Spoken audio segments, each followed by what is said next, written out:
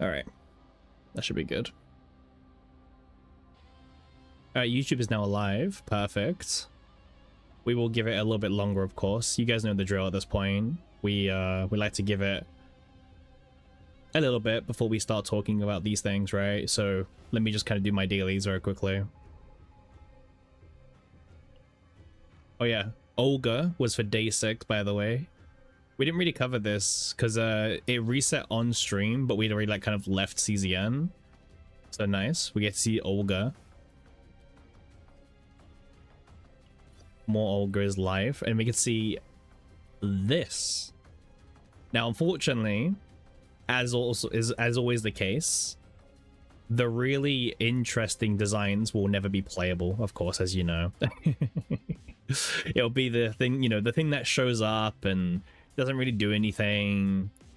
We defeat it, and then that's it. I mean, there's like a very cool design, so unfortunate that it's not going to be playable. Very unfortunate. Story jail. Okay. Story jail indeed. Tentacles, yeah. If you're into that sim, then you're into that, right? Nothing wrong with that. Oh yeah, I think my policies are maxed out. Yeah, I saw this get to like 8 last night, and I was like, I'm too lazy to do this. No. I'll get the cake, I'll get...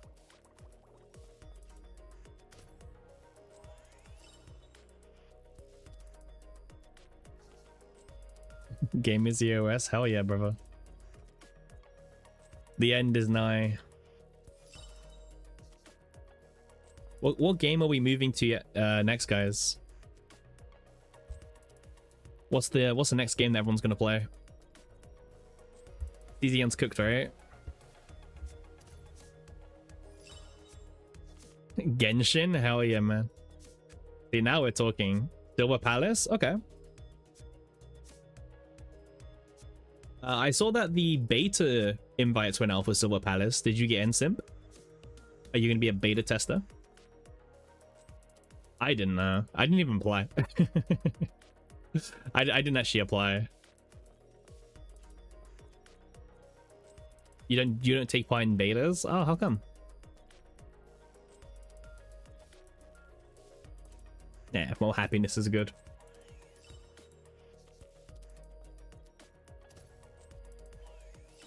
Welcome in, everyone. We're just doing our dailies before we talk about today's big news. You're a patient gamer? That's fair.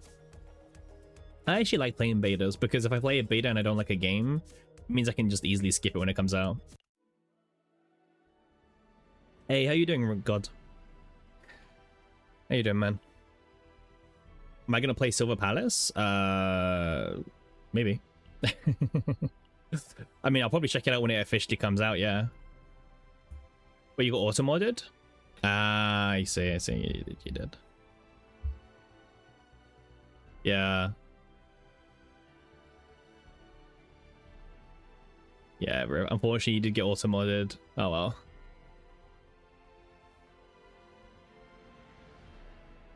Okay.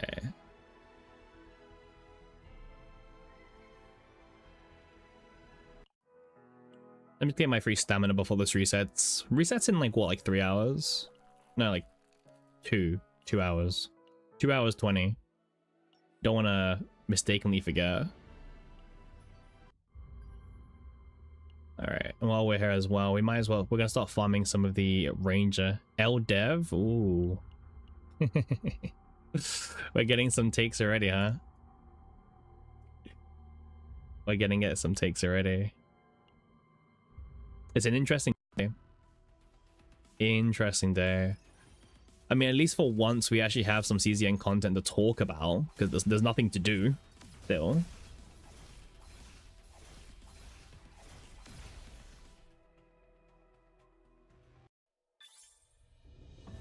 God forbid the devs actually want to give us like more gameplay. Yeah, noise man, you need to hurry up. You're like way too slow already. People already got their videos out. You're old, at this point you're just old news, man.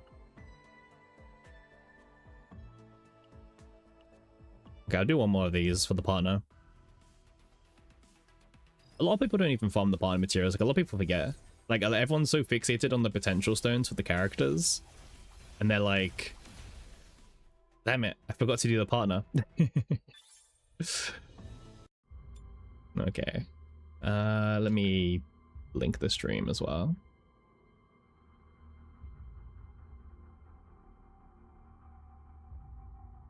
Yeah, everyone's gonna be talking about the stream today. Exciting day to be streaming this game, mind you.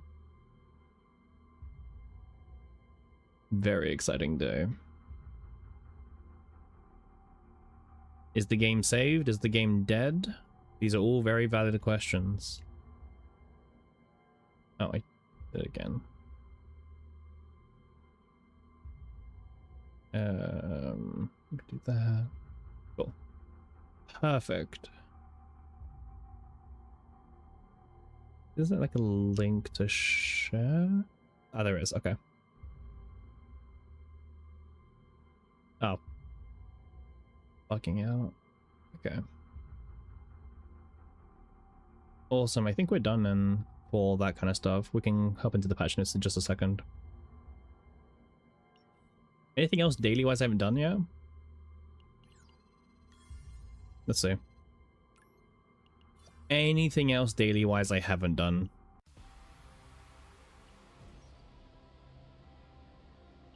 I'm gonna assume no. I'm going to assume that we've done all our dailies. I mean, like, the thing is, there's like nothing to do content wise, so it's actually very easy to do your dailies. How long have we been streaming for? We've been streaming for 9 minutes. We'll give it like a minute or two. Okay, I know people are literally joining now as we speak, so you finish reading the notes, you've got one question to them. we will talk about everything today. Okay, we'll cover literally everything from top to bottom in as much detail as possible. We will cover it all. No line will be left untouched or unread. People like to skim through stuff. We will read everything. I've had a bit of time to skim read and digest some of the key points they're doing. So I'm not coming into this with like not knowing what they're doing. I already know what they're, well, I know the majority of what they're doing. I did skim over the ego manifestation buffs. A lot of them seem quite minor to me overall. Besides maybe a few things, but they weren't that crazy. I know that Luke and Renoa also got a couple of buffs here and there as well, from the patch notes. You love CZN, but you hate the implications of the nerfs. You have some reservations about investments beyond E0 with season characters. I mean, to be honest with you, it's kind of like it's kind of never been worthwhile to pull for dupes, right? In the sense that the way the devs have always like pushed characters is, here's a new season, these characters are super shield for this season, and after the season they probably won't be shielded in future content, so unless they're good for FSO or tower, then that's it, you know? Here comes the next season with the new units, you want these new, you know what I mean? So like, you know, to be honest with you, investing beyond E0 has always been a bit to begin with. Like, it's never really, it's a very E0 friendly game. Like, you're better off like investing in every single unit that comes out, and then instead of like putting dupes on one unit, right? For the most part. Season 3 is dead. All right, everyone's here now. I can see everyone is immediately here. Okay, cool. All right, we will start on the patch notes. Okay, let me just pull them up. We will start.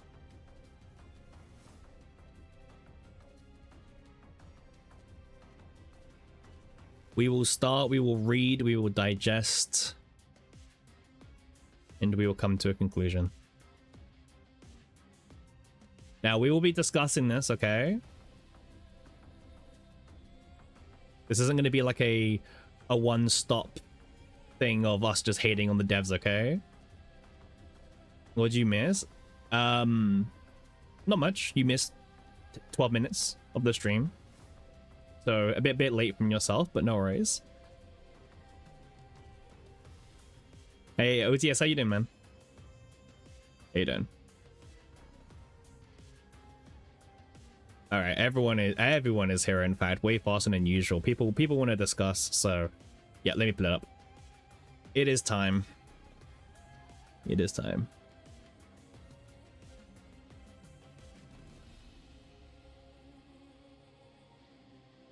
Let me move this here. Got distracted? No worries, it's okay. I understand. I understand the priority of where we are in your busy day.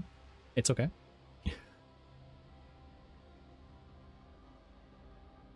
All right. So let's go through these developer notes. The world is on fire as far as I'm concerned. You can go to Reddit, Discord, Twitter. It's all on fire. Let's actually discuss, like, is the hate justified? Okay, that's the key thing. Okay, so okay, first of all, we knew that balance updates were coming. Okay, we did know that. However, we didn't know that it would be like a major balance update where they would be nerfing mechanics and also season 3. Okay, we didn't know that. We only knew that characters would be getting buffed and dupes. Hey, how you doing, man? How you doing? So yeah, so a lot of this is very like out of the blue. Okay, so the season 4 balance adjustments will improve the performance of certain combatant cards and underutilized gameplay elements. At the same time, elements that have been performing excessively well will be brought to a more appropriate level. These changes are intended to reduce the performance gaps across the overall combat experience and provide a more balanced gameplay experience. The changes also include adjustments to certain battle system mechanics and reductions to some of the seasonal powers introduced into Season 3. These elements were released without sufficient testing. Shock. Okay? Straight away, I think this was very obvious to anyone who played.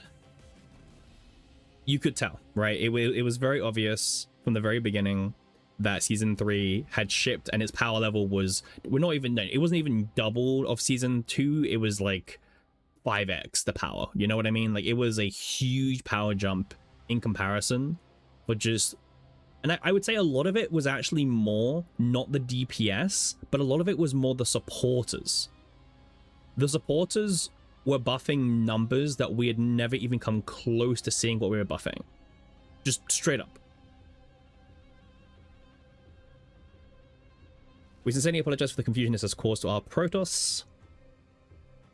We deeply regret that our inadequate testing has negatively impacted your experience.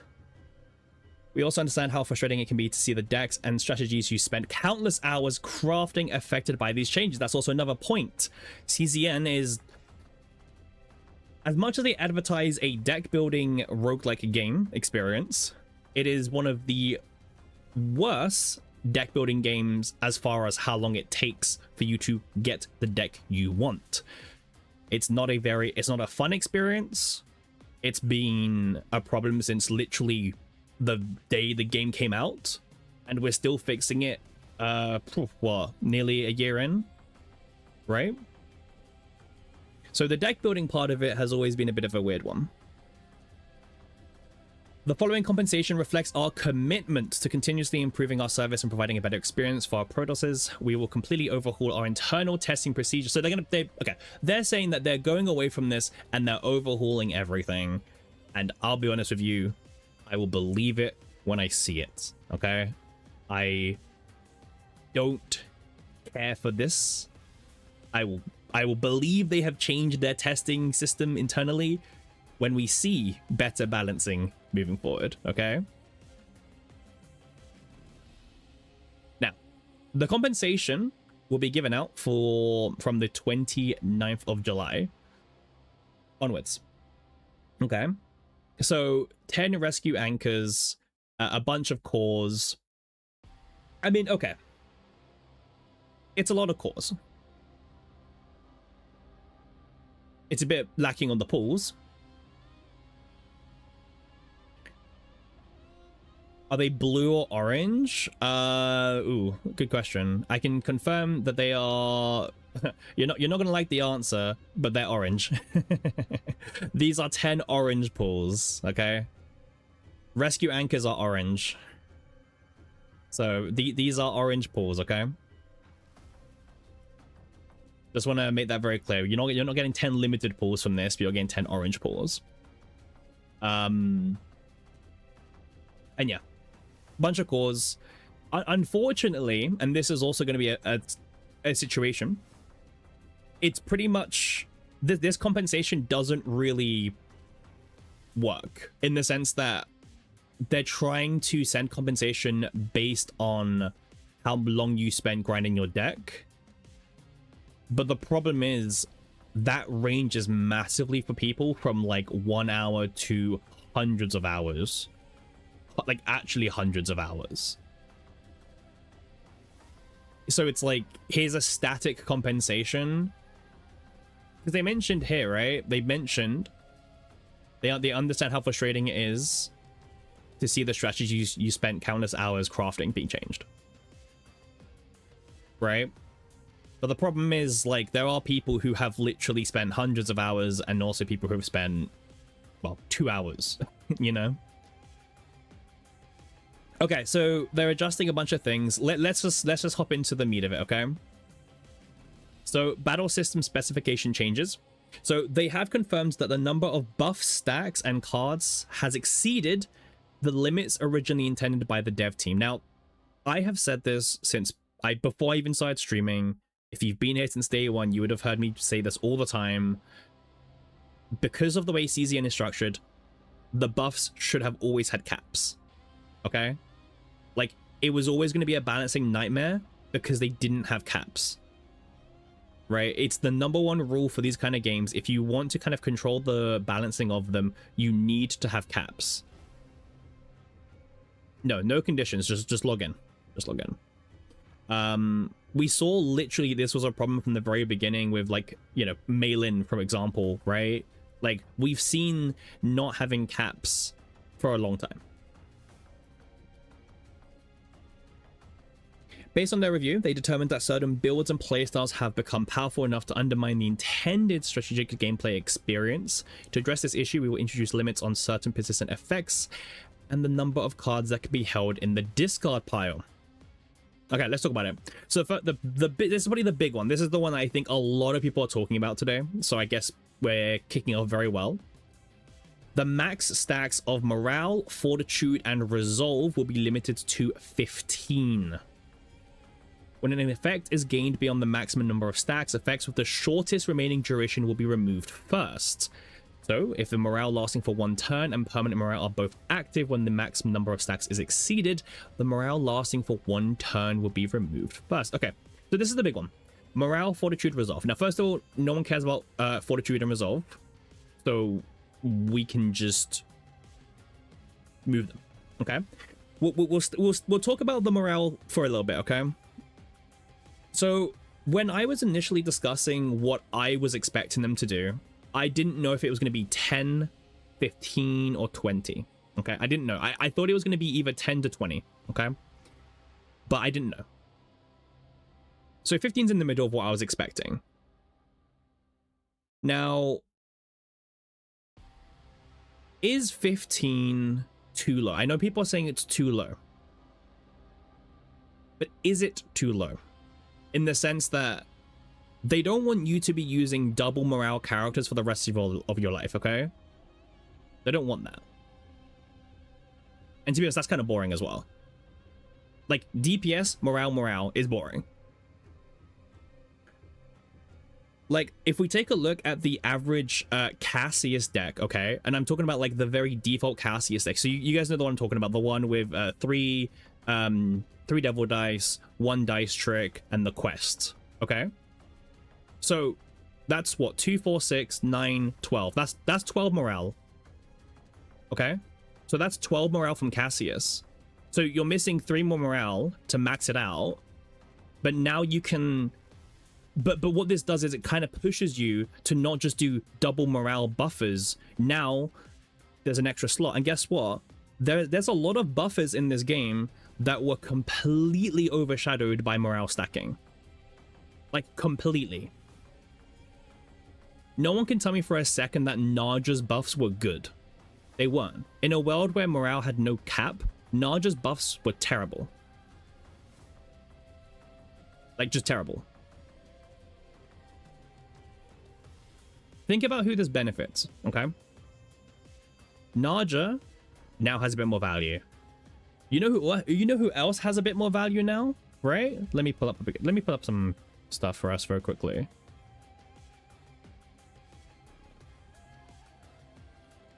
Let's go to CZ and meta very quickly. You know who else has value as well? Let me reset all this. Adelheid has value. Why does she have value? Remember when this book came out and everyone was like, it's only worth 5 morale? Well, guess what? It's not 5 morale. It stonks. This can be used once you reach the 15 cap and it will still continuously buff you. This is free now. People were like, oh, Adelheid's not strong. Well, guess what? Now she's got a 1 mana plus 100% card in her kit. If you have her partner or E2, you get more buffs, right? Heck, let's not stop there. Let's look at another character who was kind of overshadowed for some time. Owen. Okay, cool. Let's start decreasing fortitude now, huh? That stacks. Once you get to the 15 stacks, guess what? This works as well.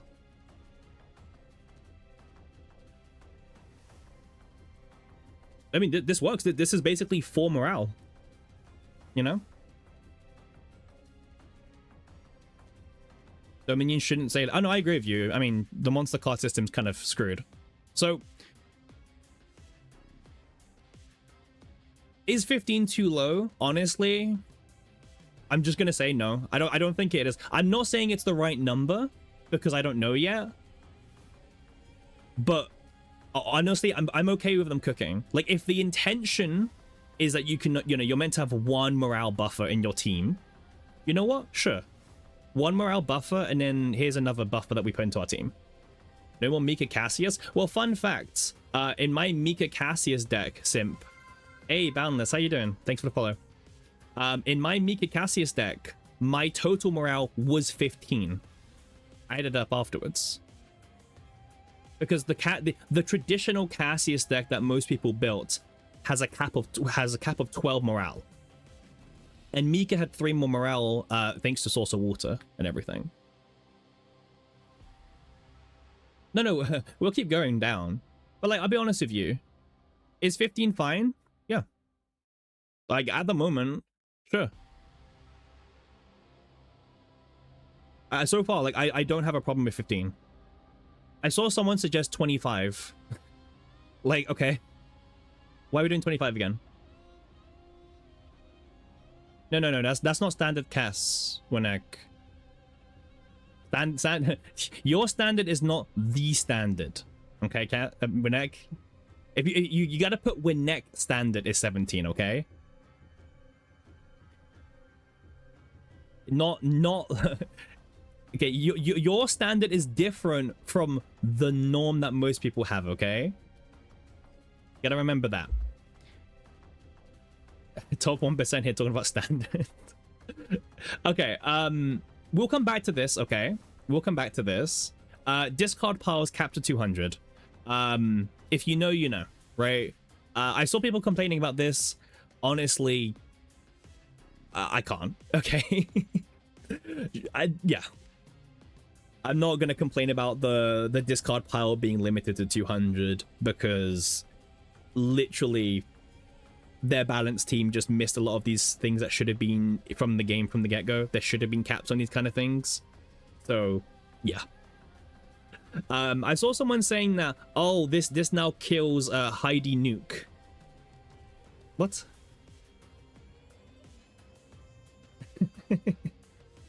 Like, it doesn't kill Heidi Nuke, in fact. In fact, Heidi Nuke gets hit a bit later on. This doesn't hurt, like, it's fine. Morale is also it's just a gameplay nightmare as well. Like, the whole morale stacking meta is completely wrong. Does Heidi Nuke even reach 200 discards in 10 turns? What? I mean, so what we're doing... 6 a turn, right? Well, 6 times 4 every single turn. 24 over 10 turns. Yeah. Yeah, you were able to reach the cap. Yeah. Like, you will do less damage with Heidi Nuke because of this, but Heidi Nuke has another problem with Olea being nerfed, which we haven't got to yet.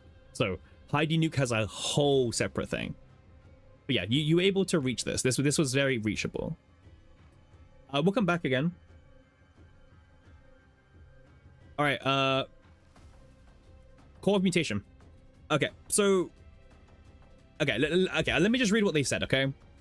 So Core of Mutation was designed as a new progression feature that allowed Protoss to further enhance the save data strategies.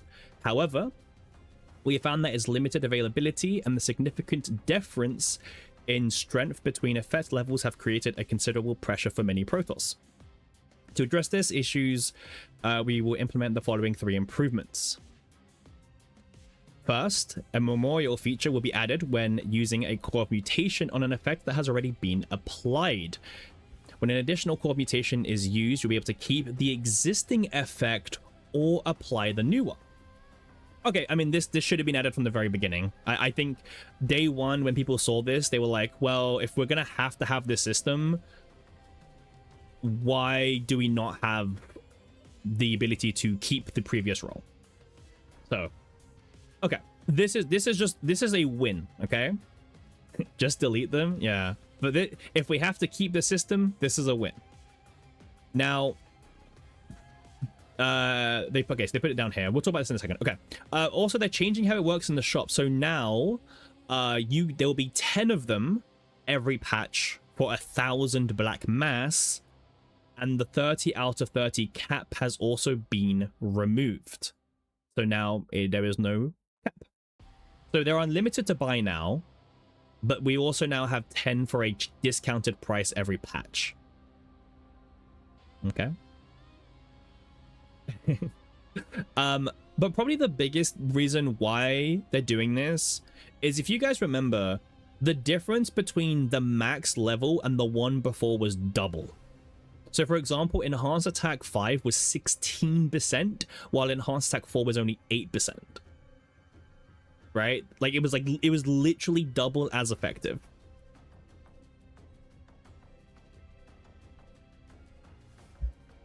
But now, the gap is only 2%.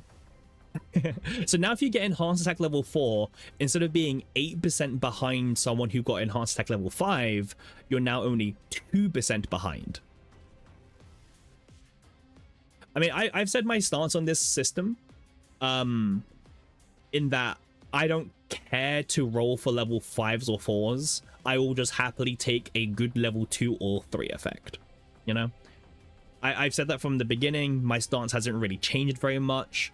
I will take a good effect, even if it's low level, and move on to another deck from there, you know?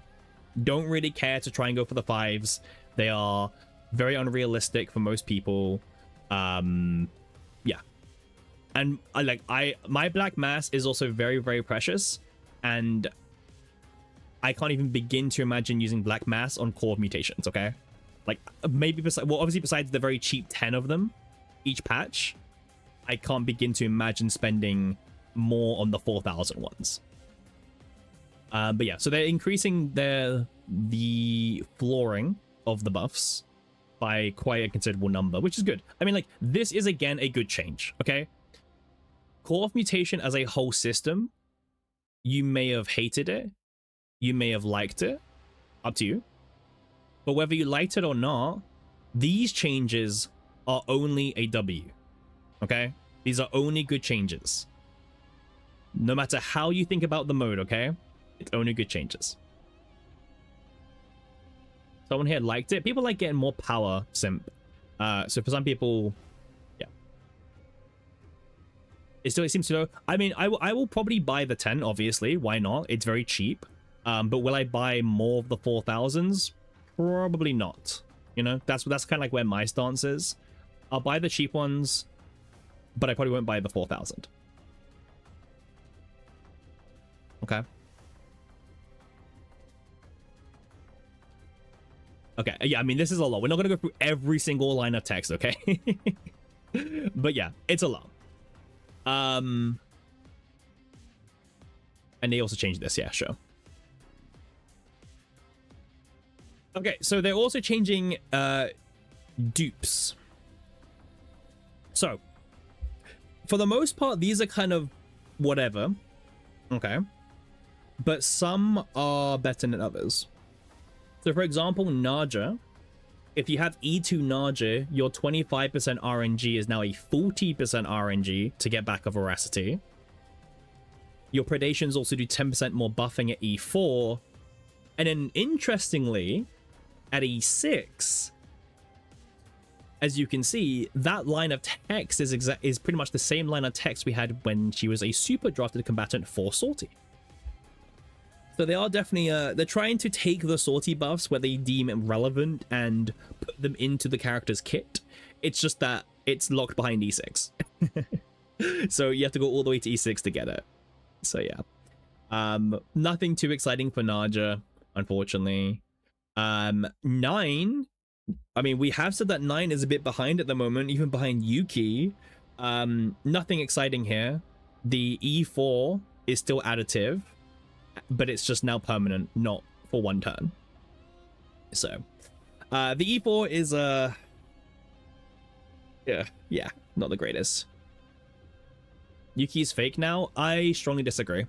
I think she's still better than 9.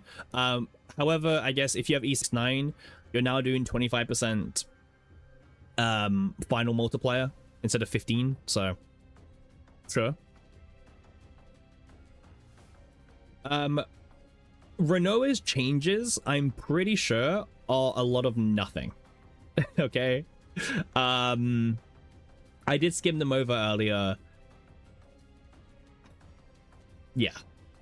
Like, everything got increased, but only things that were, like, only the things with insanely low play rates got buffed.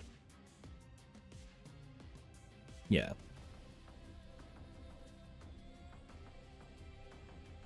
Yeah, it's a neat sortie buff, but even then, unless she's a super drafted combatant, who cares, right? Yeah.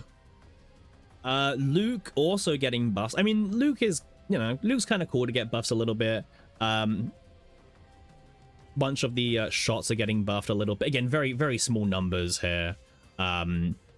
The stealth reload card is getting changed a little bit. 0 mana, create 3 handgun bullets. If you want to continue making Hugo Luke work, I mean, play the skill card, get the commence the hunt stacks, spam the bullets, rinse and repeat for 0 mana. So Luke and Hugo stonks. That's big. Hey, that's why I'm talking about it. They changed it from 1 cost to 0 cost. Yeah. I'm not actually joking. Like, it makes Luke Hugo like actually like better. Yeah, like unironically, it's actually a buff to the Luke Hugo build, which, I mean, it's just a Hugo buff in general, to be honest with you. But yeah, I mean, I played this deck, but the problem is that you needed to get Divine 1 AP reduction on this one. But now, well, it's just 0. So you can get something else, I guess, on it. I don't know if it can get draw. I don't know if it can it get draw? I'm not too sure. Can he oh, even when X asking, can he has draw on it? I mean, we can check. Luke, stealth reload. Yeah. You can indeed have a draw. So Luke to the moon. Luke Hugo to the moon.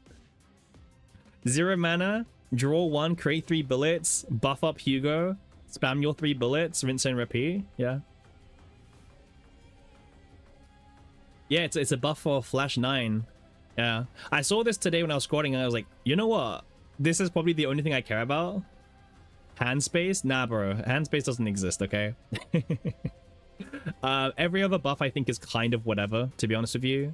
Lethal design, yeah, like, oh, the yeah, this is whatever. Every other change is whatever, but this is actually kind of an interesting one. You will definitely see Luke and the Hugo showcase videos come out. Yeah, it'll be fun. Kairon, I hope you guys enjoy your additive 30%, because you still have it, but now it's permanent. So, yep, just the thing that Luke, not Luke, Kairon needed. 30% additive. Yep. Okay. Kalipe is okay. So Kalipe is in a bit of a weird spot. She used to have some relevancy, being a kind of like vulnerable bots applier, but her role has been taken away from her so many times already by other combatants who just do it better. So they haven't done much. They up the 400. Kalipe is the worst 5-star in your opinion? One of them, yeah. Yeah, so now it's a 500 for Silver Veil, which isn't going to change anything. E6 is 650, not going to change anything.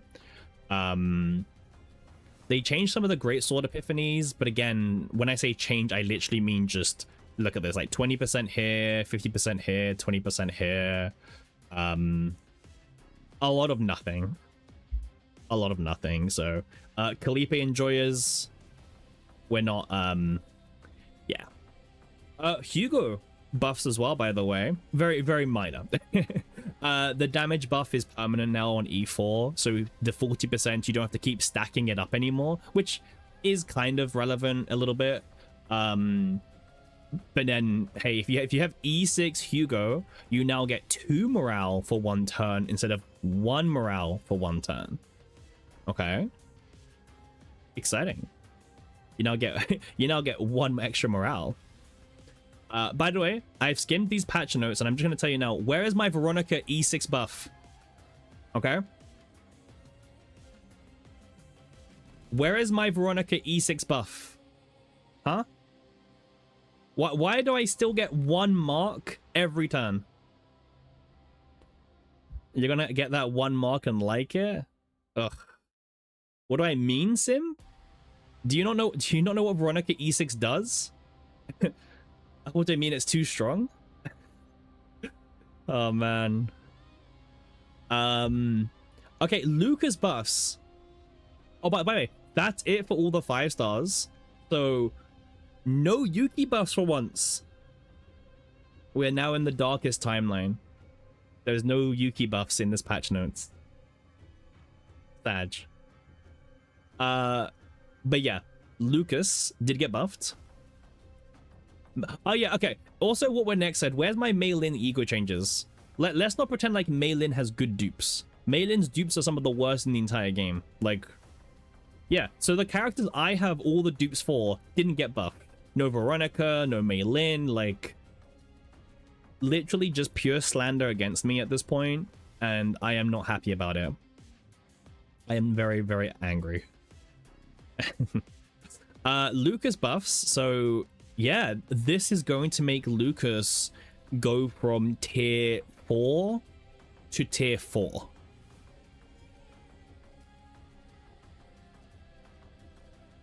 So yeah, insane. Yep. Beryl, as usual, they're changing the cards that no one plays, so this doesn't change anything. Tressa, pause. Tressa buffs. She now does 2 agony on Shadow Dagger, and advanced now does 4.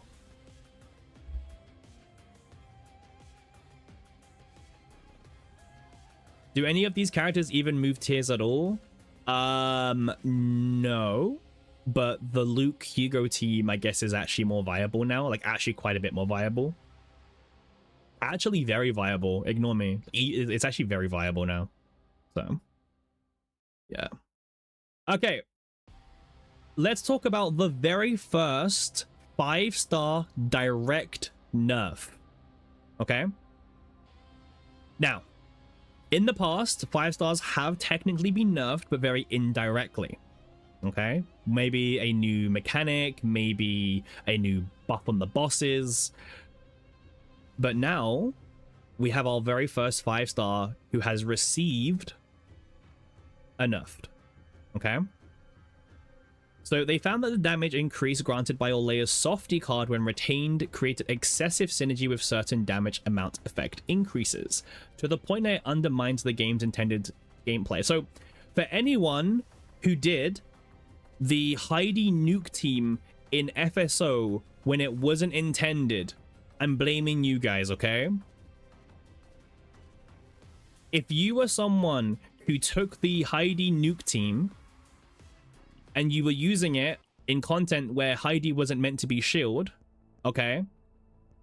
You're the problem, okay? If you were the person who was using Heidi nuke on all these bosses when it wasn't meant to be used on the bosses, you are the problem behind this, okay? Just let that sink in. Otherwise, she would still be here. He would still be alive. So Cappy, listen, what can I say? It was just the best. It was just one of the easiest teams to use and get a really high score. Okay, you guys are the problem. Yeah, you don't even need a layer for air. Okay. What are people doing? Oh, Dusty, it's so the Heidi nuke team was just really powerful to the point where you could get like 1.4, 1.5 million on every single FSO boss. Even when it was like not, you know, ignoring the whole mechanics about the boss, not even anything. You just could get crazy score. Yeah. Okay, so what they're doing is they're capping Softy to 350%. So it's still it will still take you 10 technical turns to cap out, but now it doesn't matter if you have 1, 2, 3, whatever, you know.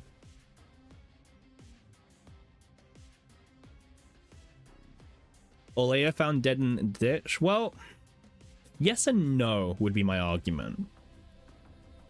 Yes, because no one's like, she's barely seeing play already, right? She's only seeing play in these like super niche teams, which frankly before Heidi didn't really have any meta impact on the game. But also in the sense that, like, you know, like in Great Rift they already had a cap introduced where they limited how much score you got from a single card in Great Rift, just to prevent the Heidi nuke team. So maybe they will now remove that line of text, because if they don't, it just kind of makes you be like, well, what was the point? Like, they already had a fix for this team. You know, this team was never going to be good in Great Rift ever again, because they added a line of text to stop it from being good. However, you could argue that they want nuke teams to be relevant in the future. They don't want to box out the entire strategy, and instead they're trying to cap down the potential of that team, is what you could argue. I don't know. She's hardly seeing any play, so why would you do this and make it irrelevant? Well, I mean, for now, if you're doing Heidi nuke, you can still use her. They want to sell a new nuke team buffer, probably. Okay. However, by the way, if you no longer wish to use Olea, there will be a growth reset for her that will refund all of the resources and all of the potentials and levels you spent on her. So, personally, I wouldn't be doing this because I'd level everyone up besides some characters. So, yeah. Jeff said no more nerf. Well, they lied to us, so, you know. Get used to it, simp. This is the real world, okay? People lie. The sooner you learn that, the better. People lie. Okay, let's talk about the equipment nerfs. So we discovered that attack plus effects provided by certain equipments, including Clove of the Forest, damn it, they realized, were being applied multiplicatively instead of as intended. These effects were now stacked additively with other attack plus effects. In addition, several equipment effects related to action count have exceeded their intended limits and will be adjusted accordingly. So the hairpin, instead of reducing action count, or sorry, increasing by 2, is now going to increase by 1. The Angel Feather, instead of increasing by 2, increases by 1. Toolbox has now gone from start of turn increase by 3 to start of turn increase 1. So you get 1 extra action count instead of 3. Now, the thing is, action count delay has been something the devs don't like from a very long time ago. If you guys remember Rally and Wonder of the Void, they were nerfed first. And they were nerfed like actually quite a while ago, where they both had exhaust slapped onto them. Well, Rally had exhaust too. It all started because of Judas. So it started because of Judas. However, the actual reason why they had nerfed them was because of Tower. Tower had just come out, and a lot of people were cheesing these bosses by using, like, you know, Wonder of the Void. And then very shortly after Tower came out, we saw them get nerfed. And here we are with more action count nerfs in the game. But yeah, so the actual timing of when they got nerfed was when Tower had come out, because people were cheesing, like, you know, so like Soul Collector, people were putting Wonder on Soul Collector and that was it. But now, I mean, yeah, the devs just don't like action count, which is kind of weird because the entire season was action count. But then also, the second Great Rift had nothing to do with action count increasing, because it was immune to all of the effects anyway. So it feels like this is a mechanic the devs really wanted to do, and they kind of just gave up halfway in the season. They were like, doesn't really work very well. Doesn't really not what we want to do.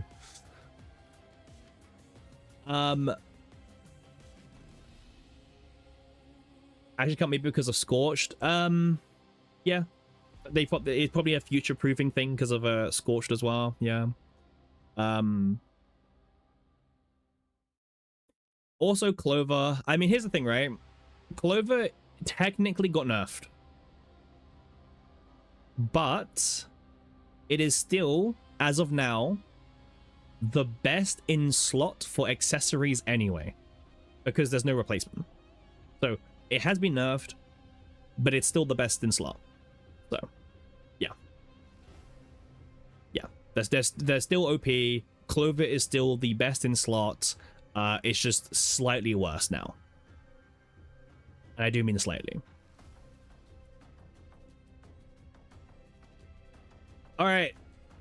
I thought we were done for a second there, but I completely forgot probably one of the biggest things that people are very upset about is the Season 3 season power adjustments to Persona's engraving cards. So, going forward, they intend to avoid adjusting seasonal powers after they have been released, as doing so can negatively impact deck building freedom and the overall season experience. However, the Persona engravings and cards introduced in Season 3 significantly exceeds the intended power levels of previous seasonal powers due to insufficient balance review during development. So again, the devs are admitting, you know, they didn't balance, but we knew this, right? Everyone knew this. If left unchanged, this would inevitably lead to power inflation in future seasons. Repeating this cycle would rapidly reduce the long-term value of your save data. Okay, blah, blah, blah, blah. Okay, so here's the thing.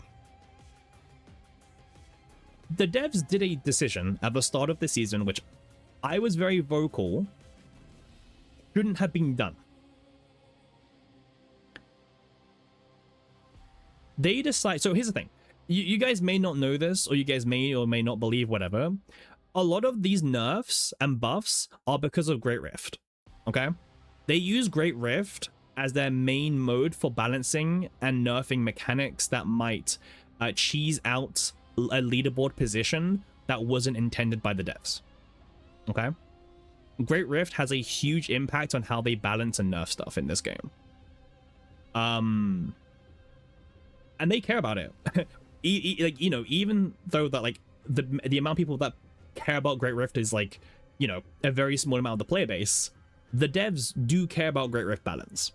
And they don't want units or mechanics being used that weren't initially intended. Okay? However, at the start of the season, they decided... Okay, so in the past, the power level of a season didn't really matter. Because back in the, you know, the older seasons, when the season was over, you couldn't use the deck in the next Great Rifts. So it didn't matter how strong the season was, it was irrelevant for the future seasonal content, right? However, at the start of the season, they changed it. So now you can use any seasonal save data in any Rift, right? And that was a decision they were very adamant on was very good for the game. However, I said on the stream as well that I didn't like this change because I don't trust their balancing. And we will eventually get a season where it's so powerful, you're just going to go back to the previous season and use it instead. Right? I said that. And a bunch of you guys also said that in chat as well. And it didn't even last one season before it became a problem. Like, it's such a weird thing to me because one of the reasons for bringing back old decks was because people didn't want to farm new decks, but they had also reduced the amount needed from 500k to 300k. So it was, I mean, it was crazy easy. Like, you could literally go into Delegate and then you'd have decks that were good enough to get you 300k in like one turn. You didn't need to like make them. So this is a weird system that honestly, if they hadn't done that system, I don't think these cards would get nerfed. Okay, I don't think they would have got nerfed, because I think they would have just gone, okay, season 3 was a bit too strong, but no worries, they can't use the season 3 stuff in season 4 anyway, so it's good, we can learn from that. But now they have to plan out every power. I think I just didn't trust their balance team. That's the truth. Like, when they said, oh, by the way, you can now use old data in Rift, I just didn't trust the team. Like, it was going to be a problem. I thought it'd be a problem later down the line. I wasn't expecting it in one season. You know? Personally, I would honestly just tell them, scrap the whole thing, just put a cap on Great Rift again. Just make it where you can only use that season, you know, that season's decks in that Rift. Just do that. Like, just go back to the old system. Like, the old system will unironically help them so much, and they don't have to worry about future seasons. They can go as crazy as they want to in any season, and they don't have to worry about the lasting effects in future seasons. So, yeah, that's like the Great Rift run a little bit. You wish you wouldn't look at it only from the. I mean, that's what they do. Like, look at the other content in the game right now. Okay, like, you're saying not to look at it from the Great Rift point of view. That's what they do. Trust me, like, they care a lot about Great Rift balancing, and they don't want a old season to completely overshadow a newer season. That's just the truth. They don't want season 3 to overshadow season 4. In fact, do you know what probably happened, to be honest with you? They probably looked at season 4 and they probably realized to themselves, like, oh shit, this season is so weak in comparison to season 3. No one is going to use our decks from season 4. They unironically probably looked at the power level and was like, you know what? Like, they would probably have to have made season 4 so powerful to be relevant that it just creates a permanent cycle of the worst power creep ever. You know? Great Rift is all that matters for balancing? No. I would say Great Rift probably plays like 90% of balancing. You know? 90%, maybe Tower 10%, or maybe Great Rift 80%, but I think Great Rift is like 90% they care about. Anyway, so what did they change about Season 3, okay? We'll skip over some of the stuff that honestly doesn't matter, like, whatever, but okay. So, the bullet card, for example, now it's only 10% to bullets, not 30% to bullets, so, literally just slashed by 2/3. That's now gone, pretty much.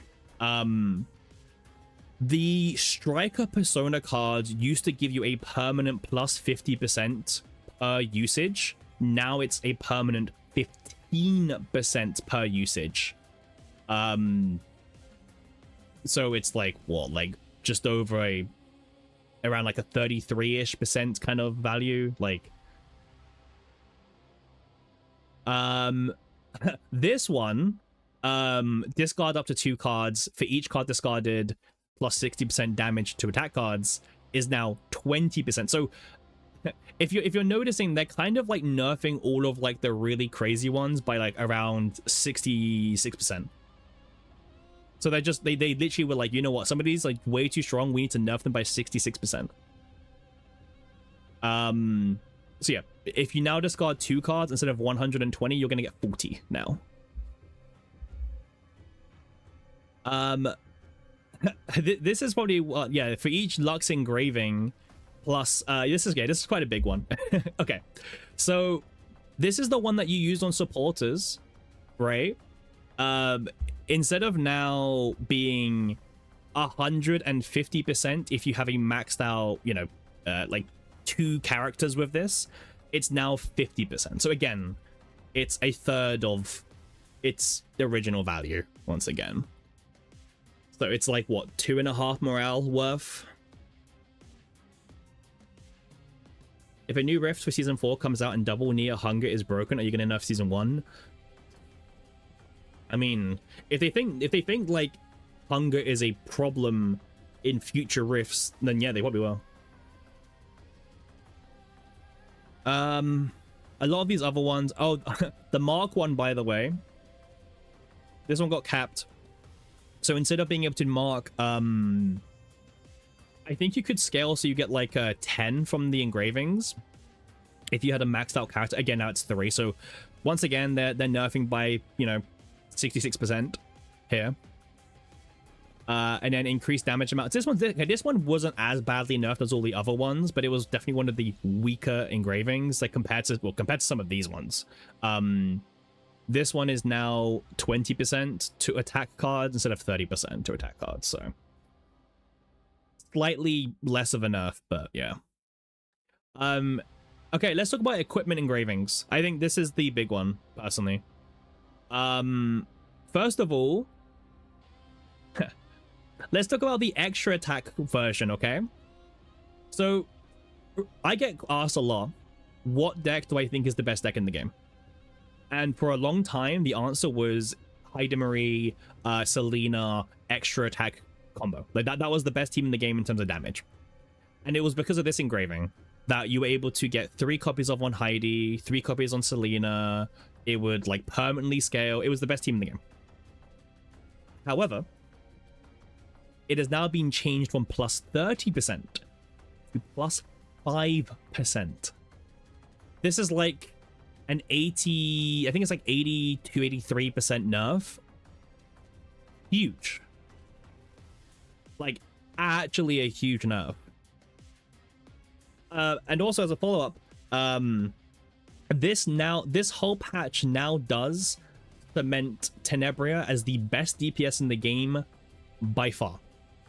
Not even close now. The only characters that were keeping Tenebria a little bit at bay were the extra attack scalers because of this engraving. But now that they have been murdered as of this patch, and Ray is still buffing 330% of Arpeggio, Tenebria is currently the strongest unit in the game from a DPS point of view. If you have E6, congratulations, you have permanent 40% vulnerable, and you're even stronger now. But yes. Yeah, this is a huge nerf to this build. And here's the thing, right? We know, by the way, in chat, we have some of our chatters and followers who were grinding for like 3 of this engraving on Selena, 3 of the engraving on Heidi. You know who I'm gonna blame for this getting nerfed so heavily? I'm gonna blame Quan, because Quan was able to get top 100 with Heidi Selena last Great Rift when it was Tenebria's show. The moment that got like what, top 10 on the leaderboard, the devs knew straight away that they have to kill this team because it could just impact the future leaderboards. Like Quan got like what, I think it was like top 10 or top 20 with the Heidi Selena comp.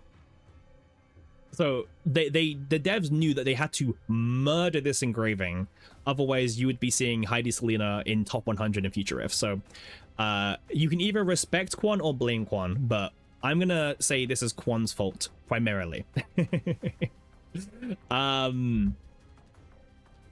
However, the controller one also got changed, okay? This was plus 15% to allies. Oh, sorry, this was plus 50% to allies, and now it's only plus 15%. So it went from being 2.5 morale to now being, well, not even in morale. Now it's like 75% of a single morale stack. So this also got a pretty aggressive nerf again. On top of all of these, it is a very significant nerf for DPSs, for controllers, for supporters, etc. Now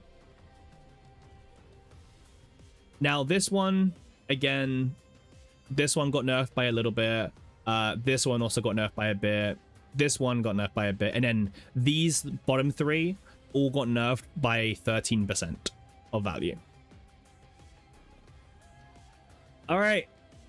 We have a lot to talk about, and trust me, we'll be going through everything again, okay? So if you guys have some very strong opinions about the morale changes, about whatever, we'll be going through it again, okay? Sortie. Now, we have said this many times. Sortie is fine by itself. The problem is they have forced deck construction into Sortie. So you have to farm Sortie. Even if you don't like Sortie, you have to play Sortie, okay? And also, to get Black Mass, you need to spend Aether.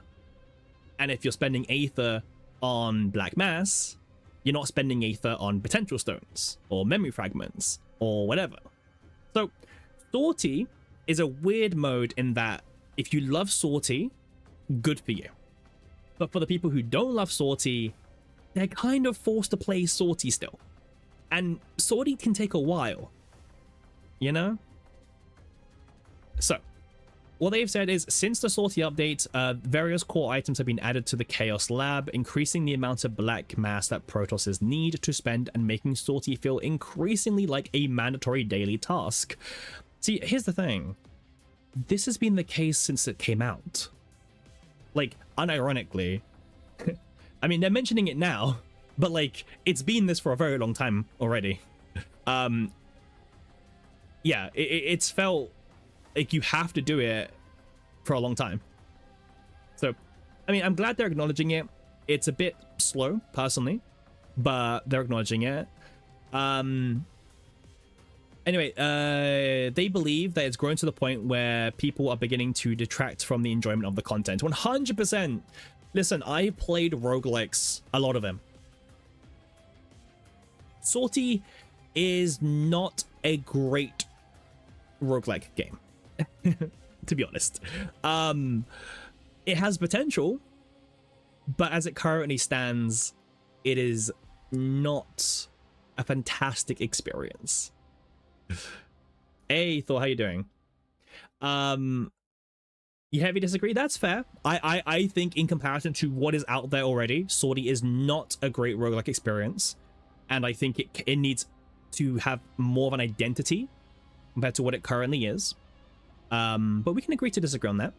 We can agree to disagree. So, they're making some adjustments. So first of all, to address this, they're preparing additional improvements. So first of all, when Season 4 starts, the entry Aether refund point will be moved. So instead of getting 30 Aether when you kill the first boss, you will now get 30 Aether back once you get to the first rest spot. Well, before the actual boss. so this is somewhat of a speed improvement. It's not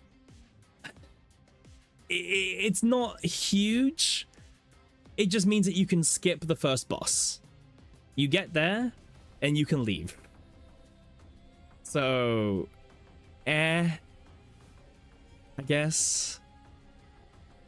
In addition, we plan to introduce improvements that reduce the time required to play Salty as soon as possible. Okay, so here's the thing. They are aware that people are burning out. They are aware that a lot of people don't like Salty. Okay, and it's because it's kind of forced down your throats whether you like it or not. Their goal is to implement it in a way that it preserves the value earned by Protoss who actively play Salty while still allowing players to obtain rewards at a reasonable level. Once the update schedule has been finalized, they provide more details. Okay, so no info for now. And they also apologize once more for failing to provide a stable gameplay experience, which again, I will personally believe it when I see it. Okay? These are all things that I will believe them when I do see them. Okay. So that's the patch notes. Wow. What a patch notes. So, I think the few biggest points that I have seen people talk about, I think the first thing is that this thing. I think the morale cap, okay? This is definitely the thing that is getting the most talk, this and the Season 3 changes, I would say. Now, what do you think about this, okay? Is my honest question. Is this a fine number for the health of the game? Should it be increased? Should it be decreased? If it should be increased, what should it be increased to? Should it be 20, 25, 30?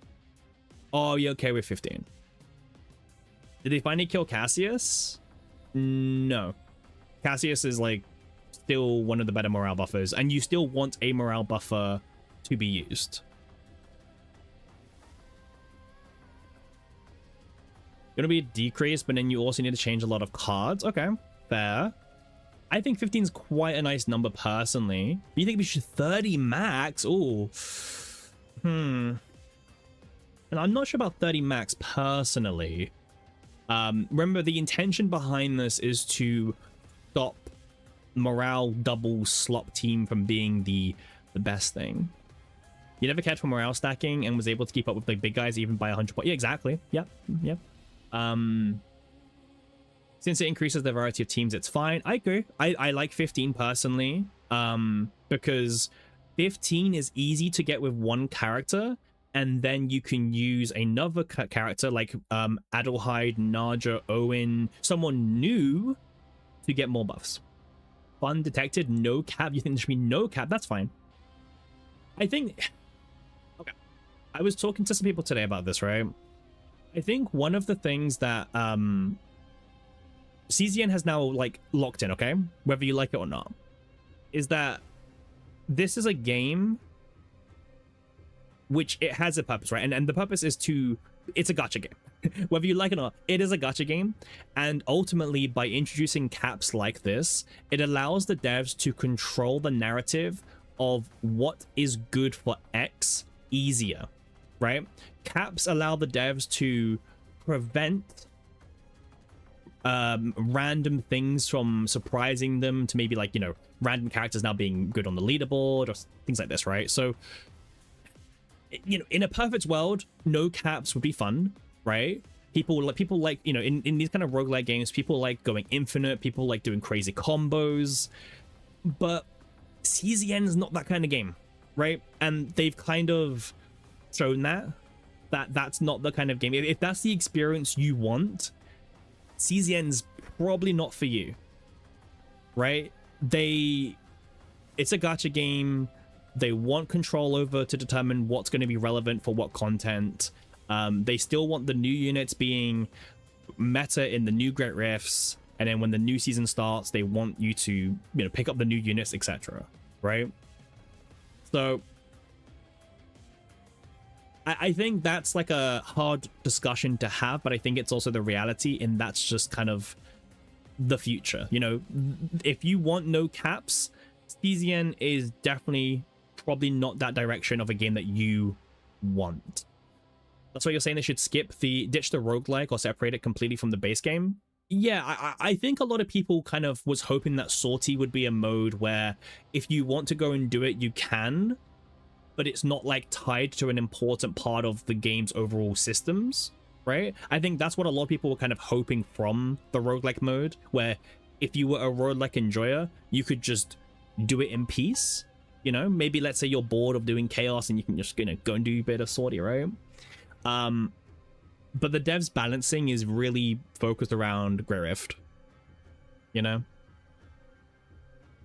It's really focused on Great Rift at the moment. But yeah, I mean, I don't hate 15 cap personally. Someone said something about Adelheid. Things like Blessing, Typhera's, Triangles, Predation, Veracity have become more viable. Yeah, 100%. I mean, I agree with that. Yeah, like now a lot of units or cards that were completely overshadowed by morale now have a chance to kind of step up and be more relevant now, The only problem is the option to use an old save data in Great Rift. I agree with you, Winnick. I personally, if I was the devs, I would have not even allowed old save data to be played in newer rifts, because that solves a lot of your problems.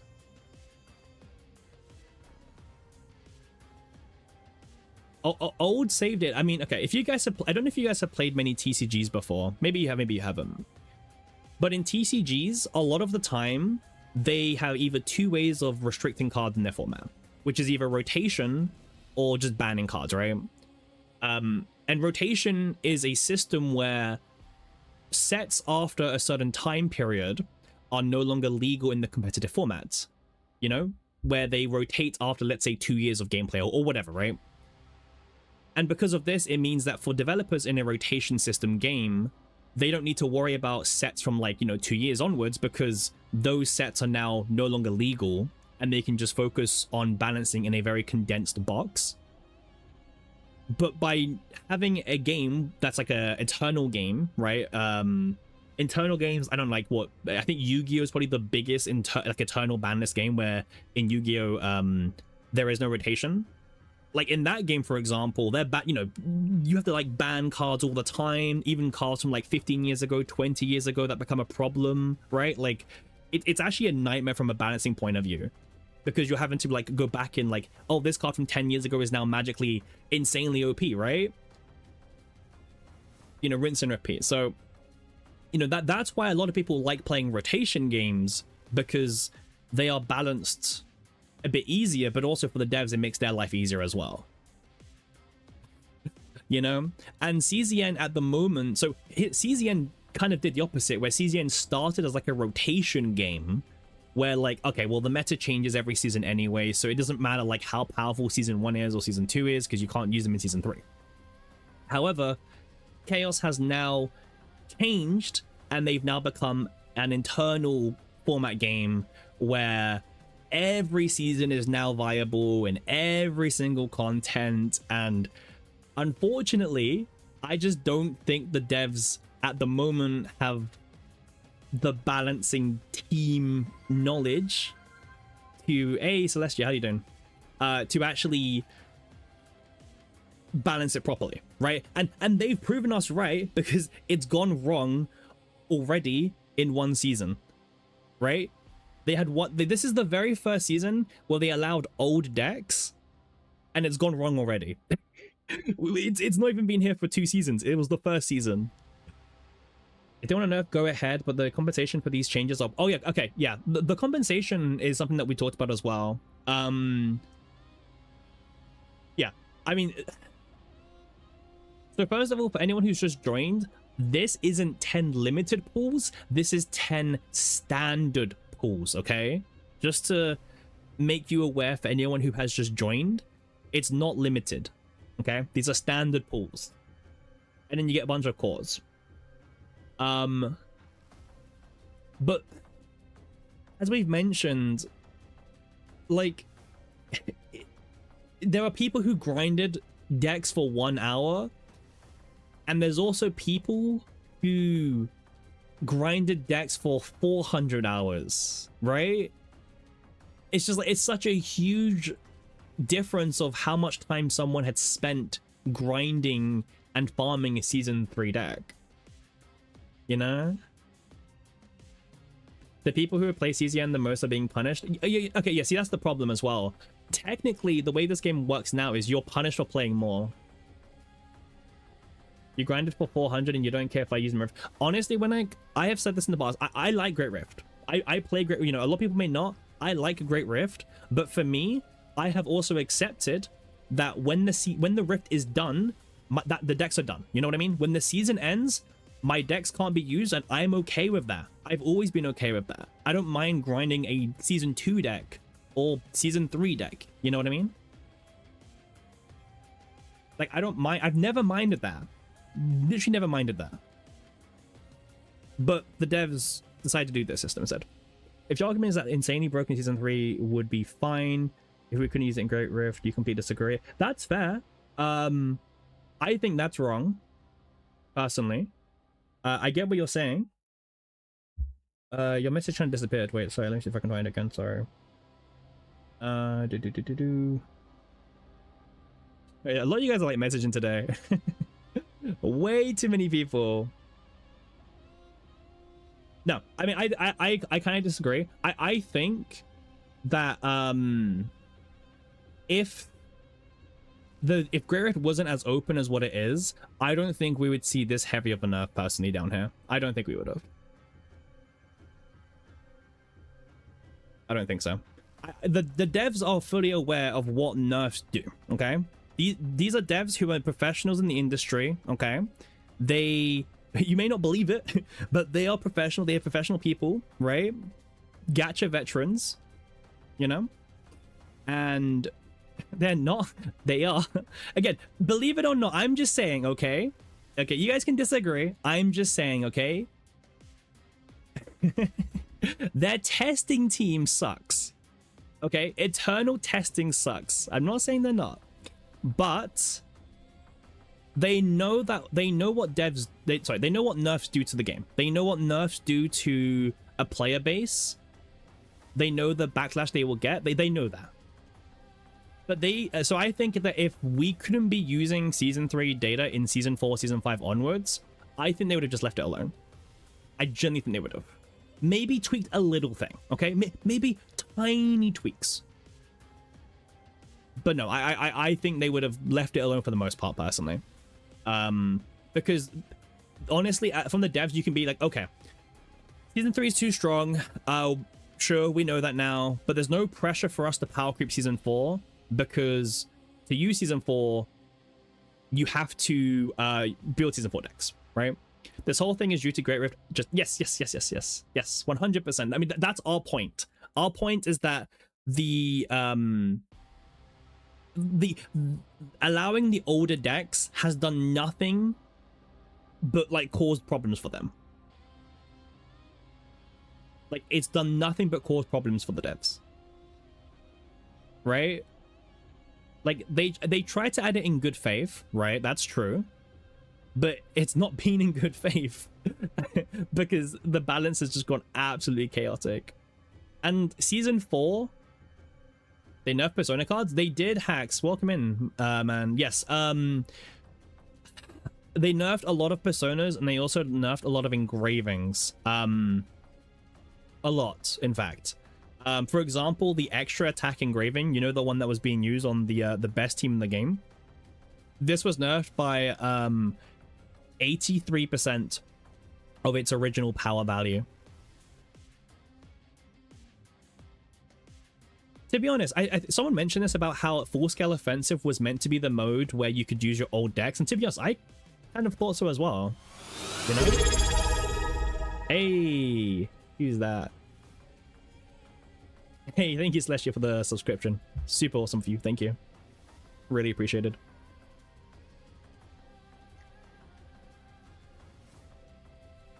Like, wasn't FSO meant to be the mode where it's like, okay, so you guys can now use your old season in these modes, right?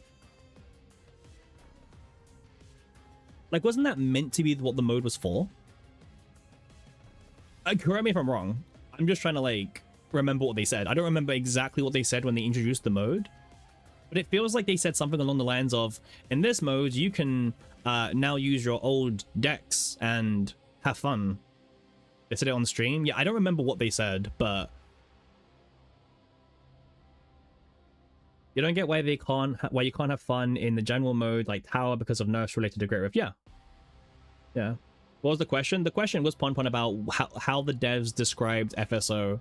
Like, was FSO described as the mode where you could use all these old decks that you've now got laying around, or what? I don't remember, but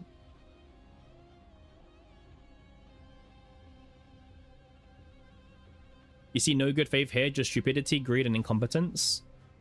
I think the problem is as well is that if you've been playing CZN for some time now, you know that in Season 4 we will just have the new units be like shield so hard that you're meant to use them for the rifts anyway. Like, no matter what. I think you players know that by now. Like, we know how this works. Arabella will come out and Arabella will be the best for her rift. And Olga will come out and Olga will be the best for her rift as well. You know? I think we know that by now. Season 2 without nerfs? Yeah, I know. Season 2 is a bit of a weird discussion because it's a very powerful season for DPSs, and also they changed it so the refinements don't add faint memory anymore. So it's been buffed since we last went there. Season 2 nerfs next patch, trust me. Do I want to trust you, Winnetka? Do I want to trust you? That's a question. But no, I mean, it could be. Decreased Fortitude Haru might be meta now. Yeah, I mean, we've talked about that. You know, morale is now capped at 15 stacks. Refinements on Season 2. Yes, at the moment, Boundless, if you go to Season 2 right now, the refinements will not take up faint memory. The Great Shill? The Great Rift, the Great Shill, I like that. That's not a point because they gave more point when using seasonal mechanics and characters, so why did they do this? Okay, so also here's another separate problem. So what they did is they opened up deck building to be used in Great Rift, no matter what season it was from. However, they introduced a new effect where if you were using the correct season data, you actually got a 0.5% final score multiplier based on how many of your 6 decks were from that season. So you would get up to 3% if you had all 6 characters. If you were using God's Hammer will still take faint memory. If you were using 5 characters with the correct decks, it would now be a 2.5 multiplier. Thank you, Pon. Okay.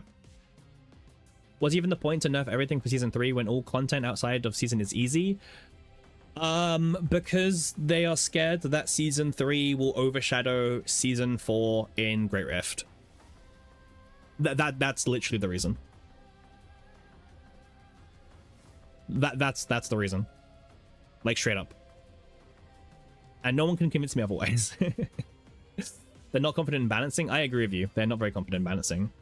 Don't allow old decks in Great Rift. Yes, 100% Sebi. Yes, that's been the thing we're talking about. Yes.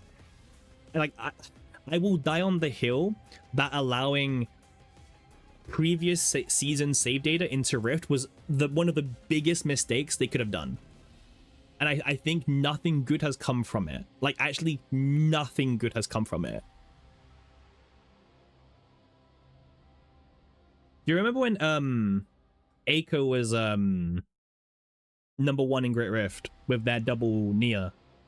that deck wasn't even legal. You couldn't even mimic that deck when they first got rank 1 with it. That deck wasn't legal. You couldn't copy it no matter what. The very first version of it. The second version you could make, but the first version they got rank 1 with, you couldn't make. It was impossible.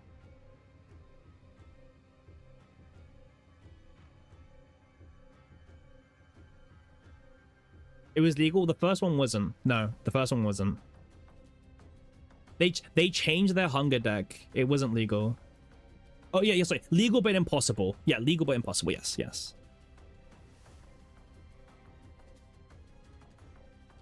Did they nerf the crit damage engraving? Surprisingly, no. But also, the crit damage engraving has a cap of 1, by the way. Oh yeah, that's another thing. People don't know about that. The crit damage engraving still doesn't say max 1, right? I'm sure I'm not going. I'm sure it does not say it still. Let me see if I can find my build.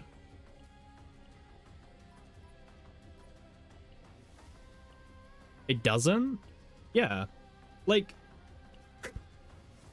the crit damage engraving doesn't stack, but they didn't fix it. This one. If you read this, you would assume that if you get 3 copies of this, it stacks. Because, I mean, why would you not assume it stack? It doesn't stack, right?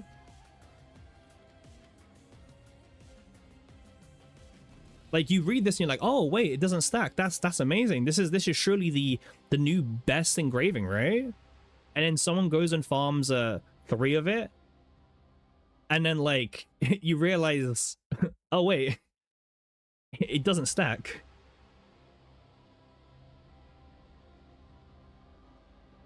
Uh, 15% crit damage is actually pretty big. So the newer generation partners give you 20%. A max dupe is an extra 20% on top of the attack gain. That crit damage is actually quite a big buff. It's a lot bigger than what it looks like. Back to this.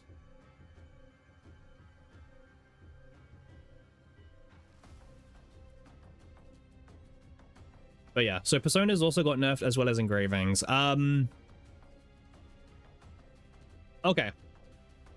However, let's see. Oh yeah, I don't know, man. I think this compensation is one of the worst things about this, to be honest with you.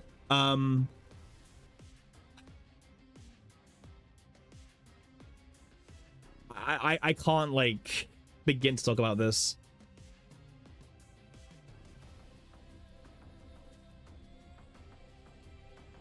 They should refund all cores using S3 and up to the pull amount. That's crazy. I mean, I would be down for that.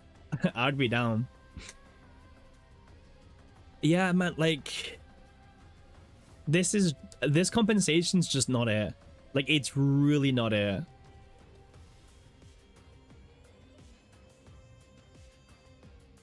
Dream mode also got affected at least double morale build. Well, I'll be honest with you, the double morale build wasn't even like the best way you could play it. Like, one of the best ways to play Dream Mod was you would have a lot of morale, but also you would have a couple of Dream Mods that said draw 2 cards, because that way you can actually draw the combatants' cards. So it did get nerfed still, but it's still viable. The compensation's a joke considering how much they changed. Yeah. Why do you guys care? Why do you guys care about old decks anyway if all you care about is Great Rift? Because old decks can be used in Great Rift, and by allowing old decks in Great Rift, you now have a problem. Well, the devs have a problem where they need to make sure the power level of a season doesn't get out of control. So that way, So that way they can keep on changing. Because what would happen if they definitely nerfed this season, by the way, because they probably looked at season 4 and they were like, season 4 is not strong enough to beat season 3 unless they power creep it by like 200%. And then you know what, people complain that they're power creeping every single season by like 200%. We change a 5-star, a whole 2 months of worth of farming. Oh, that is going way too fast for me to read. Chat's going too fast, no one knows that you're gay. Well, I just read it out, simp.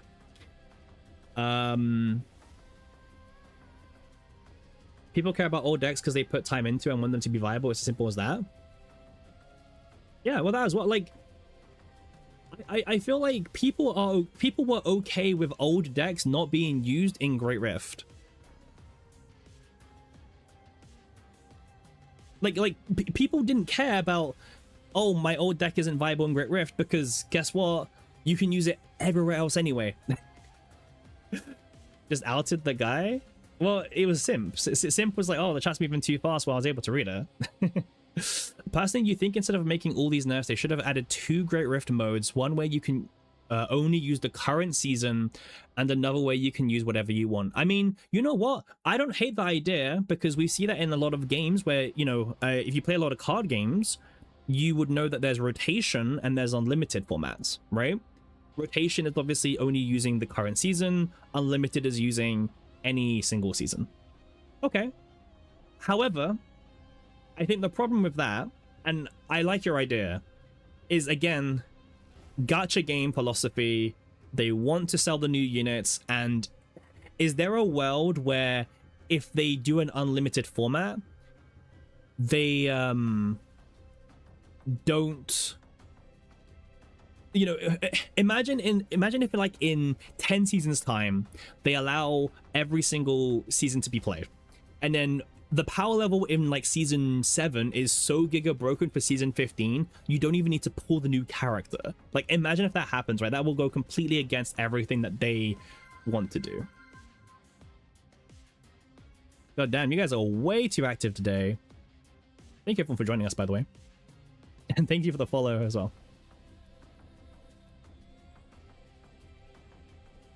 Second best DPS in the game is Haru. Well, all I know is the best DPS in the game is Tenebria, by far. Like, not even close. The problem is that they don't know who to listen to. I agree, first of all, already, and I've not even finished reading. Those who complain not being able to play old season decks are the minority that don't play the game regularly. Yes, I agree. Yes, I 100% agree with you. Yes. By the way, fun fact. So, the people who complained about not using the old decks, they even brought down the requirement of Great Rift from 500k every week to 300k. But if you guys know the real problem with this, when it was 500k, you didn't have to get 500k in one run. It was 500k across all of your runs for that week. You could have got 100k 5 times and it would have counted. You didn't have to get 500k in one run. Like, it wasn't hard. Maybe it was a bit tedious for some people, sure.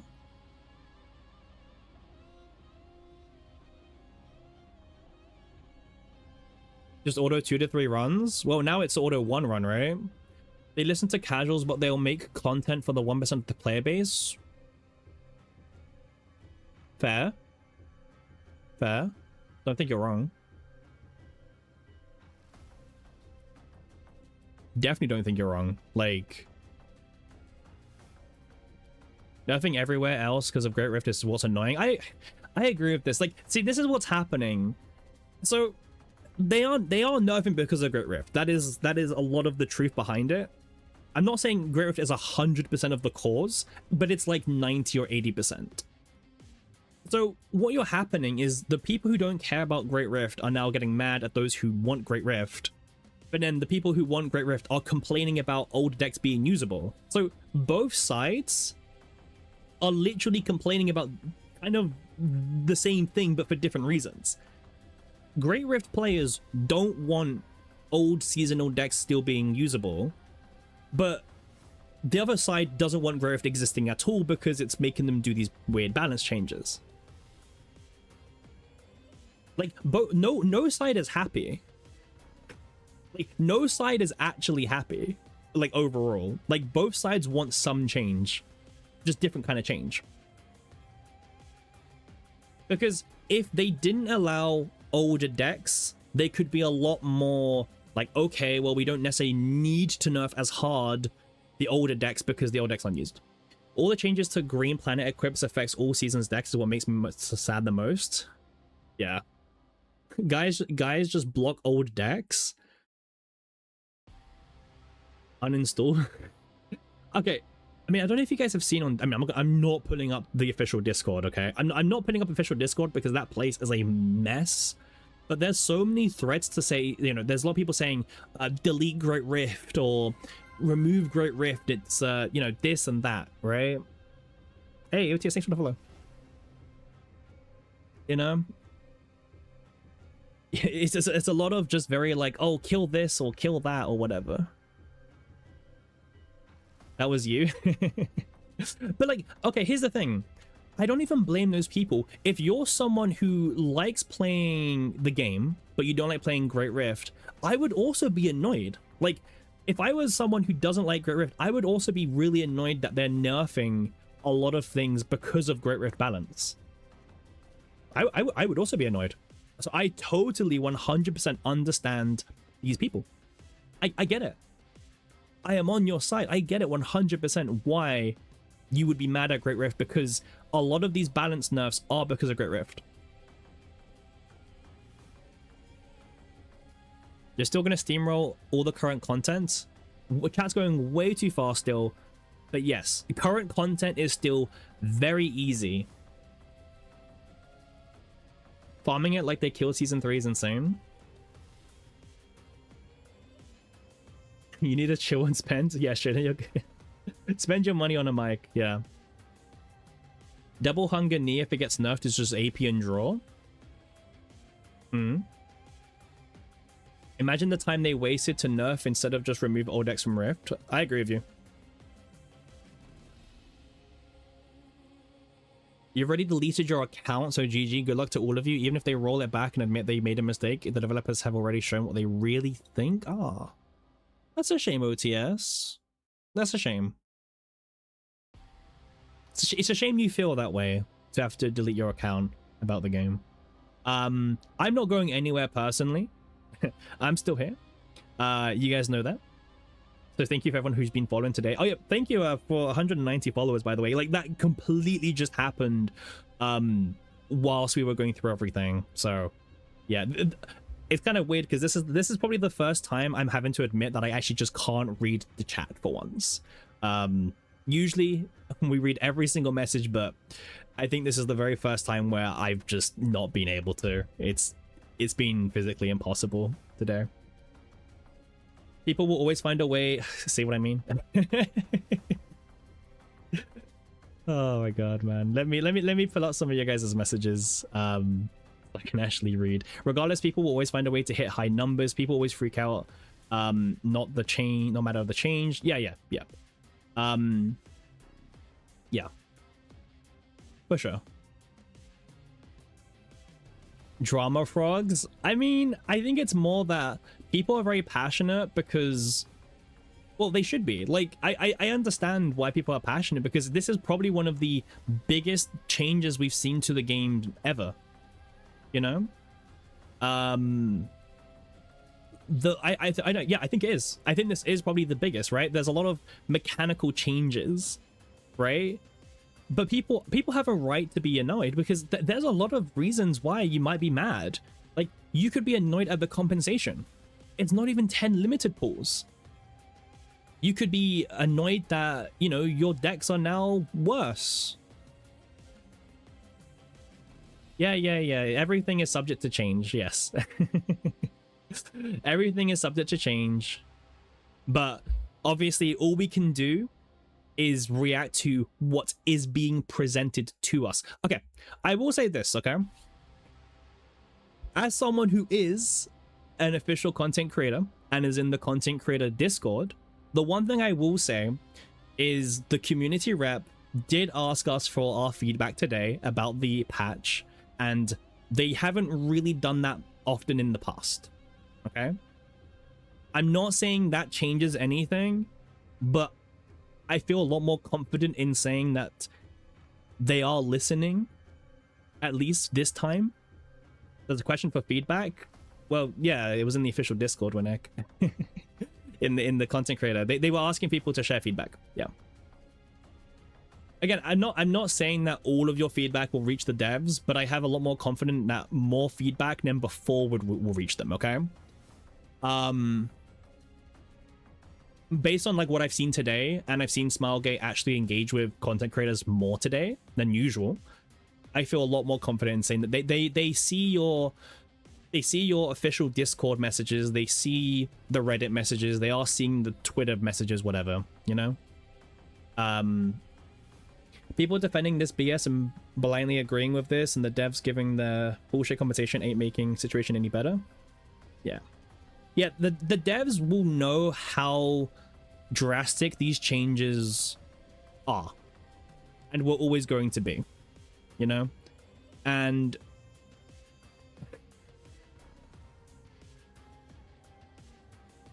the devs are trying.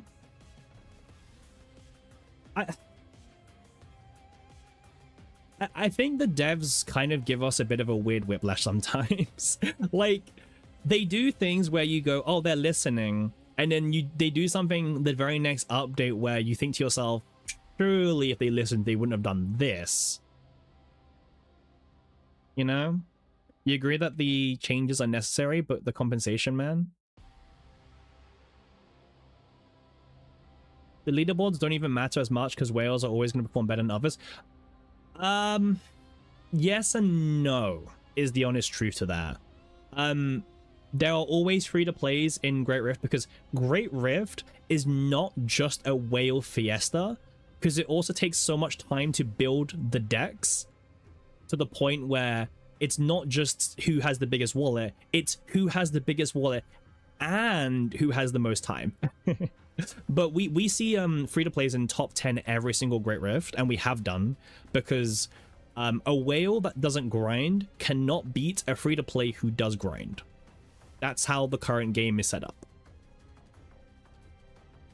Yeah. If a free-to-play who grinds will beat a whale who doesn't grind as much. And that's cool. That is cool. Yeah. Yeah. But you will have, but the thing is, here's the thing. The more they make decks easier to build, you could argue that, okay, well now whales will just get the decks easier and faster, so. Free-to-players can compete in Great Rift. Yes, they can, and they still do. Remember, Tenebria E6 was the most broken E6 we have ever seen in this game.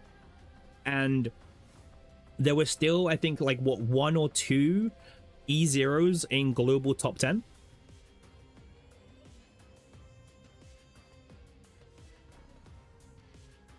Oh, actually, wait.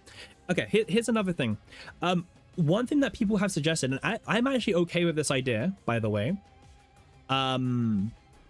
People suggested that they should allow people to remove a Persona card from their Season 3 deck for free. Because you can remove using a removal core, but it will take up a removal deck slot and obviously your core. So people were saying that they should allow players to now take out a Persona card for free. Because the 20 Faint Memory could now be used for a Divine or something else, you know what I mean? And personally, I would welcome that. I think at the very least, it would be good faith to allow people to take out Persona cards if they want to. You can't remove Persona with removal. Yes, you can. So, let's go to the game. Unless you're saying that it will say that you can't, because if I go into my game now, right, you can see 2 out of 5 removal, edit data.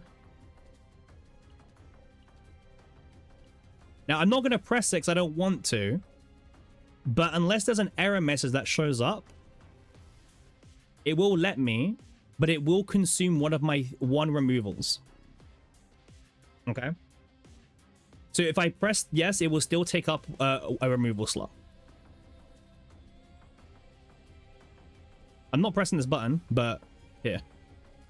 Yeah, you can remove with a removal core, but some people might have a deck. I mean, I don't have a good example, I think. Do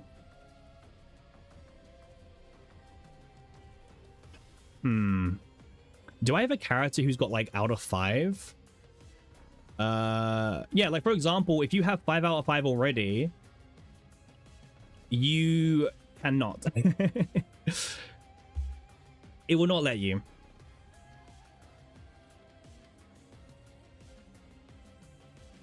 With these changes, they should make it completely free, no core needed. I agree, but also not just that, Dusty, it shouldn't take up a removal thing. Okay, I agree with you, it should be free, but it should also not take up a removal out of 5.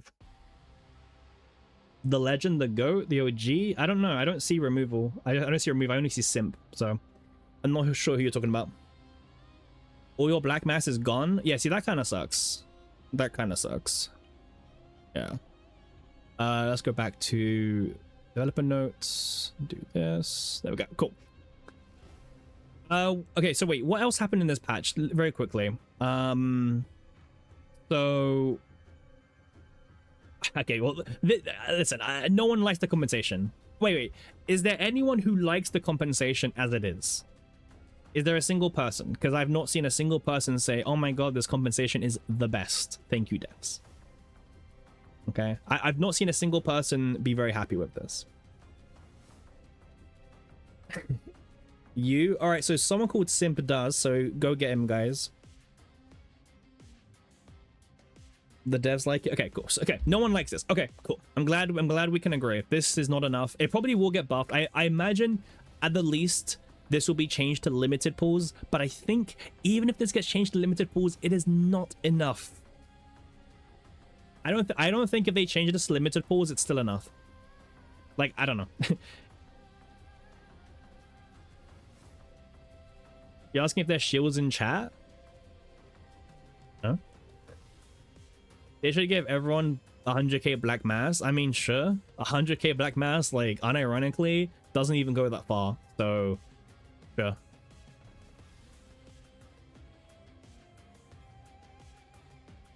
You really want to see an Omega code? Ooh, an Omega code. That's an interesting take. That's quite interesting. Yeah, 100k would be very, like, fine, I think, because that doesn't really solve much. Those that are satisfied are Genshin or Wuwa hardcore victims. Yeah.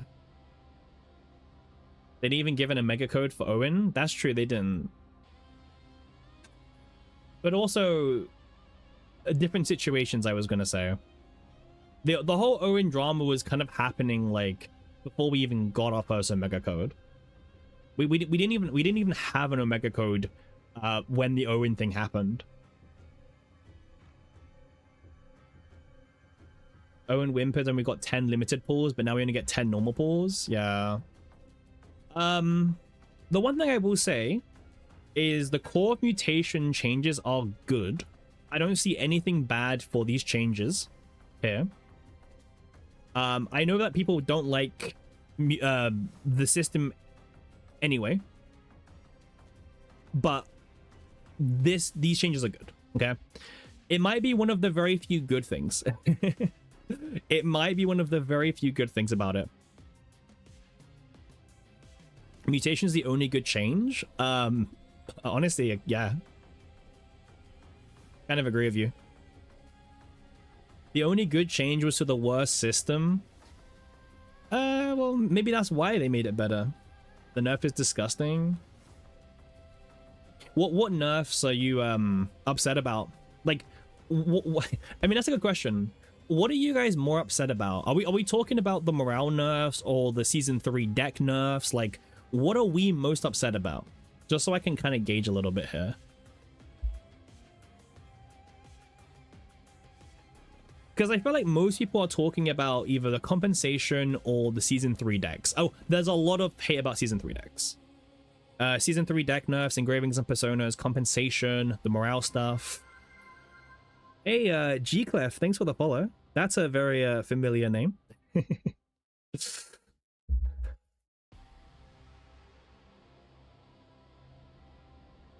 The legend.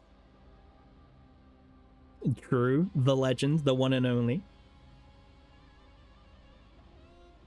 Do you think morale and persona nerfs were the craziest? Persona nerfs?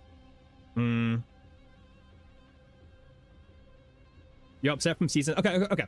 So the majority of you are mostly upset by the season 3 nerfs. Okay.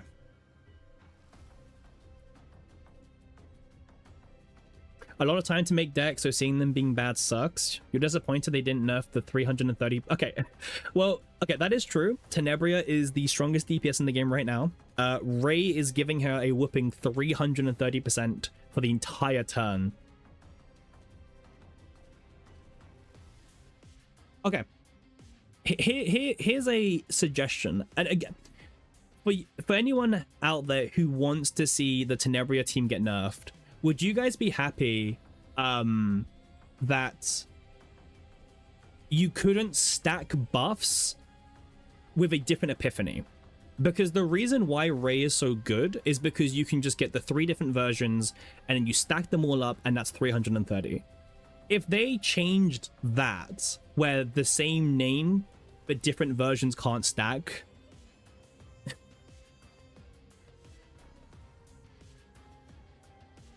Let's see and burn this down. That's a Hydemery nerf. Yeah, it's a Heidi nerf. I mean, it's a gameplay nerf again, right, Sebi? It's an overall gameplay nerf.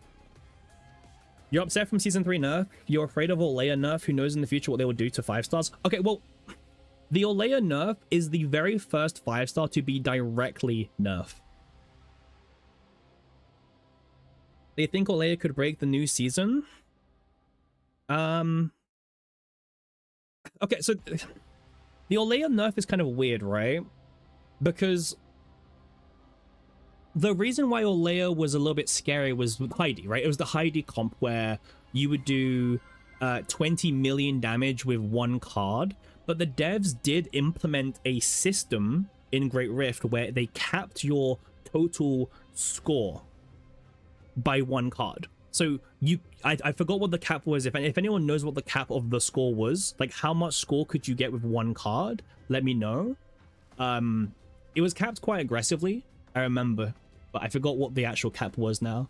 But it was capped to the point where it was not the best deck, and it would never be the best deck. So them nerfing Olea kind of feels like it's more of just a long-term thing, because if you look at Olea's cap, you look at Typhera's cap, you look at what Ray can do, they are all around 300 to 350%. So they seem to be a bit more lenient with multiplicative buffs when the total is adding up to around, 300 to 350. The problem is that Ray is doing it for Tenebria for the entire turn with no build-up needed. Just draw the cards and play the cards. You guess I don't have big ban lists in Rift? That could be a reason, Renek. We could now see them taking away some of the restrictions in Great Rift. You want to see a balanced patch notes with, we decided to replace the old balance team with a new one, don't at you? Yeah, I mean, that's the thing, right? There's a lot of talk about, and I do believe they will get better, but it's one of those things that are like, it comes a point where you need to see it to believe it, right? Like what did they said, where did they say?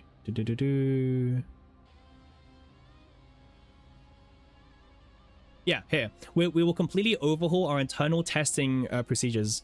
So they have mentioned a line here that they will be going back and they will be overhauling the whole testing thing, in their words, okay?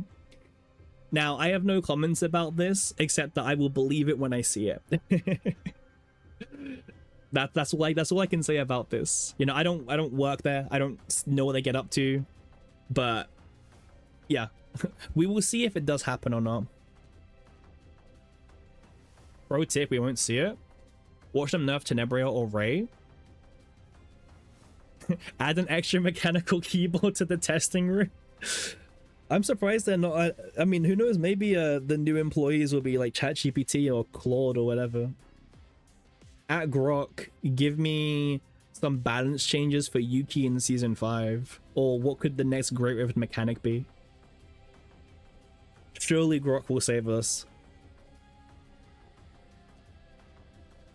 We'll use ChatGPT as a QA tester. True. No Yuki buffs, just buff Yuki. Yeah, there's no Yuki buffs in this patch. Yeah. They said they will balance better in Epic 7 a while ago, and it's been shit anyway. I don't know Epic 7 very much. I can't really speak on Epic 7 personally. Yeah. I'll trust you, but I'm not too sure. Watch them nerf Tenebria because she's the strongest but not a limited character. Okay, so one thing I do want to say again, very quickly, about the engraving nerf, because I want to talk about the Heidi team, because the best team in the game overall was probably the Heidi Selena team when you maxed out, where is it? This engraving, where is it? This one here, right? This was probably the best team in the game, to the point where last Great Rift, when Tenebria, it was Tenebria's Rift, as I said, we saw Quan get top 20 or top 10 with the Heidi Selena team in last Great Rift because of this engraving. This engraving was so powerful, they didn't even need the shield buffs. They could just... the damage levels were so good with that team that they could just get on the leaderboard still. However, now, does Tenebria have enough damage to get on the leaderboards ignoring mechanics of a Great Rift? That's a different question. Give us a dummy stage where all the restrictions are lifted so we can have fun. You know what? Sure, I agree with that. Give us a dummy to fights where we have no restrictions, we can use whatever cards we want to, whatever. Heidi really was the start of the end? Heidi was insane. Okay, well, this engraving was insane, by the way. Give us a training ground where we can theorycraft decks. I think that's one of the biggest feedbacks. I think a lot of people have wanted a training ground where you can, like, edit your deck and test interactions, because we had an interaction. Now again, you can be like, okay, well, you know, people should test better, but we had someone come into our chat, I think it was on the weekend, and they were saying about how they'd invested in this deck and then it just didn't work the way they were hoping, and then they got upset about it because it took them a while to build for it and everything like that. Again, I don't remember who it was in chat, but that does happen. And again, you could just say, oh, they should have used CZN meta and built the deck or theory crafted it in their heads. But also sometimes playing with a deck is different than theory crafting it in your head. So maybe if there was a testing arena dummy mode that was in the game, you could, you know, see how interactions work. Also, here's another big thing, by the way. Ultimately, like, sometimes reading the cards does not explain the interactions in this game, okay? That is just true. There's been a lot of cases where reading the thing does not actually explain how it works. I will say this, Season 3, unfortunately, had some of the biggest translational issues we've had in the game since the beginning, to the point where, I mean, do you guys remember the Gospel? Like, the Gospel was mistranslated for pretty much the entirety of Heidi's patch, and it seemed like the best accessory in the game, right? Like everyone was trying to farm for this accessory for all their controllers, and we had someone in our chat who was like, oh, look at my build, I farmed Gospel on every single supporter. And then we had to tell them that, if you read it again, it's been fixed. And they were very upset, obviously. They were very, very upset. But the weapon said allies in the game, and it was left like that for 3 weeks or however long it was. And yeah, the player the player read the thing, and it was wrong because they read the thing. We were also farming gospel, yeah. Also, if anyone remembers the haste engraving situation that happened as well, where the haste engraving was grossly mistranslated or /bugged / not working how it read, to the point where Diana was able to get into the top 10 even on the Heidi Great Rift, and then the devs woke up, and then they issued a notice saying that the haste engraving's now getting nerfed literally the morning after it got put in the leaderboards. I'm not saying they only nerfed it because of that, but it was very weird timing how literally hours after it appeared on the leaderboards, it was nerfed and also deleted. They deleted the run as well. They removed all the runs that used Diana, and they did this all in one day. They woke up, they issued the patch notes, they changed the engraving, and they deleted all of the runs that had used Diana, all within the same day. Can I explain the equipment change like Verdant and Clover? It was multiplicative the whole time, and now it's added. Okay. So the way that Clover, for example, was working is that Clover was a separate multiplier. So Clover wasn't being... So Clover's whole effect was... So imagine all of the memory fragments, all of the attack buffs. And Clover was basically... like what, 15% of the combined attack instead of being 15% additive with all of the other attack buffs. So Clover wasn't really getting diluted in the sense that it was a separate multiplier, which is what kind of made Clover like insanely good. Like Clover was already really good, but it made Clover even stronger because it was a separate multiplier. So Clover is now slightly weaker, but as of now, there's no other alternative for the accessory slot anyway.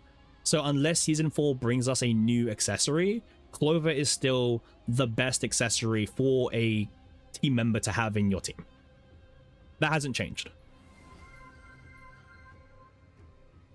Hey, Stomp, how you doing? That's a very familiar name as well. How you doing, man? You guys want to know who's been doing a lot of the amazing work over at Pridwin? Say no more.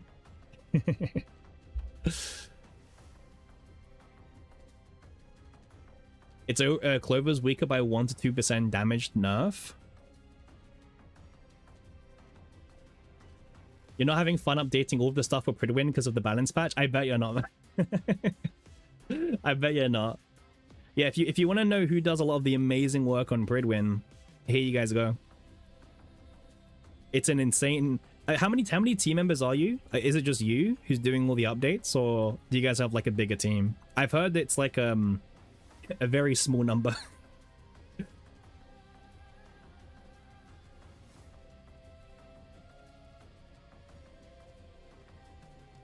Yeah, thank you and good luck with all the updating you're having to do. It's you and Quan. Okay, at least you got Quan now. Yeah, but I heard it was just you for quite a bit, so sorry to hear. Takes easy and Pridwin from you. I mean, guys, Pridwin is like, the amount of work that goes on that site is insane. Like, you guys might think it's a whole team of people, but you guys would be very mistaken. It is a very, very small team.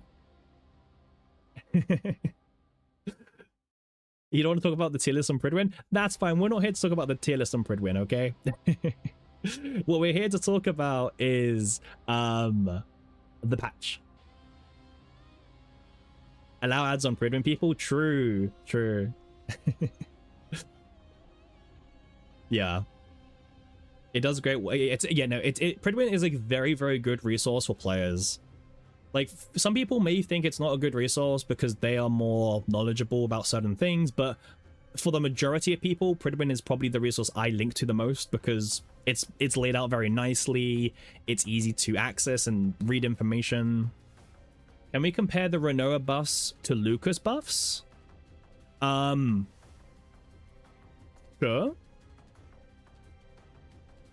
We could do.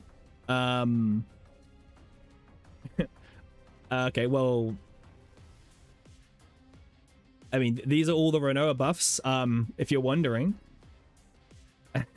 But again, they're not very, like, massive buffs to Rinoa, I think, right? I think it's all just, like, it's just number buffs, right? And Tressa's big buffs? What, are you saying me that you're not happy with Lucas's buffs? What do you mean? Now the shots do more damage, right?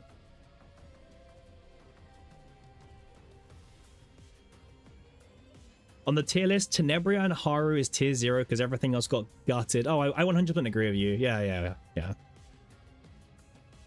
I mean, I think Tenebria is the best unit in the game right now. Not sure if you agree or if you think Haru's the best unit in the game, but I think Tenebria is the best unit in the game right now.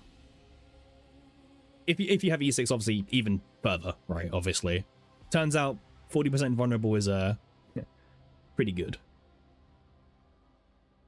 There's only one buff worth talking about. Which buff is that? I think there's one buff as well. Correction Arpeggio is the best card in the game. You think postseason will balance match? She might be. Yeah, I think she's the best in the game.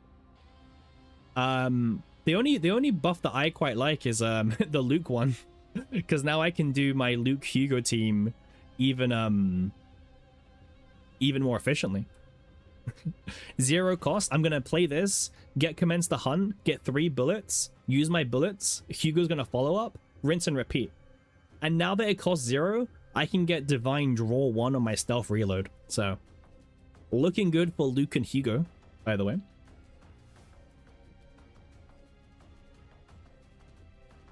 Plus 10%. Watch them nerf this? Nah, they... Come on. Like, Luke and Hugo, it's doing nothing. But yeah. That sounds like if Luke and Mike... Oh, you mean the copy pasta? What's everyone's thoughts on the Olea nerfs? I still don't know what to think, I'll be real with you. I thought that Olea was probably going to be fine because they had this new line of text that prevents high scoring from one card from applying. But I guess not. I guess she wasn't. I thought she was actually going to be safe, I will be honest with you. But yeah. You thought she was already niche? She didn't deserve the nerf? Toolbox is the new SS. Olea drops to tier 1 or tier 1.5 on Pridwin tier list. She got shot so hard, yeah. I just don't think she needed to. Am I missing something? Like, they already had a line of text in Great Rift to prevent getting insanely high scores through one card. So I don't know if I'm missing something. I might be missing something completely.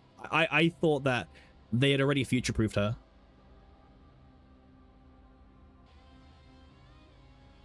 Yeah, I thought the modifier was like, okay, well now Olea, you're not gonna, you know, you can't break the game anymore, but yeah. Like, it's due to Heidi nuke, but I thought they'd already capped that. You think you survived? No one crucified you because no one cares about what you posted? Yeah, give it time. Captive 3 times over? Yeah. I don't know, this is such a weird one. Such a weird one. I'm not too sure how I feel about this. Like, this just feels like it was way too aggressive to, like, be the case. What about these ones, guys? What about the action count nerfs? Unjustified? Are you guys angry? Do you guys not care in comparison? Why say Tenebria or Haru? We're talking about Pridwin, about how they put Tenebria and Haru as the top 2 DPSs in the game right now. Action count nerfed are the only things that seem justified. You thought someone in the dev team was a fan of her with all the buffs she got, but they hate her. You don't care. Torture Box was a BIS for all supports. Well, if you had the engravings, simp. So yeah, like, why have all the action count stuff just nerf it? So the devs have kind of shown us that they don't like action count manipulation very much. We saw that with Wanderer of the Void and Rally, but they did a whole season about action count increasing, and then for the second Great Rift boss, the boss was immune to it anyway. So it feels like they tried to do the season and they kind of just like not gave up, but they were just kind of like, all right, well. Meanwhile, Scorch, yeah. If they don't want action count and then remove it, well, you want them to be like, all right, guys, we're now removing these 4 weapons from the game. Is that what you want to see? Remake them? No, I agree with you. Haven't updated of S4. Yeah, if they care about the action count and give boss immunity and keep toolbox, they need to give us better options and give us cores to change it. Oh, the cores, right? Wait, I mean, that's a good point. I always forget. Let's take a look. What does this let you change again? So, right. This one gives us these as the weapons. I mean, the weapons are like alright. Second Method and RFS are like not terrible. The armor slot is very the armor slot is very, very dire. Yeah. The weapon slot is very, very dire, man. Yeah, it's bunch of BS weapons. You think I only saw people use this core was for the immunity tech on punishment GR? Yeah. I mean, RFS saw some play last season a little bit. On like, you know, because of shackles, right? Because of RFS shackles, but very, very niche pick for like a very niche event. Very niche. The accessories are also kind of dire as well. Swamp's still the only place to farm. I mean, yeah, well, yeah, 100%. Swamp is still the GOAT right now. Swamp is still the GOAT as of now. Yeah. In this direction, the game will die. I don't know if the game will die. Like, there are players who play this game and they don't actually like even read patch notes or anything. They just like log in and, you know, they have a good time and they log out. They don't even like read the patch notes. Like that happens a lot where people are like, huh? Wait, why did this change? I didn't see why. The game is more LP that you think of a gacha sometimes. Your excitement really goes down to the lowest now. Even opening the game feels like a hustle. Well, that's not good. If you feel like the game is a hustle, maybe take a bit of a break, you know? Take a bit of a break maybe for a little bit. Come back with season 4. Because right now we're preseason, and preseason, honestly, there's not much to do, really.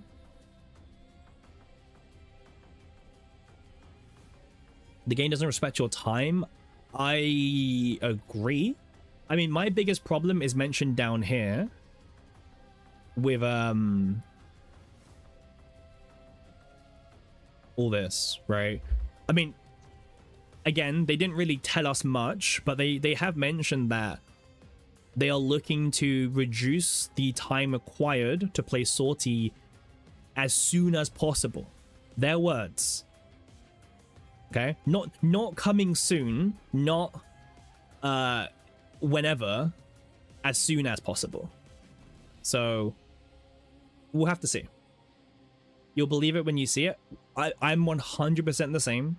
I will believe all of this from the devs when I see it myself. Yeah. Soon is a free week. Soon week. Yeah.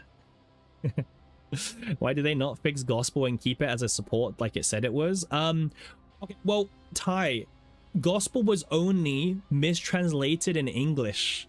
If you changed the language to some of the other languages in the game, it didn't say allies. So it wasn't that they mechanically changed the item.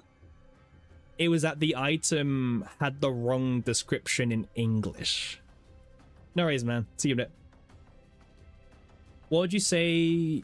Oh, season 2 engravings now better than season 3. If you're a DPS, yeah, you should be in season 2. Yeah. There was an argument actually that even last season for your DPS, it was better to farm in season 2 anyway. Yeah. There was an argument there about that. Yeah. Delete 1-0 from all the prices of the cores. Ooh. How would that change the game? I mean, yeah. They wasted the whole season of grinding. I agree. You think he was the one arguing that in the Discord, but no one wanted to actually test it because F Godhammer? Yeah. No one wanted to bother testing it. You've seen many games turn for the... Well, also, right, Stompy, that we didn't have the rerolls back then as well, right? It was only like one... You got your 3 refines and that was it. There was no quality of life back then as well. You see many games turn for the worst time and time again because instead of giving players more options, devs instead shoehorning into the only right way they want you to play. Well, that's the problem with Sortie and everything. Yeah. Like, Sortie is, I think when Sortie came out, people were thinking that it was going to be a mode just for, like, roguelike enjoyers. Which, from a gameplay POV, it kind of is. But also, it's kind of not, because... Like, if you're playing Sortie, right, you're pretty much forced, like, indirectly, to pick the boosted characters. Right? Like, if we go to Sortie, if you're not bringing, like, the super boosted character, you're also reducing your income. If you're not bringing any of these characters, you're just massively reducing your black mass income. Like...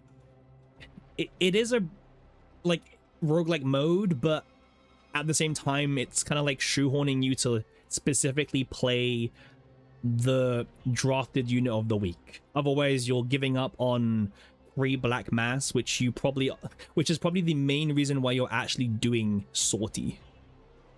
Because Sortie is very samey. It's very, very samey. Sortie ended up as another grind mode.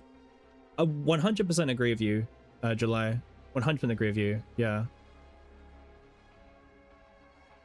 Sortie is just farm, but, like, I would say Sortie is even more frustrating because you can get non-boosted you can get 0 boosted characters showing up, and it's, like, the most frustrating thing. They should just super boost all drafted characters. Well, the one thing I thought the banner character was always going to be a super character or something. Like, why does 9 give more than Faye? Why can't Faye give the same as 9? It's her banner. She's live right now, you know? Give her something. Like, right now, the game is telling me not to even play Faye, just play 9.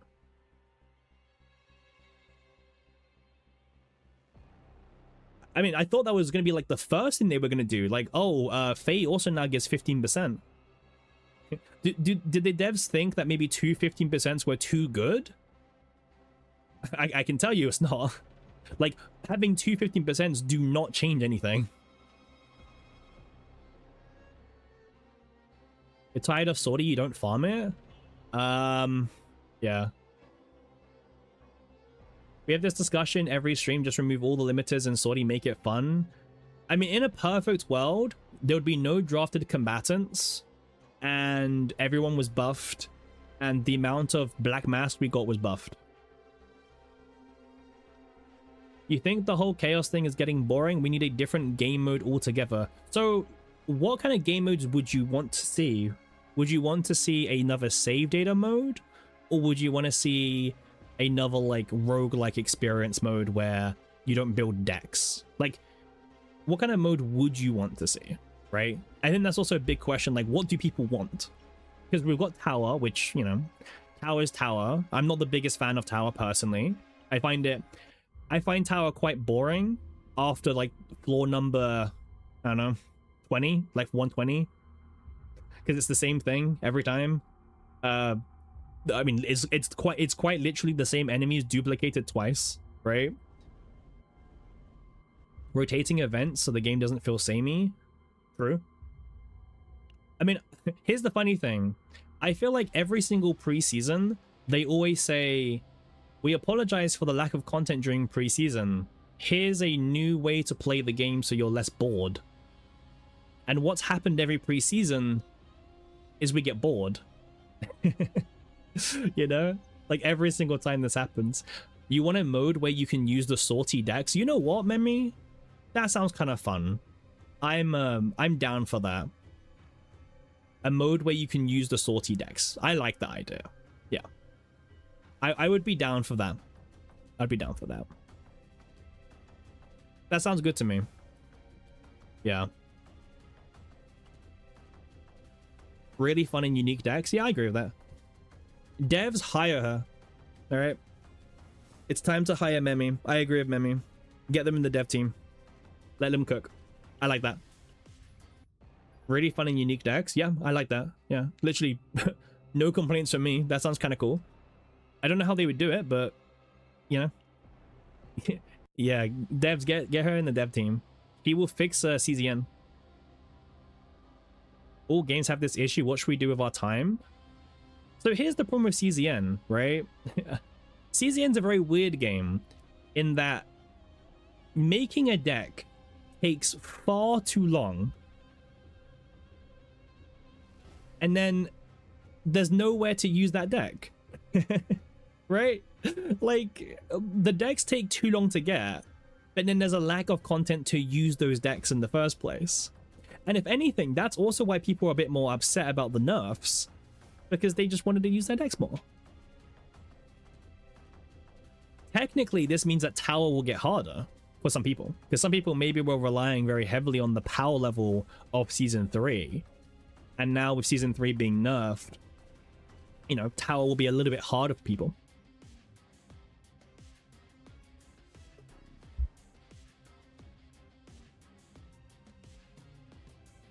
What if we're collecting cards instead?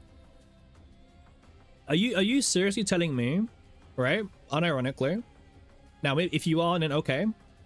Are you seriously telling me that you're playing this game just so your goal is to complete the entire archive of all 1,157 cards? Is that your purpose to play the game? If it is, you are a crazy person, and I respect you. Never-ending content? Well, I'm sure you're going to look forward to my new achievement hunting streams coming very soon, as we will hunt down all 1,157 cards in the game. Look forward to that stream. 07? Terrible stream idea? No. It sounds like the best stream idea. We have to hunt down every single card in the entire game. Even these ones, all of them. Amazing idea. Thank you. So excited. See, everyone in chat agrees. That would be such good content, no? Okay. So while we have a lot of people here, I want to ask a question. What was the best season so far?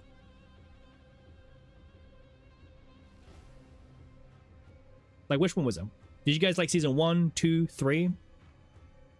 S3? 3? My vote is season 3 personally. 3, 2.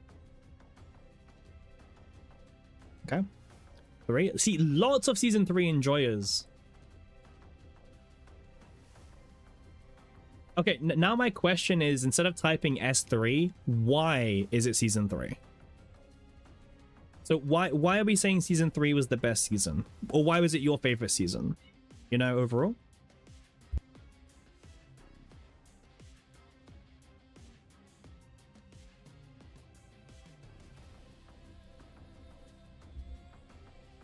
Lots of difference. Season 3 was better, but after nerf it sucks. Your Lab Zero enjoy it. Well, you're the first person to say season 1, okay? So season 2 was 9 slop. Was it 9 slop? I would say it was Typhera slop. From an overall season, Typhera had the impact of the season. Season 2 because it was 9, that's fair. You like season 2 better gimmick wise, but season 3 story was more enjoyable. That's fair. That's fair. You refarmed Tressa's deck like crazy. Seasonal mechanics, mainly personas, were fun and powerful and made many team viable. Oh, and Tenebria was the end of it? Yeah. Yeah. Unironically, you like the new god. Oh, the new god was really cool. Caligo. Yeah. I really like the new god. Persona cards, I agree with you 100%, because technically one thing you could say that was good or bad, depending on who you are, is that technically every single supporter could play the Persona card that gave you a huge damage boost to your team. And in a way that made it so your favorite controllers were now more viable, but it also made it so every build was kind of the same as well. 9 has always been insanely overrated, 100%. I have thought for a while now that Yuki is in a much stronger position than 9. Personally, I feel like Yuki is, well, before today, that's a different discussion, but Yuki was in a much better position than 9. 9 has been a bit of a disappointment recently. You need E2 Yuki? I can agree with that, yeah.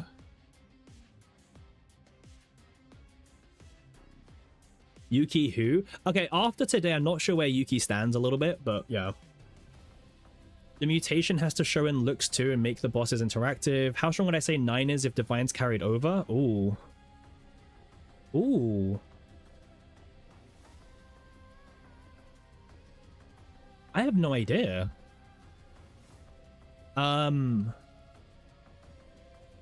Wait, 9, right?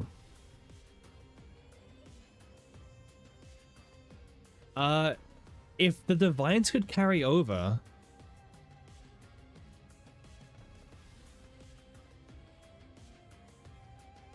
I don't think it would be that impactful. Yeah, I think she would just do the 30% one. Yeah, it would be fine. I don't think it would break the game. Yeah. Honestly, they could allow Hugh to carry over the Divines today and it wouldn't break the game. E1 Yuki should be pretty solid because you have the Iceberg Klee variation of the deck. Yeah, yeah. Vulnerable? Vulnerable works as well, yeah. Vulnerable in this one, yeah. If Divines could carry over on 9, it would mean that you could get full vulnerable or full weakness attack on all hits and it'd be pretty strong. Yeah, exactly, right? Stompy, like, it makes her stronger, but she's already in such a weak position anyway, to the point where I kind of... Sure? Like, whatever, right? Alright, so now that morale's getting nerfed, which characters have a chance to shine as being our brand new controller slash supporters, okay? Because straight away, the one that comes to mind, obviously Adelheid and Owen. Adelheid's book is like pseudo 5 morale, but it doesn't count as 5 morale, so it gets around the 15 cap, right? Which is pretty interesting. Owen, obviously, decreased fortitude, technically, right? That also gets around, not Owen Monka. Owen, this is technically 4 morale, technically worth, and gets around it. Naja, yep, Naja also would now work as well, or be better with veracity. Yep.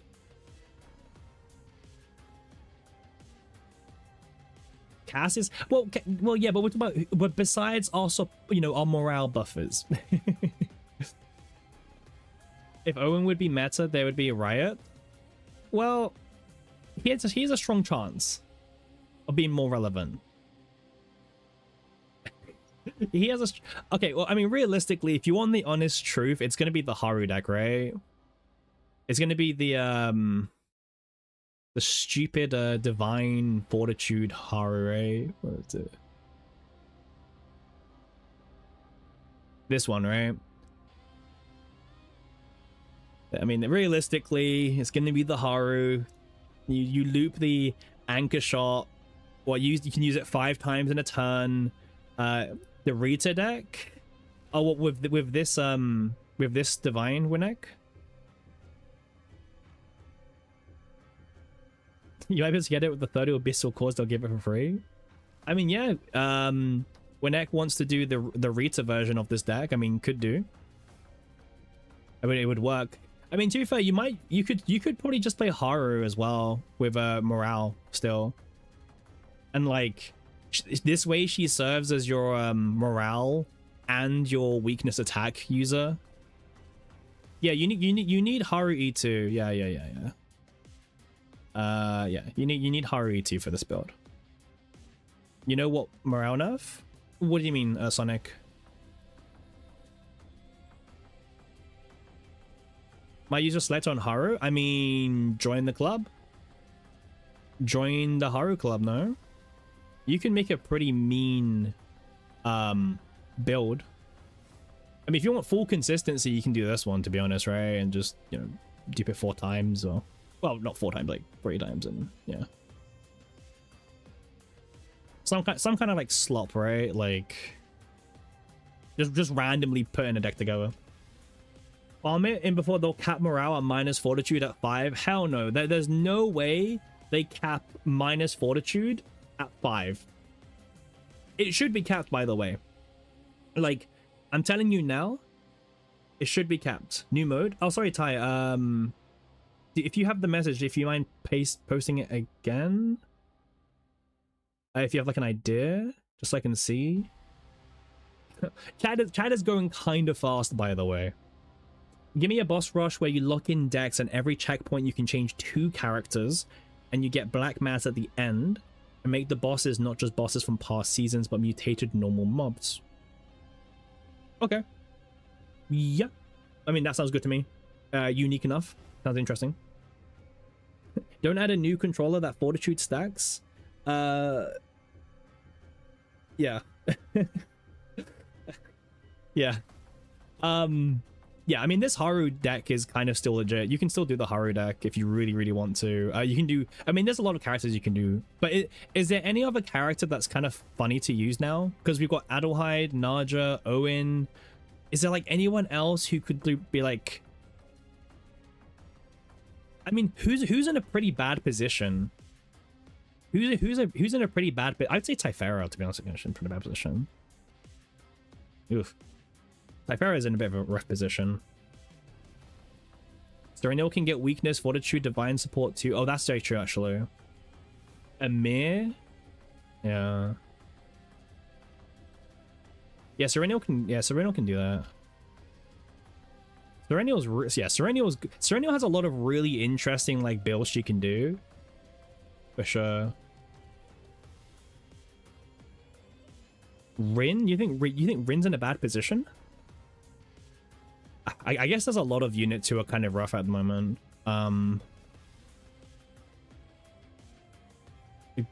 Typhara got hit really hard by Season 4 balance patch and anti-nuke stuff too. She's basically only good with Charon now. Yeah. I think Typhara has like had one of the worst falling offs, to be honest. What's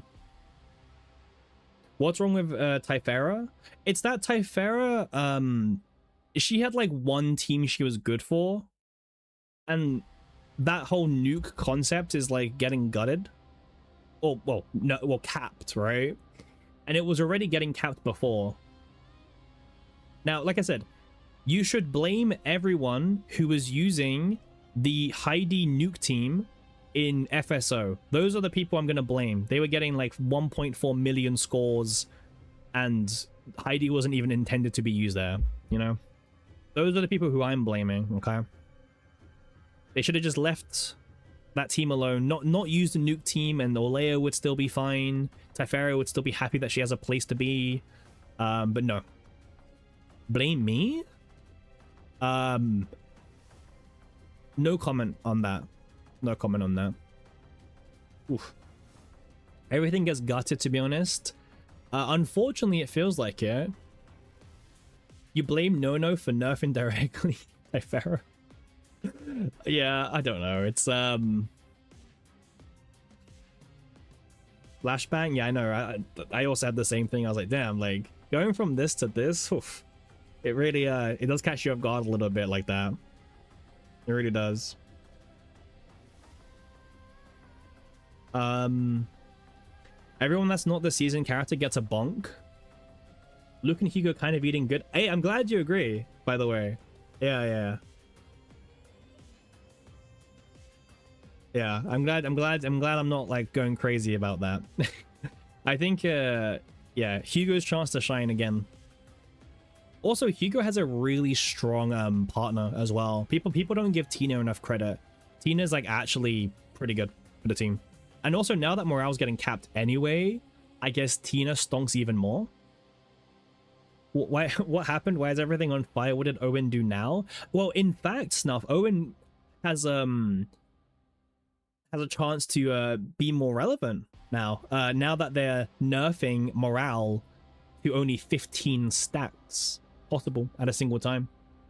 So now we can look at other debuffs and stuff. Is Hugo good? Isn't he just additive?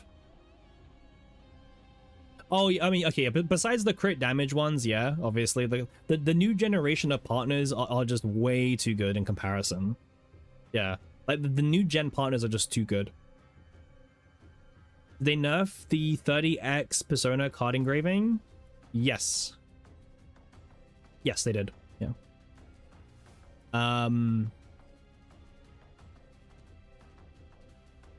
Oh wait, 30x one?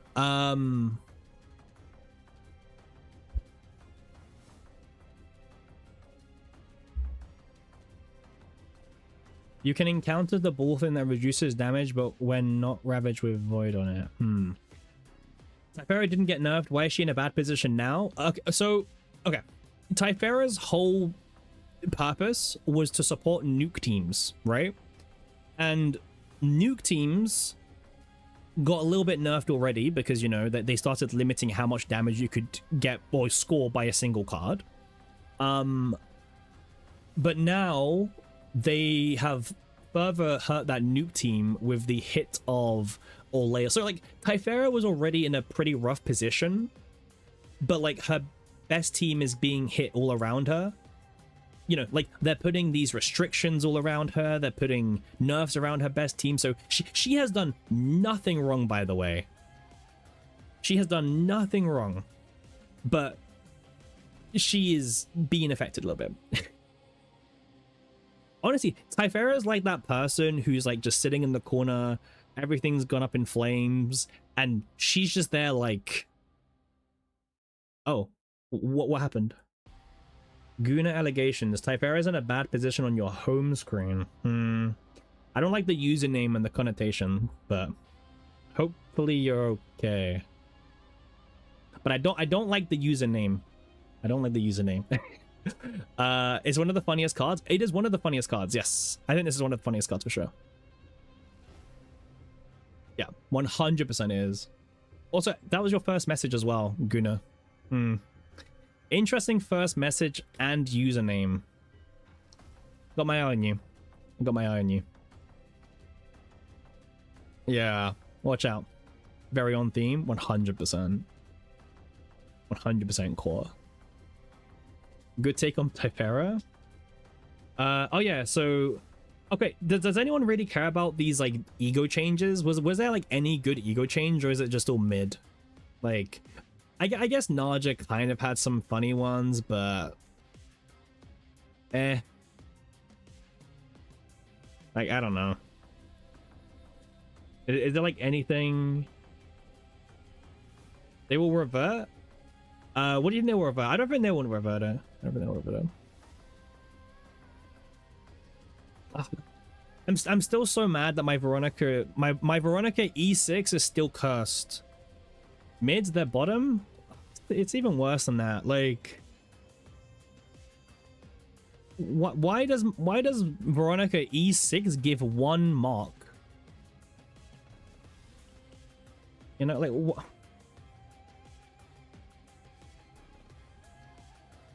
It gives 1 mark. It says 1 mark on all enemies inflicted with the floral scent. Do you know how many enemies can be inflicted with floral scent?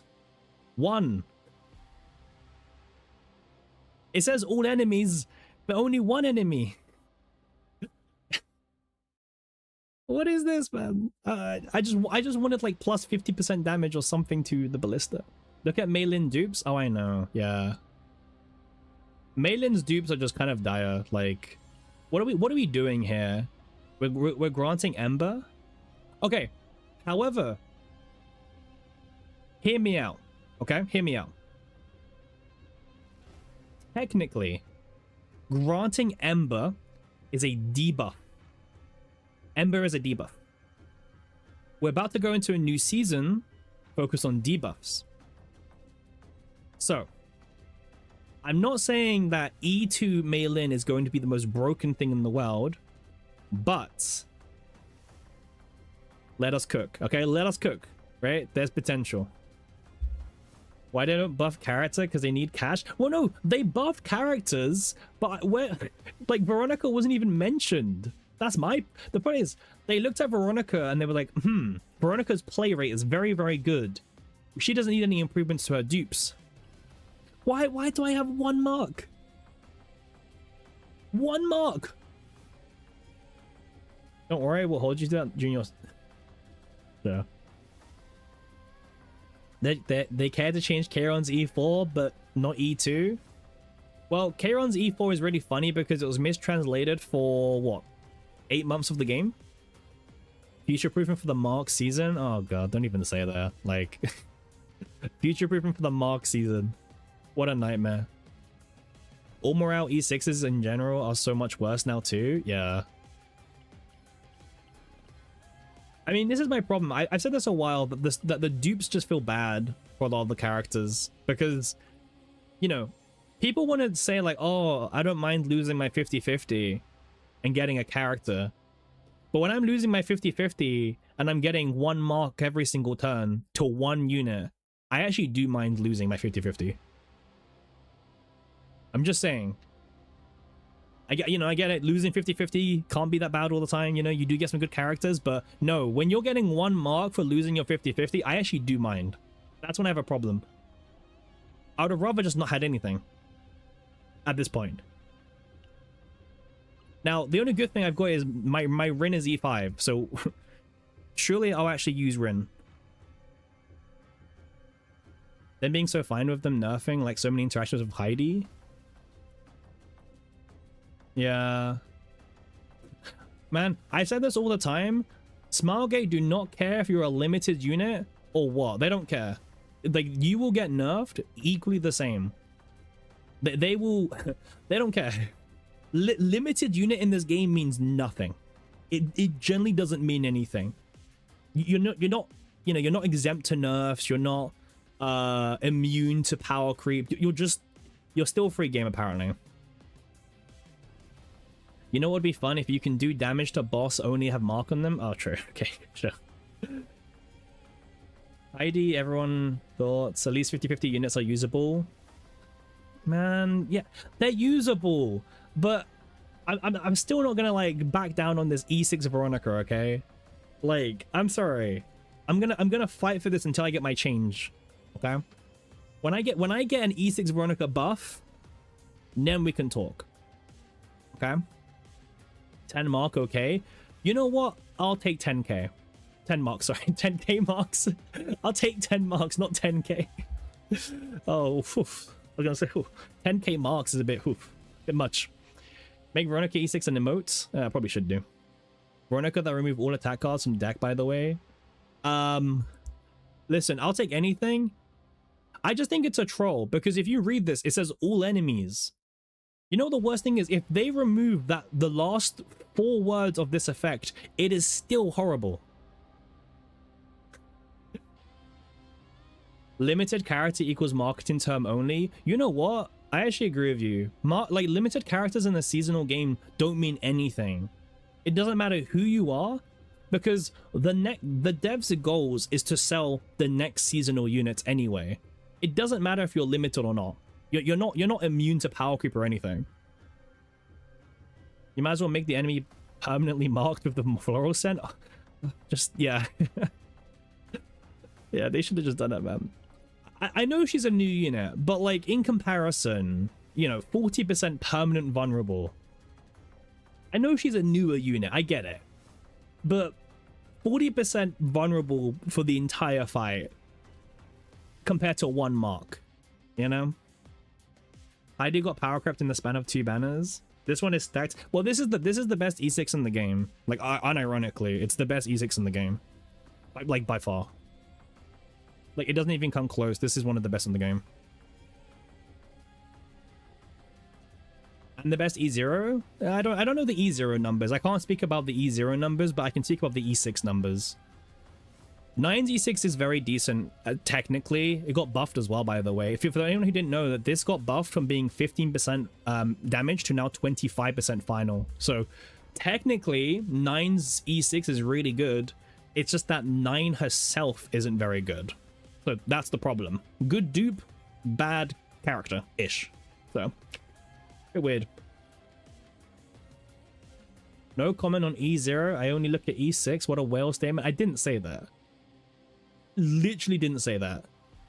Just making up words now. Thing is, there's a lot of new people today, and it just doesn't look good when I'm going to like, oh, look at this. And then I go back to my hiding. I'm like, oh, yeah, look at this. It just doesn't look good, right? But listen, and then I show E6 Veronica as well. Like, people might think my entire account is E6 when it's really not. It's really, really far from it. You didn't know there was a Yuki banner up now? Well, I'm glad that you mentioned this, because they did say that Yuki's banner would be rerunning a week, roughly like a week before season 4 comes out. Your throat's gonna hurt after this stream? Yeah, we've yapped for longer. we did a 12-hour stream the other day. We're fine. Right when she got nerfed? Well, okay. Hear me out. New season is AoE. Yuki is AoE. Lucas got buffed. The devs know something, okay? The devs know something. I'm not saying what, but they know something. They know something's going wrong. The game will be immune to EOS if they make Lucas tier 0. Another single target slop. Well, you say single target slop, but can I introduce you to Yuki's new buffs, which give her a 50%. And by the way, this isn't just like increased damage by 50%. This is a buff which increases the final number by 50%. And then all the buffs stack even further. It's actually very strong. You know, just saying, you know. They seemed really timid about buffing Luke and Lucas. They could have gone even harder. Yeah. If you have E1 whale posting... But... Everyone is talking about the characters I have dupes for, which is like not my problem. You know, I'm just like, look at my Haru. Oh wait, I thought she was E0. Naja. Naja's E0, you know? See? My Diana is wait. Phase E2. Hang on a sec. Renzi 5. Who's E0? Look at Rita, E0 as well. See? Also E0. Conveniently E0 Naja, who's known for her terrible dupes. See, look at Rita. Rita's E0. Chizuru's E0. See? A lot more relatable than what people might think. So for anyone who's new today, don't be fooled by the propaganda of being a whale, because I'm not. I'm actually slightly of a spender. Okay? But I'm very relatable to you guys. We appreciate all your testing on characters. See, that's the thing.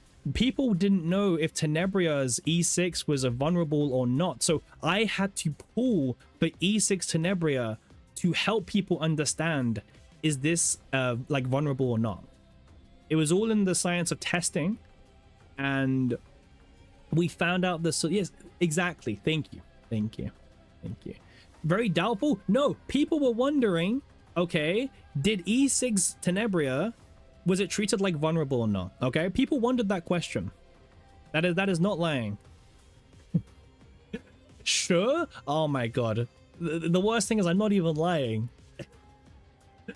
I had to spend, I actually bought 2 dupes from the shop.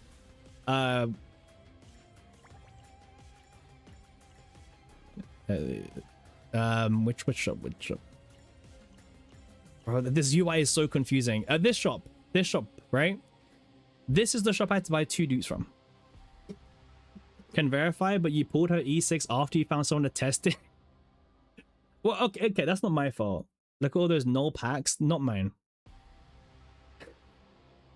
Thanks for supporting the game. No, it's fine. But support. Oh, God. Next time, whale earlier so I don't have to look as hard. We didn't whale. We didn't whale. Rich enough to buy dupes on shop? I don't think you have to be rich to buy the dupes from the shop. I think just save up 400 currency. There you go. It's not that hard, right? For some reason, mobs love to increase your photo card cost. Very relatable. Yeah, just, you know, save up your currency. I mean, okay, the best thing obviously for this currency is buy the partners, right? Like, unironically, no jokes, that this currency is pretty much reserved for partners for most people. Like, and also, if you guys were getting dupes before, this patch should hopefully make you realize getting dupes is bad in this game. Okay? You get a character that they're probably dead in 3 weeks later. Unironically. Casualty flashing 3,200. Well, technically, wait, okay, here's a question. We've got a lot of people in chat. Does anyone just use this currency for pulls or not? Because I see some crazy people who like they just full send it. They just get like some of this currency, they full send it on pulls. Only casuals do? Yeah, I mean, I see some people do this. I'm like, whoa. You guys are crazy. And use them for partners? I mean, partners is the best way to use this. Yes, 100%. Only, like, partners is the best way. Fully agreed. Fully agreed. Yeah, not even close. Like, partners is the best way to do this at the moment. You've never used these? Well, you know what? That's not a bad thing, actually. You don't need to. Oh, wait, this reset. I always forget that these reset, by the way. So make sure you buy your weekly stuff, you know? Make sure you buy them. Cake? Yeah, you gotta buy them. Use them for Pekka and Sylvia. Okay, well, unironically, Sylvia was probably one of the best investments of a partner. Sylvia's actually got like a lot of use case besides of just Heidi. They did have that one really high potential Renoa team that I absolutely gutted in 3 different ways. And yeah, I know. You know, when I saw the nerfs today, the one person who came to my mind straight away was that Renoa guy on YouTube who's been like perfecting the Renoa deck for like 4 months now. He's got like 3 of the extra attack engravings on them and everything. When I saw the nerfs, I thought about him today. He was the one who I was like, damn, I feel for you. Well, him and Quan, because Quan spent like 20 hours grinding 3 extra attack engravings on everyone. Okay, no, like 50 hours, in fact. Yeah, I feel bad for that guy. That guy made really good content, and they got like absolutely destroyed today by trying to like min-max Renoa. I think that's really sad. You feel sad for the Renoa dude? I feel sad for Renoa dude and Quan. Quan, like, bro had like 3 extra attack engravings on Heidi, Serenial, like every character you could think of, and they just killed all the engravings. They should triple the rewards and give a mega code. You don't feel bad for Quan? Yeah, you know what? We shouldn't feel bad for Quan. Joking. Wait. They should triple the rewards. If they triple the rewards, is that actually enough? Are we okay with that? Triple the rewards. Do we take that? Well, okay, these are still standard pools, by the way. I'm gonna keep saying this. This is standard pools. Is Kanoka's at standard? It is standard. You have a good idea? Okay, I'll hear you out, Sonic. What's your good idea? Press F5? Wait, like actually? Maybe something changed? Oh. One second. I don't know if I'm gonna like accidentally reveal something if I don't, so 1 second. Alright, here we go.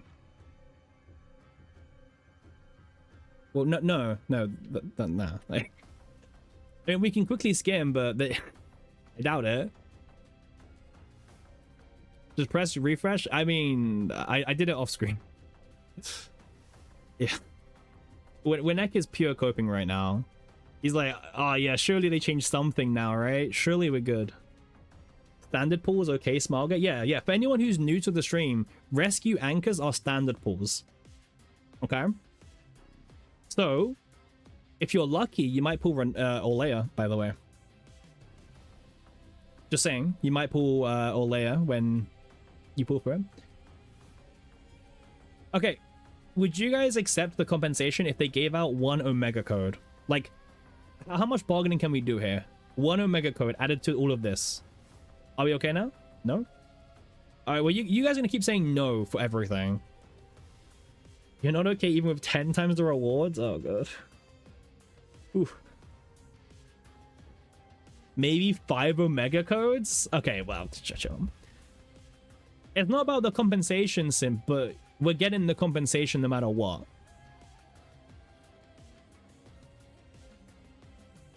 Alright. So, if there's one thing, and I mean one thing, that you could change about this entire patch notes, what is it? What would you change? One thing, okay? Let's try and be reasonable here. If you tell me scrap the whole thing, I'm skipping your message, okay? We're trying to be reasonable here. One thing. The season 3 nerf? Okay. 0 nerfs? Okay. 2 things? I said one thing. Season 3 and Olea, morale cap, better Luke buffs, 140 limited pools. You know what, Snuff? Sure. You know what? I can back that. I mean, I think Luke's in a pretty good state, but yeah, sure, more buffs. Notice, so that's 140. Make the 30 extra attack thing, but add... Oh, you know what? I'm actually okay.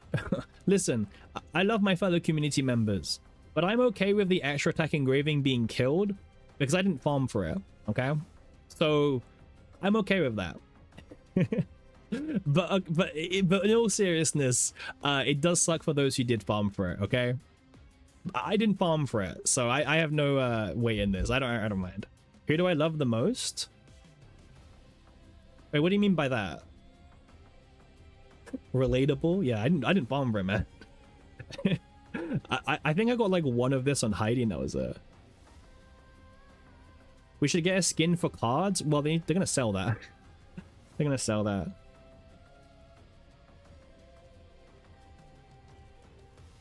You said you love your community members, but who do you love the most? It's very unprofessional as a streamer to have favorites, okay? So, I don't have favorites. It's very unprofessional to have favorites. Okay. They need to do something with Luke and May so they rework their elasticity gated stuff.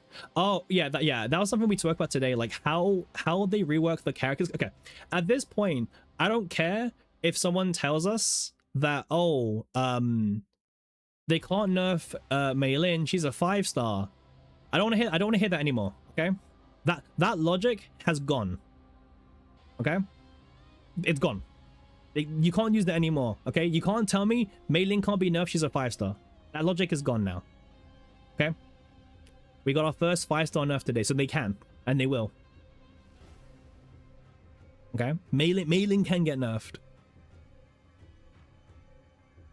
That logic is hit cap. Compensation. The compensation for this nerf is that you get to reset your Alea, by the way.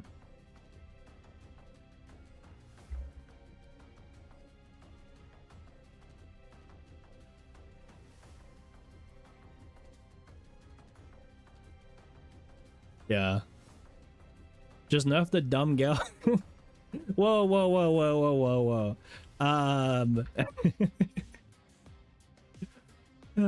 Nerf the dumb girl?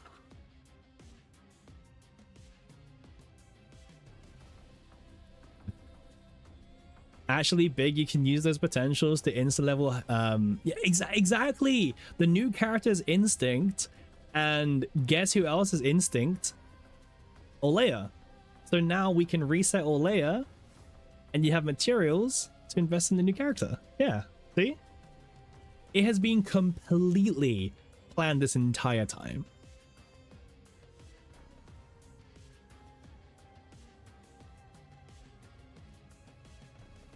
It has been planned from the very beginning. You already pre-farmed? Well, that's your fault. Trust the process? Yep. Dev stops to love Olea? Yeah. I think it's kind of sad, actually. I think that's really sad. Yeah. Hey, Light, thanks for the follow. Much appreciated. Lots of followers today, by the way. Lots of everyone today. I'm glad people are in here to enjoy the very healthy debate that we're having about the patch. Very healthy today. Very good takes, no arguing. Why reset Olea? Well, she's being nerfed, okay? They've took Softy. They put a 350% buff cap on Softy. And, well, yeah, that's it. I mean, that's kind of what to say.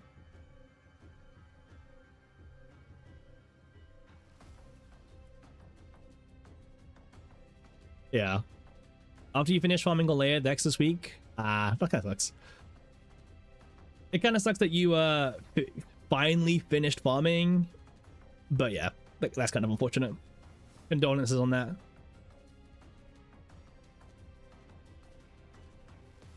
Is the Olea and Hugo buff they promised months ago still coming?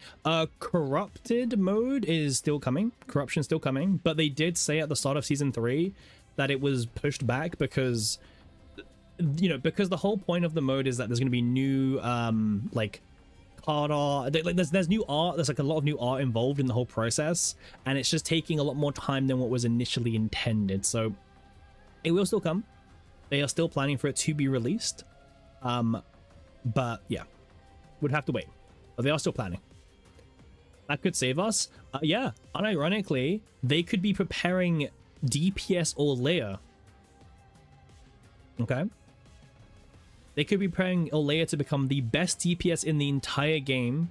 Better than Tenebria, right? Think about it. Better than Tenebria. You heard it right here.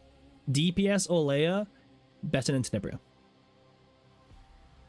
That's a shot in the gut for you? Well, that's sad. Yeah, DPS Olea, trust the process, see the vision. Exactly. Clipped and shipped? Well, I'm not a dev. I don't know. I'm kind of just, you know. I know as much as you guys know, okay? The only difference is nothing. I know as much as you know. They need to do a global change so all controllers use defense for damage cards. Yes, I agree. I also have one like personal little wish, by the way. They changed Calipe, but I have one personal wish list of why does Calipe's top right potential steal scale off of attack? Can we like find a middle ground where I get more damage with defense?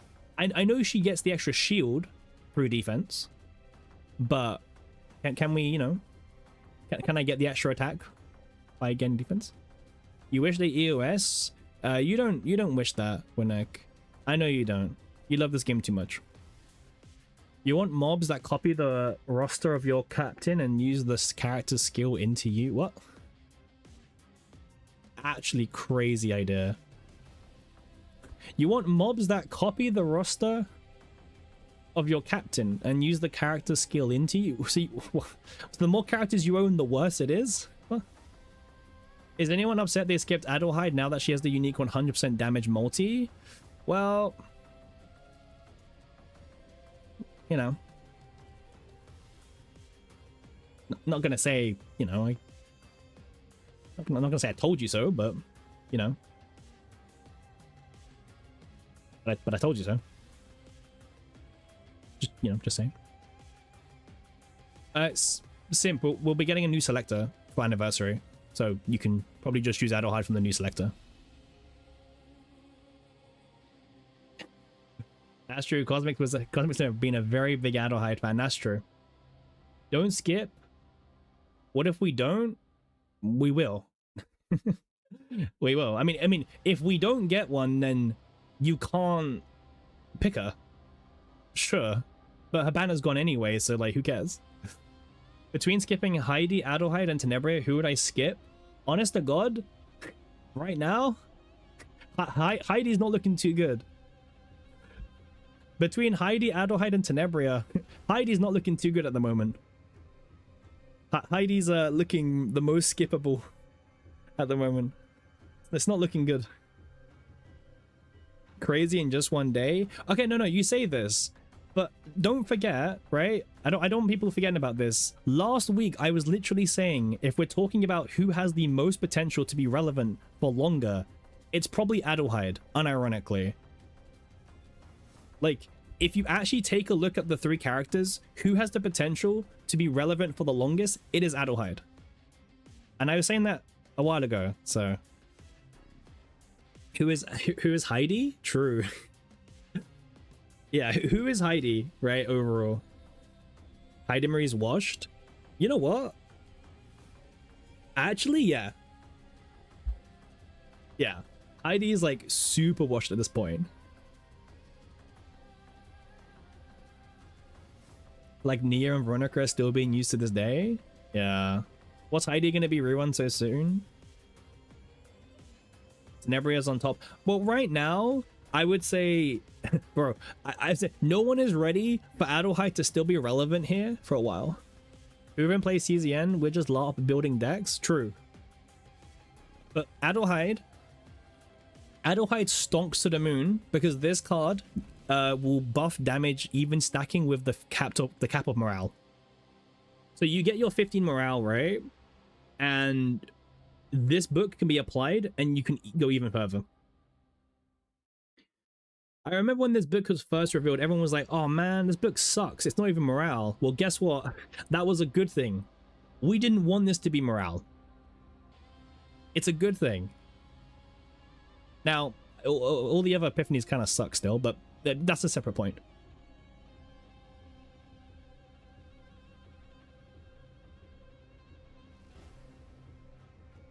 Good take that should have been retained. Yeah, I mean, yeah. You disagree heavily? Nice. Heidi can do the same thing most people use Adderhide for at this point with Initiation Divine, and Adderhide has no way of stacking morale outside of book.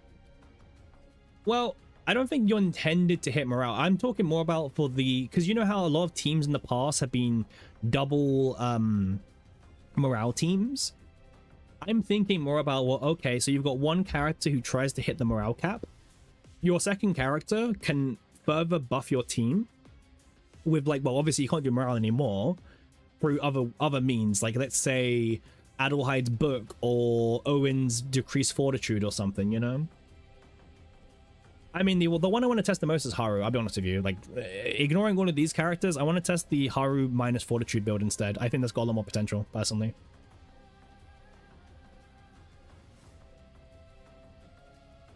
Like, I think that's probably the biggest thing.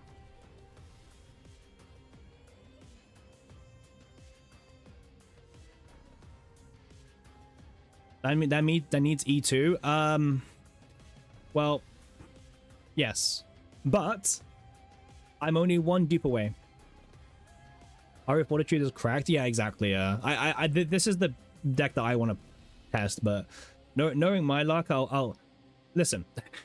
I want to say I want to test this, okay? But we can't forget that getting this divine is like a 1 in 53 chance, okay? I'm just saying, I'm personally avoiding this because I am not going through RNG hell for a 1 in 53, because It costed me 81,000 black mass to get the Naja, and that was 1 in 23. Okay, so I have bad nightmares of that Naja. No, you don't need it. Just base, Pon, just base, because it's her ego scale, not her like actual passive. That Naja stream was so good. You're just a hater, literally a pure hater. It cost me 81,000 black mass to get that stupid divine on Naja. You know what? No regrets. No regrets. Because guess what? They killed all the season 3 decks anyway. So if I had to spend 81,000 black mass, you all spend like 6-figure black masses on your decks, and now they all got nerfed, okay? So yeah, I spent 81,000 black mass, but guess what? All of you got your decks nerfed as well. So we're on equal ground here, okay? I'm okay with this. This is a good timeline. If they're in as crazy buffing less relevant characters as they did these nerfs, there'd be more. Yeah, that's true. I agree. If next Great Rift is Instinct, they could run back Serenial, and Serenial can abuse Weakness Fortitude. I think they might. I don't know. I don't know if they'll do Serenial. I think Serenial will be saved for Anniversary at this point. Yeah. I think Serenial will be purely saved for Anniversary. I think that's what they'll do. At least your Ray deck survived. Well, yeah, Ray Tenebria for some reason is like an absolute anomaly for some reason, yeah.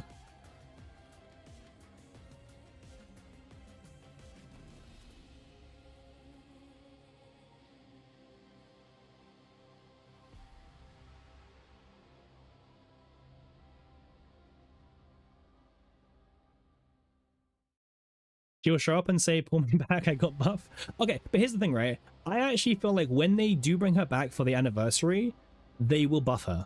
Now, how will they buff Serenial? I don't know, okay? I don't know. I'll be real with you. I have no idea how they'll buff Serenial, but they will.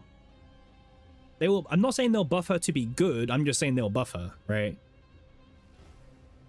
One last Serenial shill on Anniversary and throw her in the dump. True.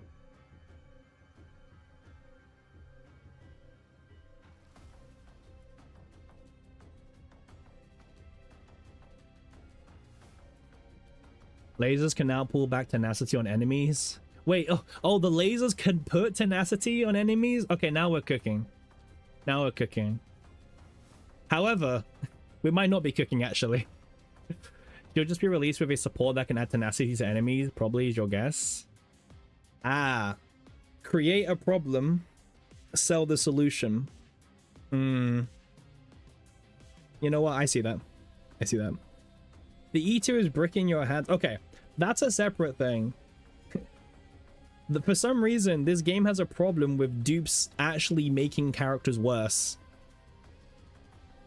So, I would like the ability to choose if I want my dupes to be applied or not.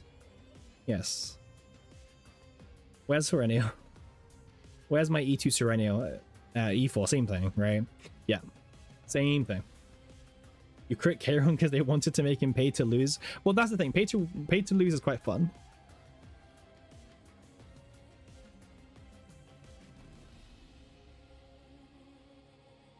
Honestly, when I saw the whole Kayron pay to lose thing, I didn't feel bad. I just laughed. Okay. I didn't feel bad at all. There was no sympathy. It was just funny. Yeah, for real? Yeah, it was pure funny. it was a good thing to watch. Don't I have a human heart? I do, but I do. Well, you wanna know why I laughed? You wanna know why? Let me show you. Kayron who? I have no Kayron stocks in here. Okay, I have no investment in him. I don't care if he got destroyed. That rift for being paid to lose. How don't I have Magna? I just don't. Well, okay. I've still got this selector and I've still got this selector. So technically, if we wanted to, we could get Magna and Kayron right now, but what if I get one of them on 50-50? Now, okay, technically, I'm actually guaranteed the banner unit, so there is no 50-50. But what if I get one in 50-50 in the next like few months, right? So the plan is we wait, okay? We keep saving this. Can we talk about counter characters being bad for 3 whole seasons after? You know what? We can talk about the counterattack characters because the counterattack agenda keeps failing. And at this point, I'm all here for it, okay? Now, counterattacking has gotten so many buffs. But it doesn't matter how many buffs they get, they will continue to fall short. Doesn't matter. Generally doesn't matter how many buffs they get. Back in the day, so bad.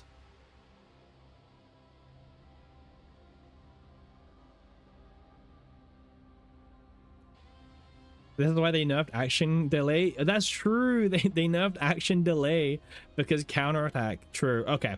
That's fair. That's fair. Yeah. You know what? I agree with that. It's bad mechanically. Yeah, counterattack is a horrible mechanic. Yeah. Like, it's one of the most restrictive mechanics that there's like no good that comes from it.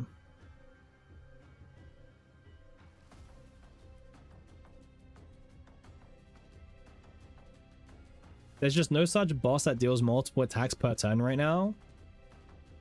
Well, kinda, yeah.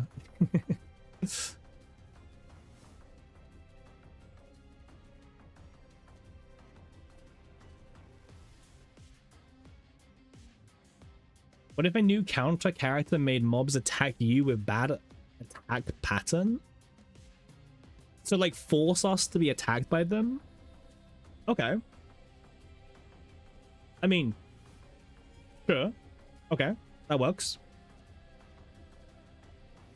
Is there anyone from CN here just wondering about what your country thinks about this nerf? Good question. Is there anyone from China in the Cappy Lyric Twitch or YouTube chat? Who knows? Who knows? Maybe we've gone international at this point. Forcing attack will actually revive counter so hard? Maybe. Counterattack is just poorly designed. It's made to be stacked, but this is... enemy deck budding. Can't have an enemy just spamming attacks. It should be set up to one big counter nuclear. Yeah. The way it's designed is just horrible. Yeah. Provoke a unit, that's peak. Tien didn't farm season 3 decks and suffer from the nerfs.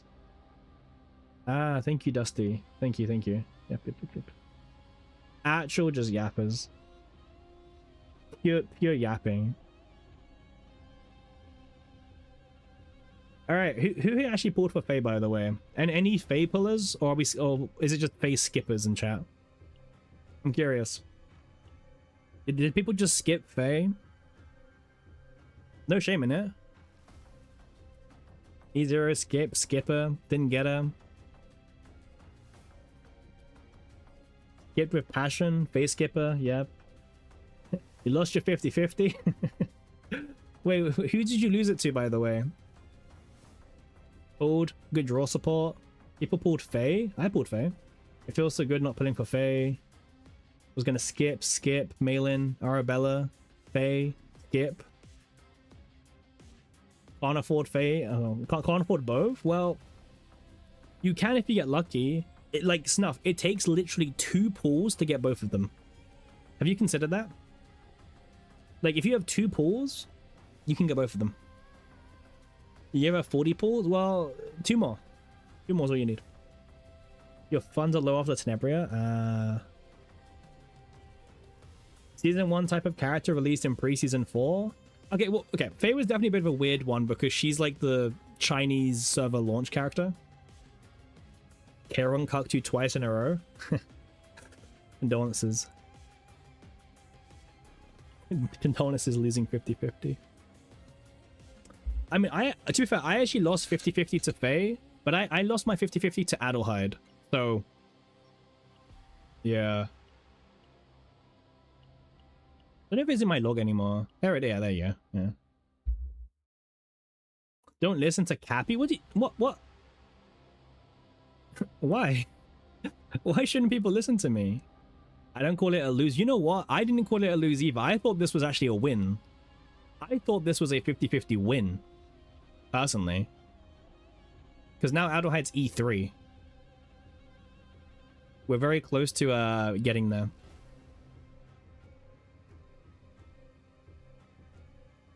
The Veronica Hugo class type? True. Imagine putting for a preseason character Lamau. I agree.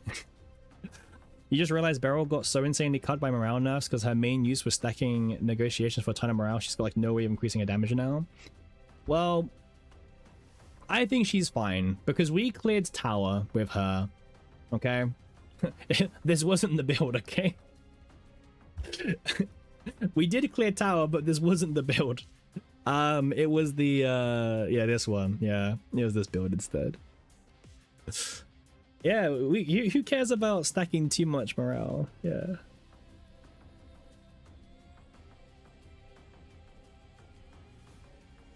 Barrow in the back. Yeah. I mean, it's a good build. It was just a funny build. Two Snickers. No. We cleared it with Mika and Orlea. And in fact, we actually used a fun build because we used not this build. We used Dominion. We used Dominion on Orlea and on Mika. Now, the thing is, my Beryl wasn't even getting to 15 morale. Like she was getting to like 12 or 14. So technically, can't stack 100 turns. Well, I wasn't doing that. I was getting 14 stacks anyway, usually, because 2 from negotiate. And then usually Dominion gave me like 6 or something. Well, 6 each. So 12. So I wasn't even getting to 15 morale to begin with. So I don't know. You like Faye? You have E2? I think I have E1. No, I have E2. So Dominion becomes useless because of cap? Okay, listen. Dominion was kind of already useless to begin with, okay? Like the only thing that you could do with her. Do I have a clip of the clear to send to Quan? He wants to move her down from tier 1. You can go through my VODs. They're usually around 8 to 12 hours long, but if you look hard enough, you can find the clip. I'm not sure what stream it was, by the way, so you might have to do a lot of digging, but it shouldn't be too bad. You're trying to convince him she's a good comfort unit, but every clip I'm looking at her... Oh, we could do another run. Oh, we could do, but good luck. Yeah, I don't know what stream it was in. Bro, it's a crazy... When people tell me, oh, I watched your VOD, I'm like, really? You mean the 12-hour VOD? You watched that one? Fair enough, but I don't recommend it. You need to sleep? It's 3 a.m.? That's kind of early still. I don't know. You could probably stay for an hour, but I get it. Alright, good night.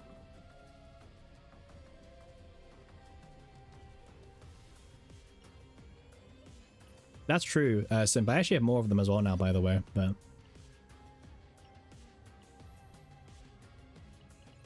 Yeah, I mean... To be fair, if you have one part, if you have one of Priscilla, you could technically... Yeah, you only need one Priscilla to do the Haru team. Because the only reason why you're using her is for the ego skill. You just use this and you're good, yeah. Someone was like, oh, but it's a random attack card. But I don't know if they realized that, why is Nick so broken? Well, Nyx is kind of better, technically, now. And my attack's Evader from Yuki Sasa. Listen. Just in case you are the government, I pay my taxes on time. I don't hide money anywhere. And yeah. So I pay my taxes. That's what I'll say. Okay. Nyx is so bad? What? 8% is bad? Hey, listen, buddy. 16% at max dupe. But you know what the funny thing is? Morale is capped anyway now. If you're looking for any sources of buffing on your controllers, guess what? It's Nyx or nothing. So, who is winning now? Nyx is bad? Nah, Nyx is winning. You get 15 morale, Nyx can provide you 75% of a single morale.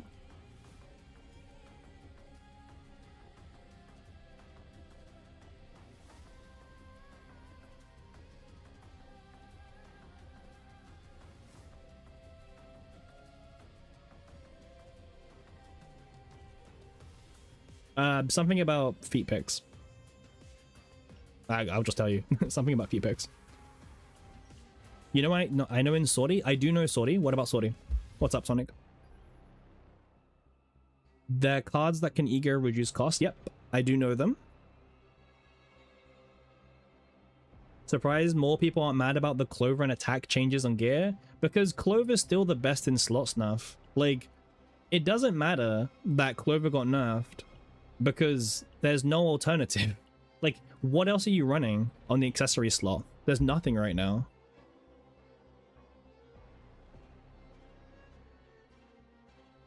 Like, there's just no alternative. It's still the best.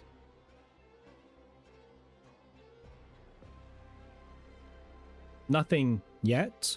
Well, it's been 3 seasons and it's still the best. So as far as I'm concerned, it's still pretty good.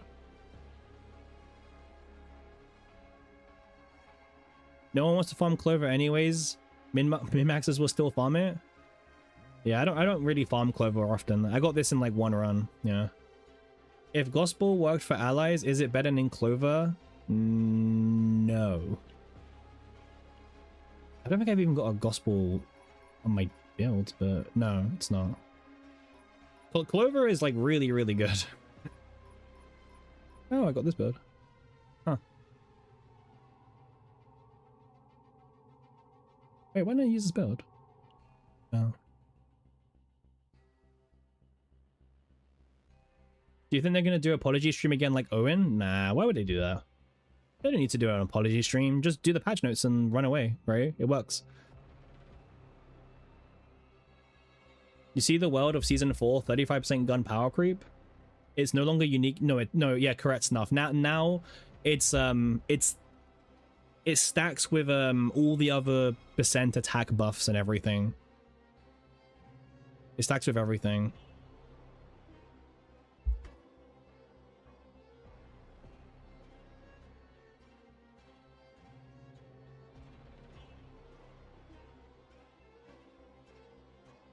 One second.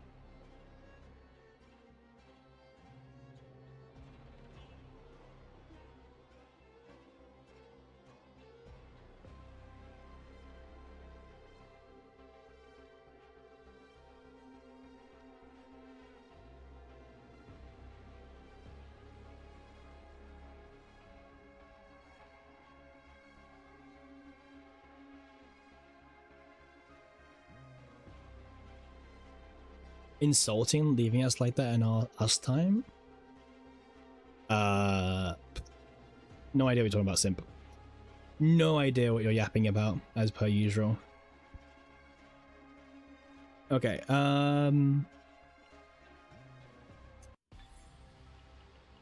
honestly, like, I think, like, after discussing it about these, like, nerfs, I don't know. I'm not, like, I haven't been convinced that it's a bad thing, you know what I mean? Like, I'm not saying it's a good thing, but, like, I'm still, like, not, you know, like, it's happening, right? Is it good that it's happening? Maybe. I think it seems to be that the problem is the people who farm the decks are very upset, and they should be, right? I get that. But the reason why the old decks got nerfed is because, honestly, because of Great Rift. Like, unironically, it's because of Great Rift. And people don't like the fact that Great Rift has such an influence on the game, because, like, the people who don't care about Great Rift hate the fact that Great Rift has a big impact on the game's balance. But then the people who like Great Rift anyway is also agreeing, saying that, wait, we don't really want old decks being used in future Rifts anyway because it causes balancing problems. So both sides are kind of against this for different reasons.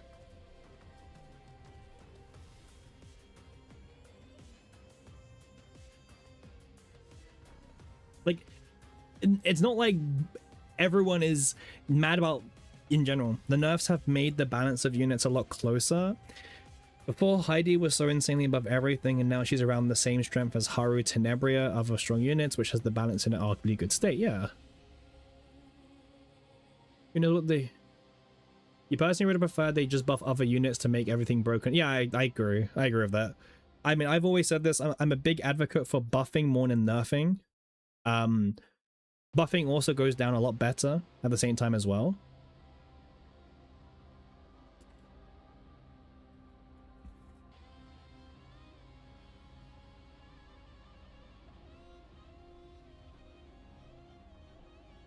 Did they nerf the Striker Persona? They did nerf Striker Persona, simp. They did. Go down here. You can see here. Yep. It's now been changed from plus 50% to plus 15% per usage permanently. Yeah. But like the amount that it was buffed is also very similar to everything else, because a lot of these were nerfed by like 66% of the original value, just roughly, give or take, and this was also nerfed by kind of the same value as well. So yeah, it kind of got similar levels of nerfing as all the other engravings or powerful things got.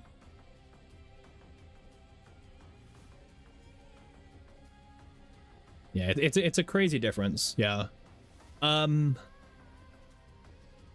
Which kind of sucks, really, to be honest with you. Because, like, I don't know. But I think some people, unironically, they would much rather have, like, the 20 Faint Memory back and maybe do, like, a Divine or something, right? Like, depending on the character. Or some people would actually just prefer having a full dupe. Take out the persona, get a full duplicate, and yeah.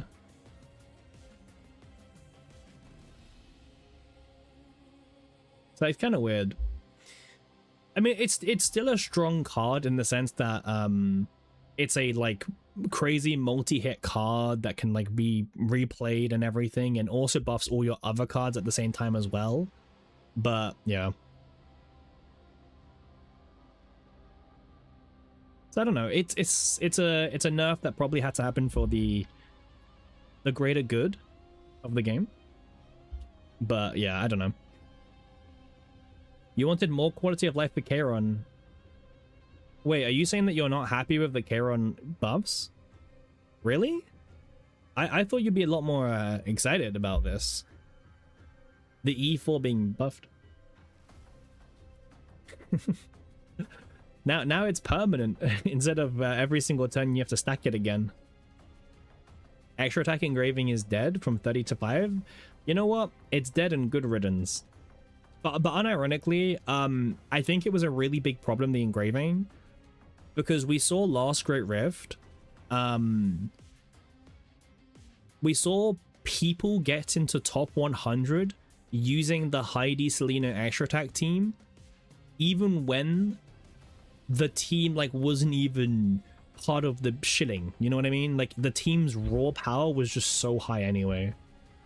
So I think it was an extra attack that made the devs very cautious, because they would have seen that it got really high up on the leaderboards, right? They would have seen it. We know that they see these things, right? Remember the Diana haste engraving bug? When that happened, the devs responded pretty much straight away. So the devs do look at this stuff, and I think based on that, to be honest, and of other factors, it makes sense to nerf the engraving by like 83%, because, you know, yeah. You watched Sue's video about the patch notes and made some pretty good points about some of the actions taken. I'm sure I'll check it out. I won't watch his video on stream, but I will check it out as well. Devs play their own game, obviously, aware, yeah. The extra attack engraving nerf was expected and needed if they didn't plan it to add it into new season. Yeah, I agree. Yeah, and I agree. This nerf 100% had to happen for balance of the game. 100%. You don't care about season 3 nerf? You've played with it enough and was initially ready to play the seasonal game? That's... I mean, I've said this, like I said many times, I'll die on this hill. Great Rift should not be allowed to use old seasonal decks. Just change it to how it was before. It would be way easier for the devs to balance, because right now the devs think that they can balance across multiple seasons, and they've proven after one season that they cannot do that. Like it's not like we have to see for them to be trusted. They screwed it up after one season, so good start. Yeah, it'd be far easier for them if they just balance in season instead of like all the seasons. Isn't this the first time nerfing since Cassius and Tressa? I mean, no, we saw Spore got nerfed and Alsea got yeah, was Alsea? Was Alsea? Yeah, Alsea got like bug / nerf fixed, whatever you want to say. But yeah, depends on how you want to word it.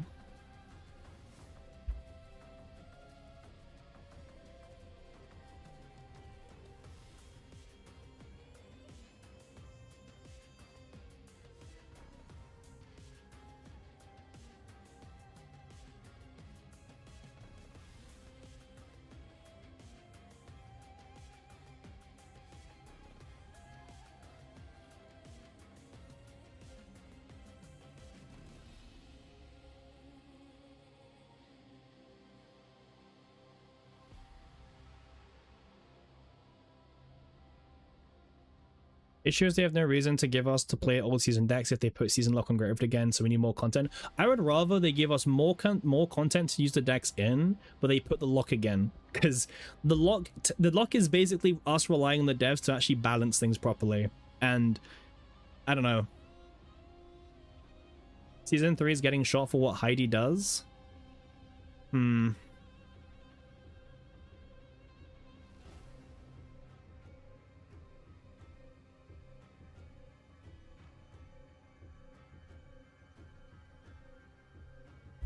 You heavily agree with that? Yeah. I mean, I think rotation was better.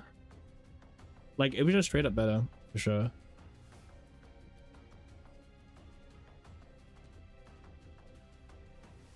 What if a season 1 interaction with a season 4 break? Yeah, I mean, I don't know. I generally think they're better just doing...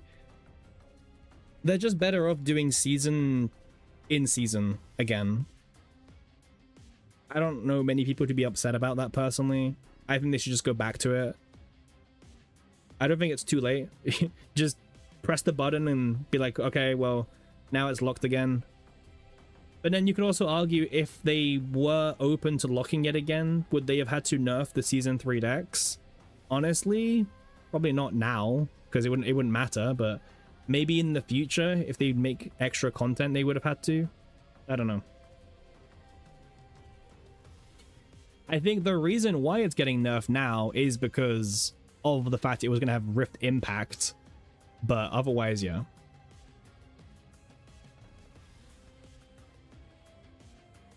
Selena and Hugo were strong but not relevant for Rift. 50 morale versus 30 is only relevant in Rift if you can use 100 blades. I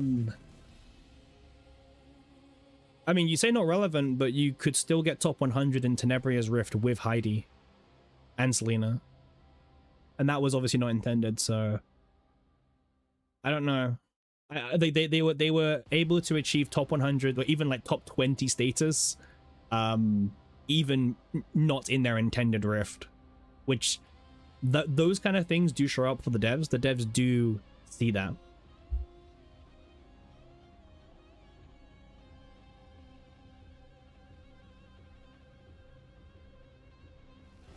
Yeah, insane engravings, but still is possible. Like, just because it's insane doesn't mean that the devs can't balance around that. Like, look at the Diana engraving. You could argue that that build was maybe not the easiest to do, but the devs still have to balance around it.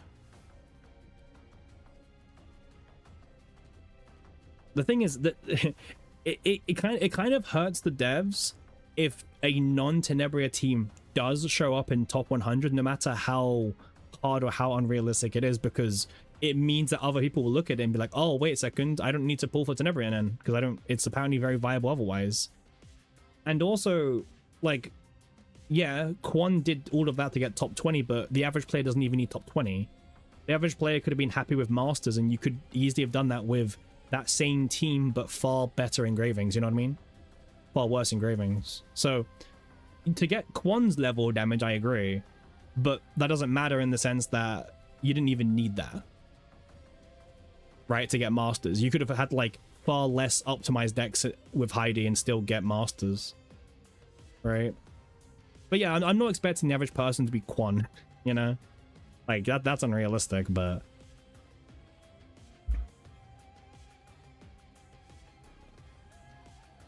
It also wasn't even that unrealistic. People were just playing the shield unit, but a lot of people... Yeah, a lot of people were trying crazy teams or just different builds that could actually push for Masters even. Like, for most people who care about Great Rift, they just want Masters. They just want the Master sticker and that's it. They're happy. They don't care if they're top 10 or top 100 or even top 400, right? They just want to be Masters for the sticker and call it a day. And that says a lot. You happy with gold? That's fine.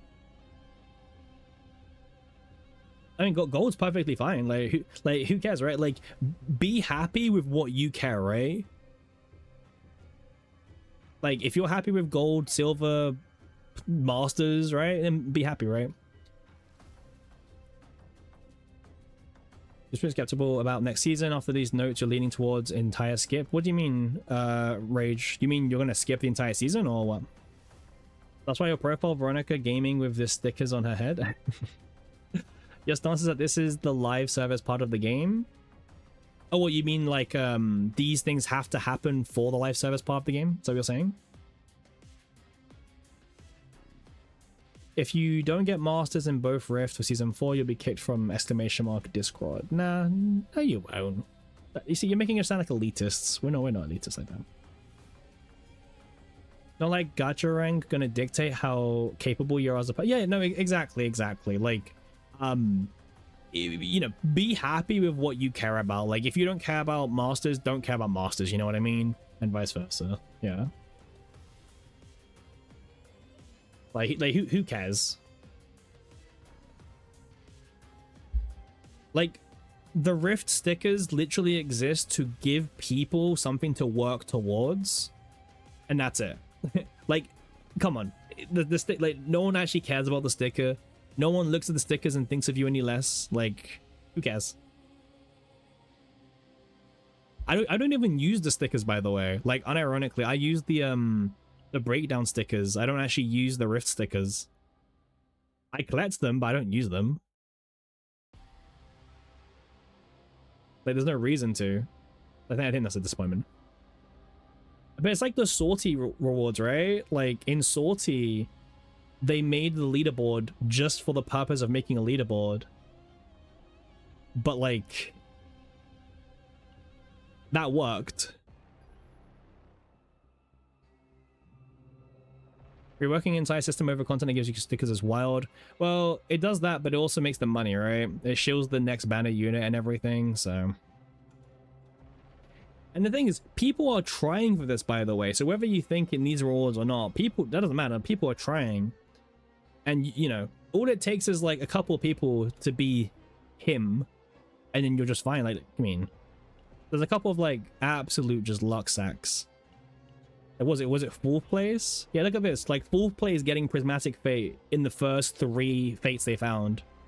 You know? Absolute just RNG fiesta of a leaderboard, but that's the gacha game? Exactly. Yeah. Exactly. It's just it's more gacha in your gacha game. Just RNG the fates, yeah. Get lucky on the fates and you're good.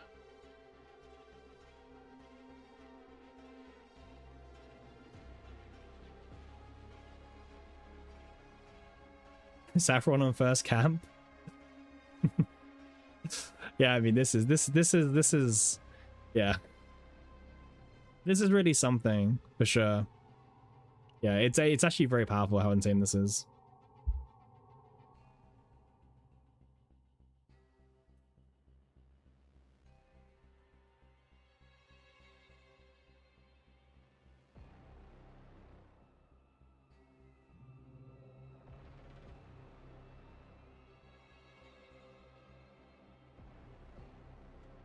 You might be coping, but you think their goal with balanced direction might be to allow a bit more diversity to grow with, possibly. Like you have units in a more manageable level of strength.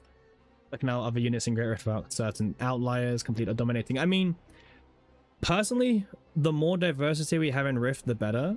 I would say so. Say so. Like, we've said this in the past, but if we're talking about from like a diversity point of view, then the most diversity we've had in a Rift is still Colossus, I believe. I think Colossus is still the most diverse Rift we've ever had as a meta.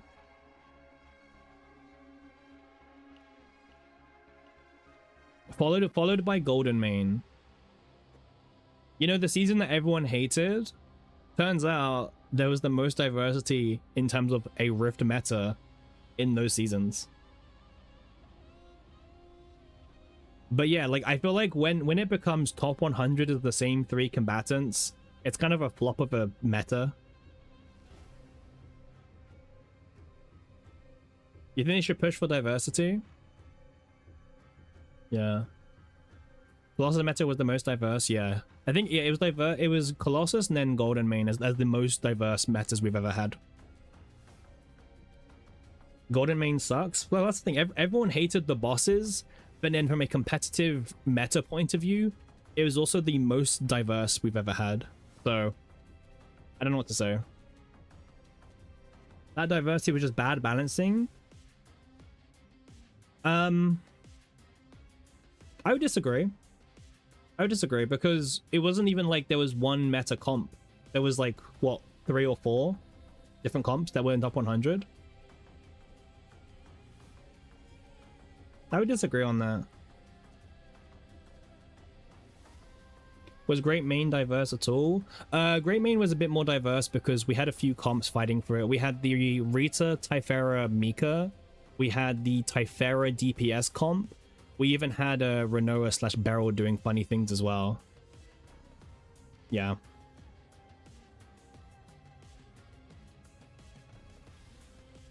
But no, the Golden Mane was the second diverse Rift, statistically speaking. In terms of like the most diversity of units used and also builds, Golden Mane was number 2.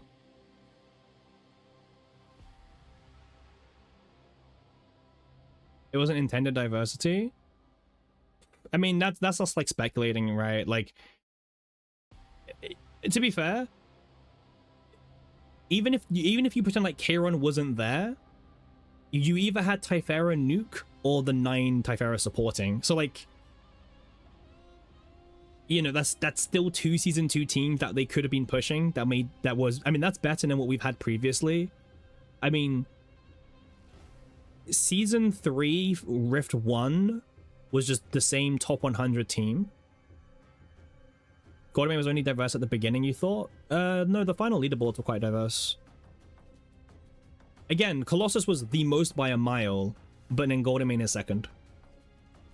The least diverse rifts are tied for Rift 1, Rift 2, and Rift 5. So yeah.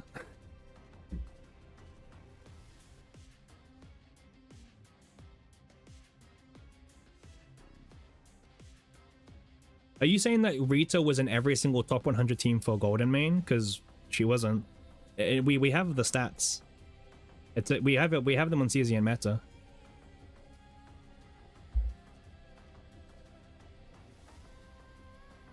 Rift 6 was all Tenebria Ray pretty much, but the third unit was actually very diverse.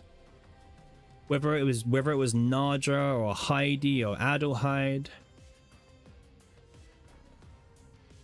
Yeah, we have all the legacy data on CZN meta. We can always check in terms of meta diversity, but no.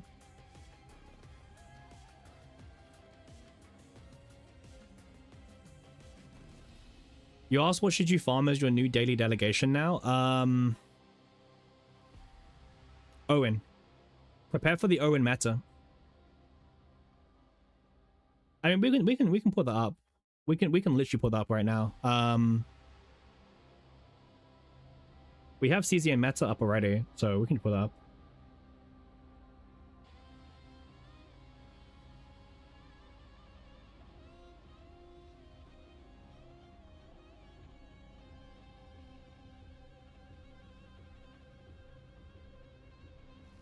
Goldemain, right? Oh yeah, the Renault team figured out. Yeah, the Renault team figured out. Yeah. Analytics, yeah.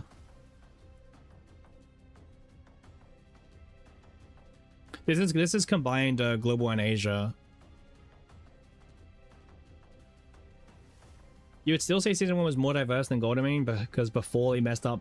I mean, I'm talking about final results. That's what I'm talking about, final results, because that's what matters personally. But if you mean like throughout the rift, then yeah, sure, that's a bit different. Typhera aura farming. I mean, look at this Typhera. This is Typhera in Goldemain, 97.5 pick rate. Take a look at Colossus. Typhera was actually probably like the one unit who's had the most relevance in multiple great rifts. Well, besides Cassius as well. Cassius is up there now, obviously. We don't have season 1 data on meta. Cassius is the GOAT. Cassius has won like what, 3 rifts now? Yeah. Cassius has won 3 rifts. Which does beat Typhera's 2. The dice god, right?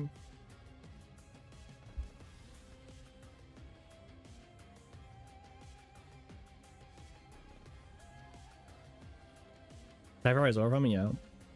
Selena's been on 2 rifts, but she hasn't won 2 rifts, right? Like, we're talking about actually winning.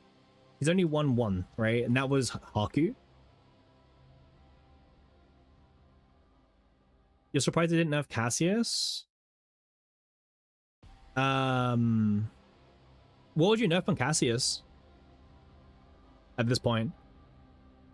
Bro, the Punisher was so stupid. Look at this rift. 200, 200, 199. The only reason why it wasn't all 200 is because there was one person who was using what was it? It was some stupid team. Naja? Yeah, it was Naja. Yeah, it was Naja, yeah. There was one guy who was using Naja, so it just made Cassius not have a 200 dominance. The newest balance patch was literally a Cassius nerf because he's the only unit. Yeah, exactly. Yeah. This was very close to being like pure tier 0 slop. I mean, it pretty much was, to be honest with you. Wait. We need to change this to Rhaegar. Sorry. Yeah, there we go. Yeah. 199 of the teams was Heidi Cass Nia, but one person decided to bring Naja along over Cassius, and completely ruin his 100% dominance in top 100. Yeah, one guy by Naja. I mean, if you go to Asia, Asia is pure dominance. It wasn't global, it happened. Yeah. It just, yeah, there you go. Yeah. Global, but you also have to remember that global has low scores compared to Asia, by the way. So Asia's top 100 is more like, it's more accurate of the actual meta compared to like global, because global is a bit more freer, to be honest. I mean, you can actually check as well.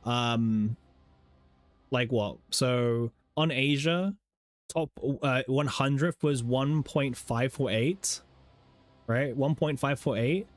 On global, it was 1.484. Like, yeah, like global is like significantly easier in comparison.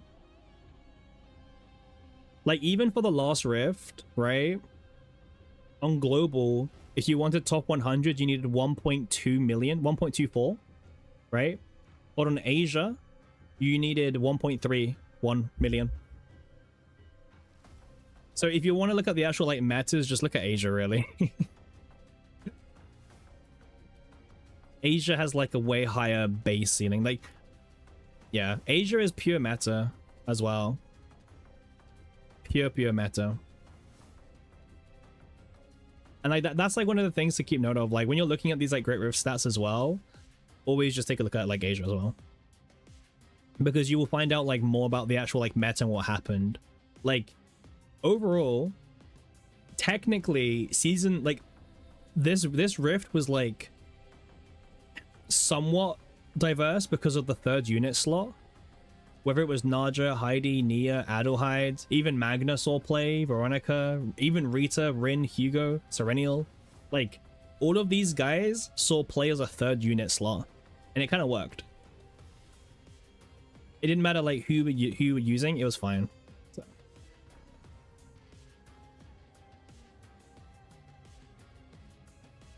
Last slot didn't actually matter? Yeah, exactly. It didn't. Yeah, I mean, in Asia, I think the Heidi comp did win. Yeah, Heidi comp got first and second, but for us, it was Naja who got first and second. Very handsome guy in second place, by the way. Very, very handsome individual, if I do say so myself. But yeah, Naja was good for us. Naja just got higher. Me? Oh, that's me, Sonic? Oh, I didn't even realize. Damn. I mean, you pointed it out, yeah, I guess so. Oof. Literally didn't even realize Sonic. I was just like, wow, that's a really cool individual in second place specifically.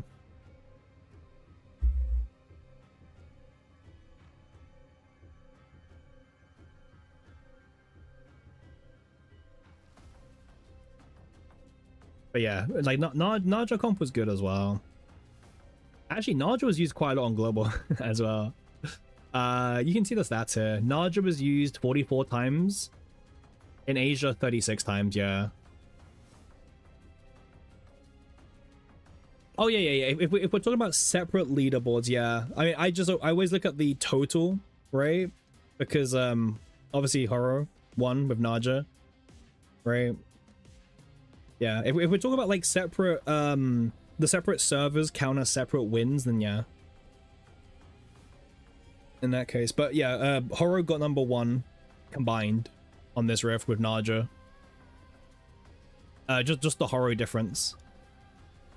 Like, look at that, by the way. I got second place on global, all the way chucked down to 11th place.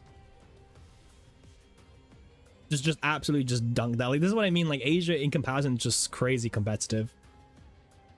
There's only 3 global players in the combined top 20. He's an outlier, you don't count his score? Ah, okay. You just pretend like he doesn't exist then? Hardcore LARPer? Who? Who's the hardcore LARPer? The game to flex? Yeah, they do. Yeah. Yeah, they do.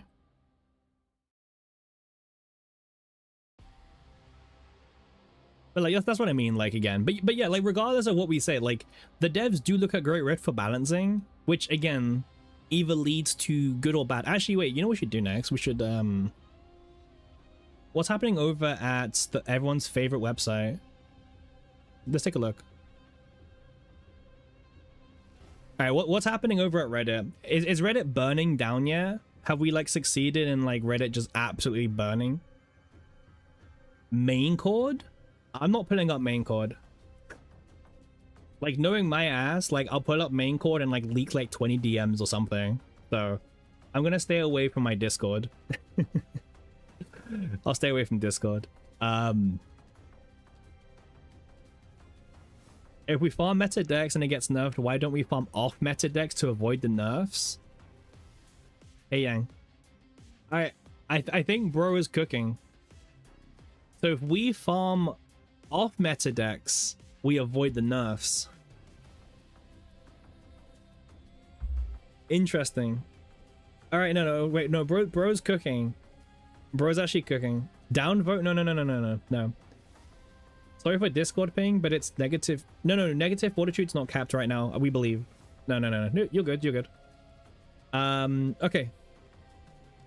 So, where's the initial post?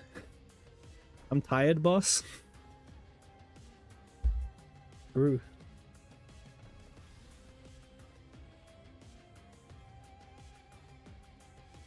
Good movie, by the way. You for real? You are him? Okay. You are him. I'll be honest, I don't understand this language. But I see nerf. So I know what it's talking about. Okay. But yeah, other than that, yeah, it's not my question. You're tired, boss? Yeah. All right, where's the balance patch? It's time to throw away all the season 3 decks. Is there anyone that actually has like a crazy tag? I'll be honest, if you want to read Reddit, you gotta go all the way to the bottom. That's where the real posts are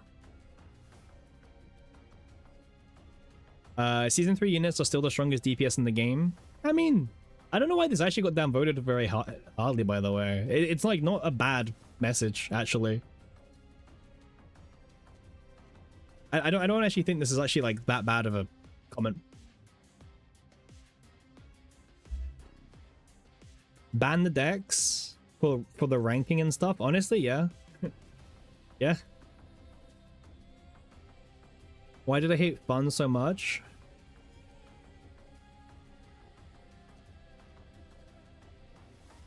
Scummy devs nerfing things again.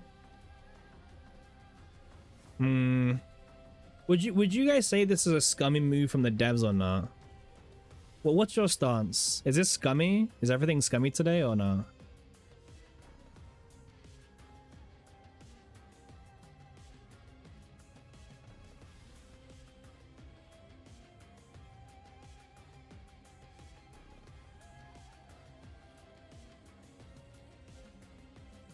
Yeah, nah, it was. Yeah, nah. Oh my god. You guys gotta make up your mind. You guys are like all over the place right now. They said no character nerfs, and no. You don't know if it's scummy. It's shit they have to do because they didn't test enough. Yeah, I don't know. I think it's lose-lose. The way they handled it was poor. They should have made it clear things were getting nerfed before off-season. I agree with you. They should have communicated better. I think if they would have come out openly and said that they were going to be doing this instead of just like dropping it, I think it would have been received a bit better, personally. I think the way they went out about this was just wrong, personally. Because like we just woke up today and like I got sent this link by someone, and you know, like out of the blue at like, you know, like 10 o'clock, right? And it's like, oh well, wasn't expecting to read this today.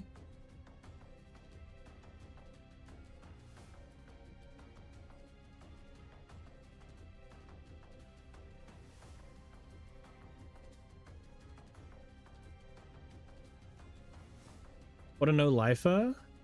Oh, well, the person who sent me the message? Yeah, I know, right? I wonder who that was. Absolute no life for who sent me the message. In general, they need to communicate way faster. Yeah, I agree. Yeah. Watch out, guys. Iron more. Beat tower. Yeah. The changes are too... yeah, I think it's just too, like, out the blue. Like, look at this guy. In what situation will you need to have 200 cards in the discard pile? Like, bro just doesn't know, right? Which is fine.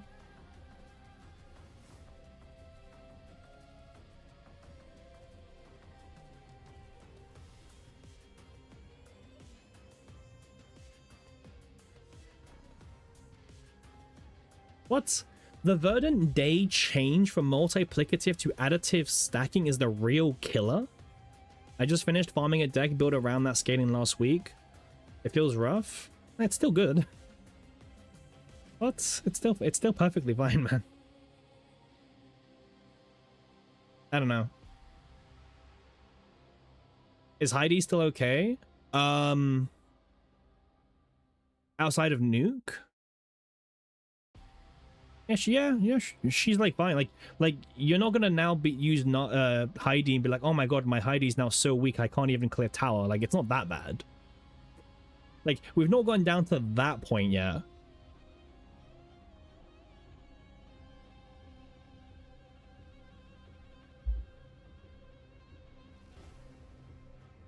You don't ban anyone? It probably should start. Even her nuke should do competitive damage. Doesn't do her mid. Yeah, fine. This game is absolute trash. You spend time building decks and then they nerf them just to sell new characters. Playing the events feels more like a chore than fun. It's boring, repetitive, tedious, and a drag. Plus, the new rewards are ridiculous. You can barely get one character per season. Barely one per season? What's bro doing? What? Bro is scraping one character per season? I guess I'm doing something right, but... Huh?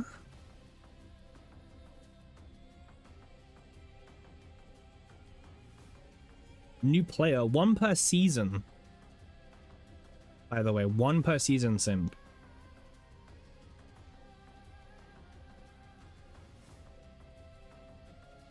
2 on average per year? Yeah. Yeah, but I get everyone. That's the difference, Snuff. I'm not saying that, oh, why are free plays not getting everyone?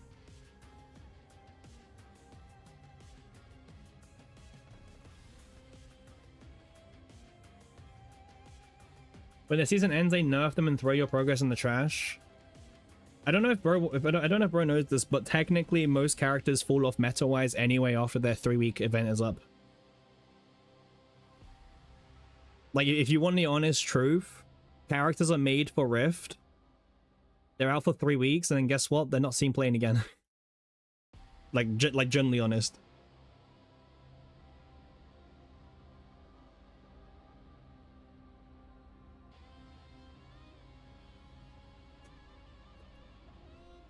He will notice the patterns. I don't think he's gonna notice the patterns, simp, because it's a waste of time. This piece of junk will never see a single cent of my money. I don't think bro's sticking around.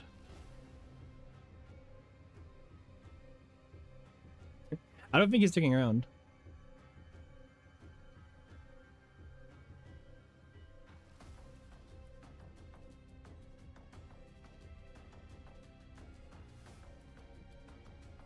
Season 1, ironically, Serennial's still potential. Yeah, but see, I'm talking about like actual meta, like the only meta content's Rift. You know what I mean? Like Serenial hasn't been relevant for a long time. She's all like what, one top 100 last Rift with global.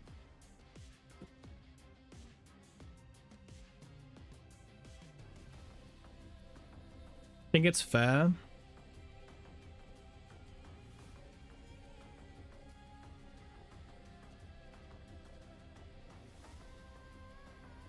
I actually agree with this, man. Like, they think the morale result. Honestly, the morale cap change is probably one of the changes I'm actually like fine with. I don't have any ill intent about the morale cap changes. If anything, like the card and deck nerfs, like kind of. I mean, I get them, but they probably hurt people more than the morale nerf.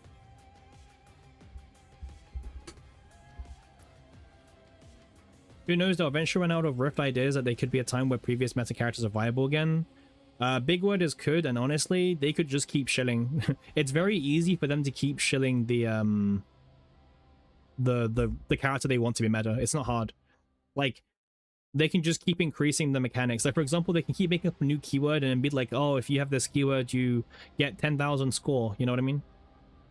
Morale cap should be in 20 or 25. I think 25 is too high. 15's fine. Like, what's wrong with 15? Double morale supporters were just, like, boring to begin with. Like, sorry you can't use Dreamworld, or sorry you can't use Cassius plus. Like, does anyone actually realize, like, how much morale the average Cassius actually stacks? Because it's not 2025.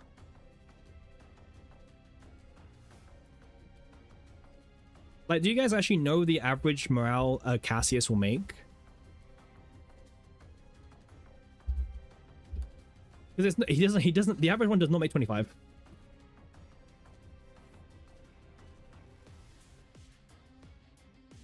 Part of this whole nerf is to stop, like, morale slop teams being formed, like double morale teams. So now you're having to, like, think outside the box a bit more. Your stacks 15 with potential? Yeah. That sounds about right. If you change the number of dice tricks you have over devil dices, you can squeeze, like, a bit more, obviously. But overall, like, the 15 morale is kind of, like, in a sweet spot for Cassius to still, like, do everything.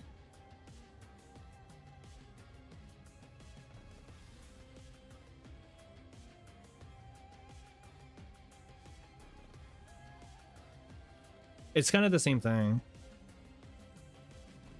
The average morale from Cass is 6 plus 3 plus 3. Yeah, exactly, yeah.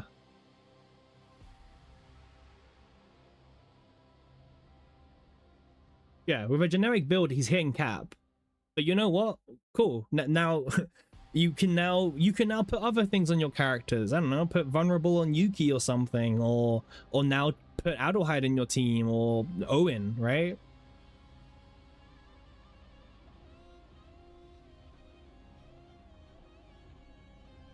Yeah, and like,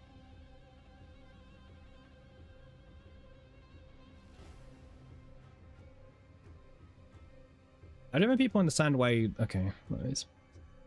Your problem is not low or high cap number. You think it's just lazy balancing. That's fair. I mean, that's fair. I'm not arguing about lazy balancing. You know what gives a lot of morale to Dreamworld? Yeah, I mean, Dreamworld was a silly card. Like, if they didn't do the morale changes, Dreamworld would be banned until the end of time, unironically. How's Tressa? Still as useless as ever.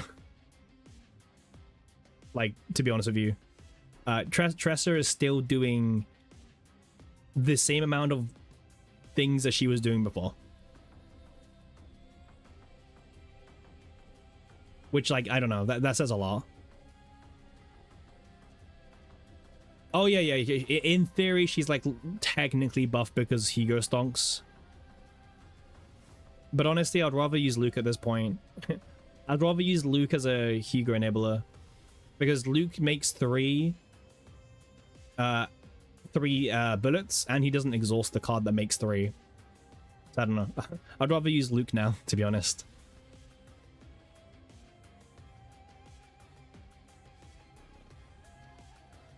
Yeah, she ramps Agony faster now. Yeah, you can reach your 20 stack even faster, I guess. Yeah. Yeah.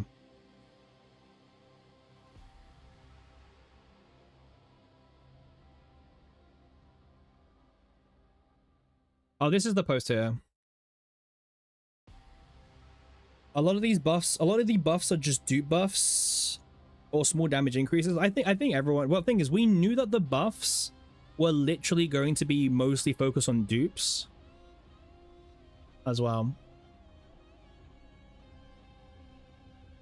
Luke might be an interesting create 3, draw 1 for 0. Yeah, exactly, Snuff. Yeah. It should be 50 morale, FCZN. Sure. Yeah. I would like to see you try build the 1 million morale deck, yeah. Season 4 mechanics are very niche. It doesn't really go well with Tenebria, Heidi, Luke, Renoa, etc. It doesn't, but we also don't have any. We're still missing 5 of the cards. We still don't have the seasonal equipments either. We don't know how powerful or how not they will be. Things maybe could be hinting towards maybe a new accessory for supporters, maybe with the Clover nerf. We'll see. So we just don't know yet. We don't have like the full clarity still. Everyone's upset about Toolbox, by the way. Toolbox going from 3 action count down to 1 is kind of sad, really. It's a bit sad. Malin, it should have been me. Well, yeah, I mean, if you would have told me that Olea would be the very first 5-star to get nerfed in the game, I probably wouldn't have believed you. I probably wouldn't have believed you at all. I'll just be honest with you. Yeah, I wasn't expecting Olea to be the very first 5-star to get nerfed, but here we are.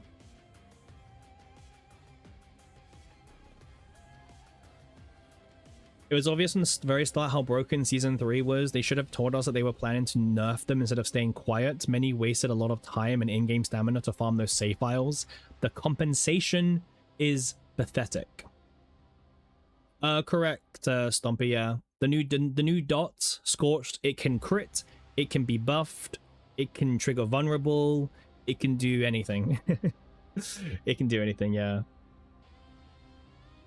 However, we could still see a morale stacker, but indirectly, right? You could still see like a card that imagine a new buff which increases the dots dot damage taken of the enemy or something crazy. You know what I mean? They could do very specific things if they want to.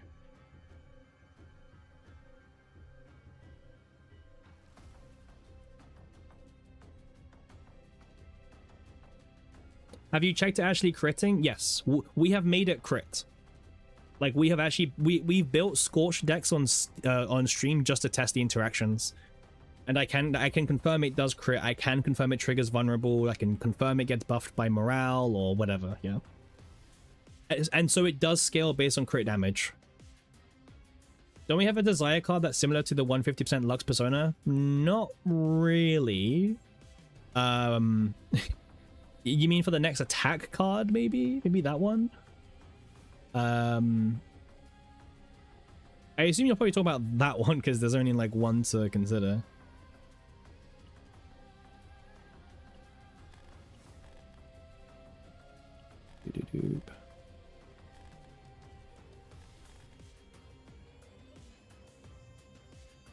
Are you talking about this one? I'm guessing you're talking about Knowledge Addiction. Can I confirm if there's a hard cap on 10 for the whole turn, or if it's only 10 stacks at a time that decrease by 1 for each? It's a hard cap of 10 that can exist at a single time was what we found. You think Sever Ties? Oh, bro, I don't know if you know, but Sever Ties is it's only for the holder. So it's only for the unit who uses it. It's not, so you can't put this on like Vanguard and buff everyone. It's only for the person holding it.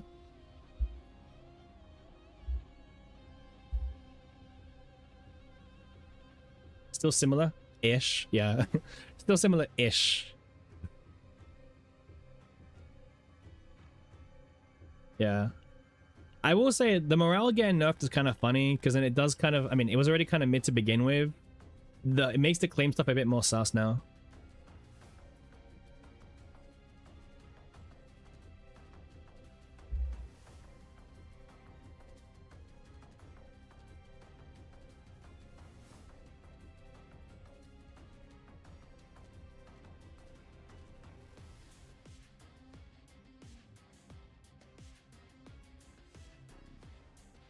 Dream Worlds? Well, it's like free Dream World that like generates into your hand automatically, but yeah, I mean, it costs a lot of AP to use.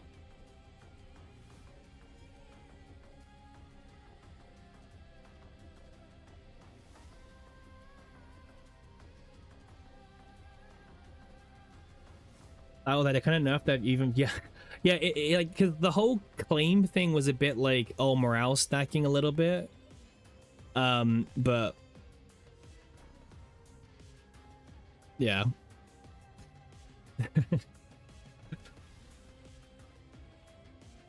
The type of card, you're realizing that it could be because the new season 4 unit can use that 3 cost, claim in a Rita kind of way, right? Exhausting it or something. So their goal was to remove the power from controllers and make sub DPS more viable, maybe. But just, yeah.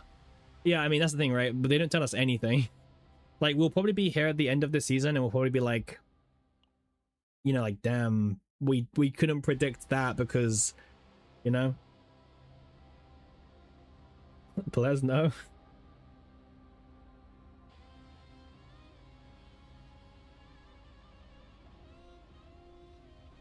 Yeah, I mean, it's hard to say because we don't really know like how anything's going to turn out. We don't know what the devs like design philosophy for the season's going to be.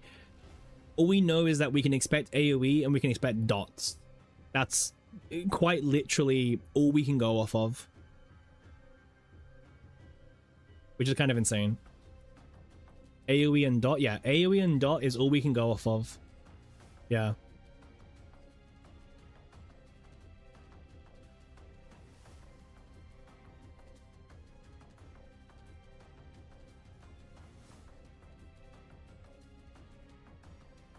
At least now you have a lot more free time. True. Yeah. See, I'm now determined to see how strong I can make Order of Dominance work. You want to kill the hype for season? No hype was killed. I'm still trying to see how strong I can make Order of Dominance. This is the card we'll be testing. How strong can we make this hit? You gotta have some faith. We were made to expect AoE for season 2 because of multi-target Great Rift teaser and stuff. I don't know what I thought anyways initially. Some delusions? No. You need to like you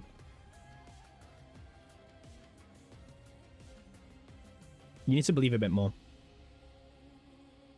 It's not my fault you're just a hater. Like, you'll be kneeling before me as I prove you wrong with my Order of Dominance and the damage dealt, right?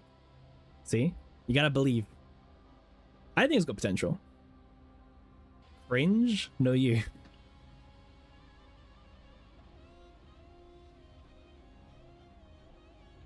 You might crit before season 4? What? Wait, hacks.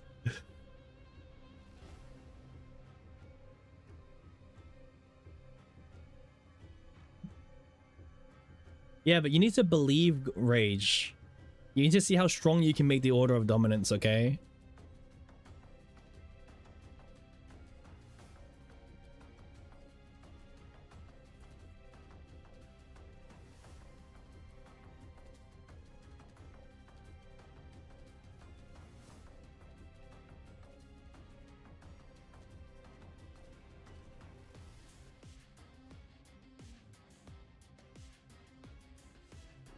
I don't think you'll quit, hacks. Come on. Like, what is that to quit? Like, season 4 could be the best season ever, right? Think about it. Why would you leave this game now? Now, if you say it's because you're not having fun, then you know what? Yeah, I can't really fault that, but the little wolf can become the scary stuff. Exactly, now we're talking. See, we've got some believers.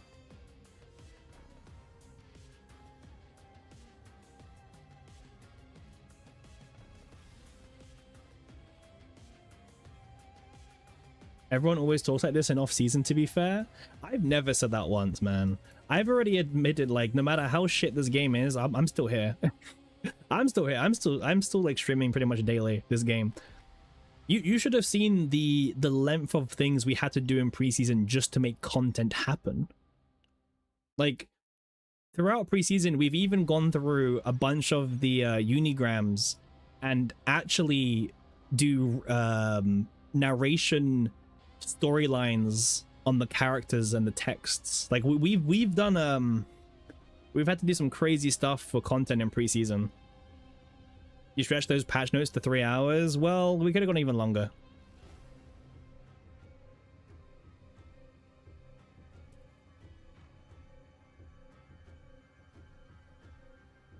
We could have gone even longer. You never said that? Oh, yeah, yeah.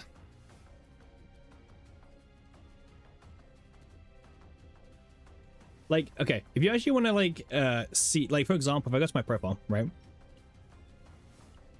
I mean, I didn't really play that much seasonal, right? You can see 106 with Heidi, 35 with Adol, 25 with Thingy.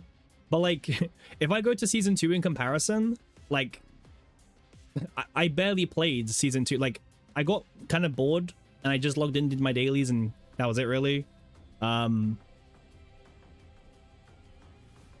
You know, like, I don't know. I feel like this game is quite chill in the sense that, like, if you do get a bit bored, just, you know, stop playing for a bit, right? Season 2 was so boring. I don't think you're wrong. Whose account is this? What do you mean? What do you mean whose account is this?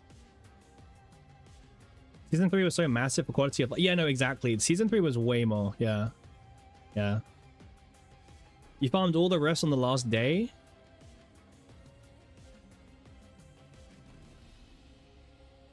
I cleared 2 achievement? What do you mean? I mean, I didn't. You didn't finish it. I mean, I was way too bored of the game. Like, I wasn't gonna force myself to clear the achievements. That's what you mean. Like, I don't know. I was like way too bored at this point.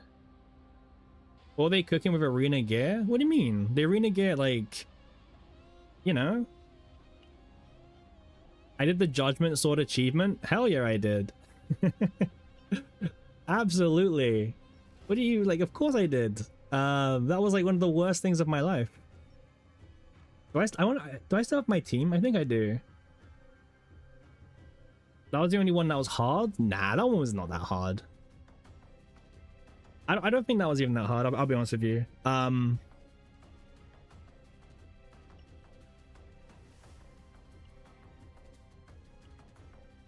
There was only one good gear piece. Oh, I agree with you. I agree with you on that one. They might cook the arena gear next. Who knows?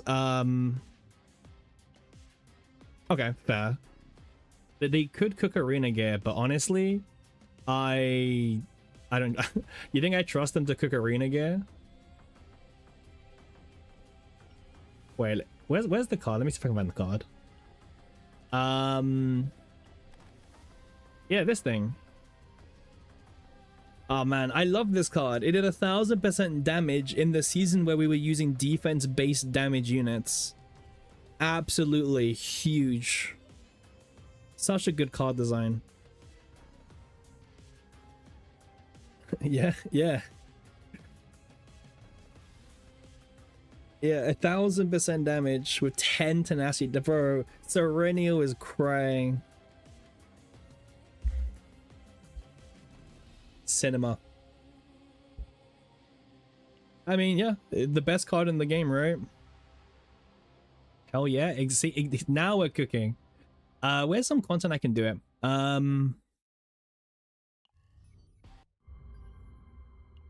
Wait, let's go here. Okay, I don't even remember what my team was. I didn't have it saved. Okay, so I think I did Naja 9. And I think Beryl. I think this was my team. I think this was the team. Yeah, here we go. All right, now we're talking. Yeah. Nice. Perfect. All right, so thank you, man. See you around, Sonic. All right, now we're talking, okay? This is peak.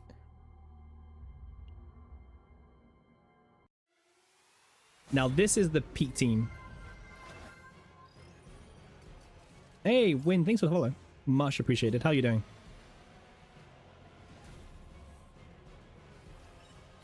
Wait, auto. Wait, auto. Wait. No. I wasn't ready for auto. Okay, no worries. Okay, let's go back in.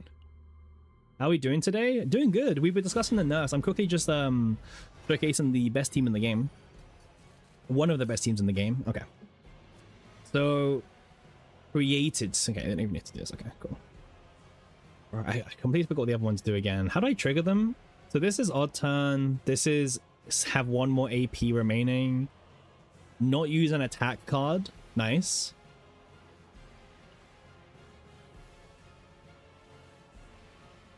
Wait, am I using the wrong team? 1, 2. I think I got the wrong Naja. I think I've got the wrong Naja. This Naja clashes with this, so I don't think this is the right Naja. I'm missing the shield, right?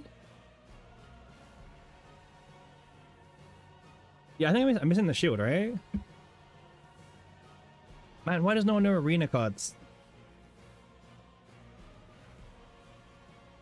Missing 2, yeah, I got the wrong Naja deck. Yeah, Naja's wrong, Naja's wrong. Okay. Naja was completely wrong. Ah, there's my shield. There's my shield. Okay.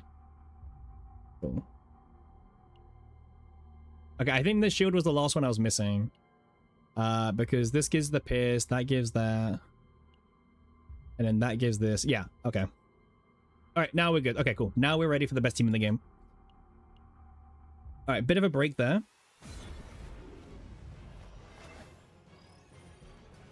Okay. Okay. So we need to block all the damage, okay? That's the first thing we need to do.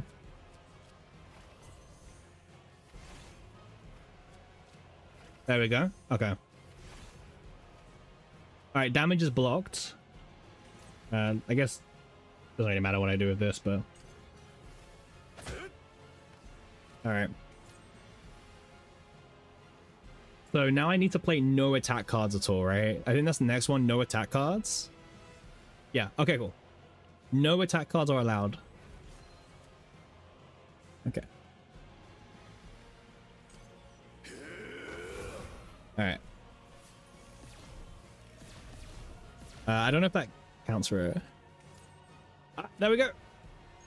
Absolutely huge, by the way. 1,000 damage. If that's not amazing payoff, I don't know what is. This is so ass.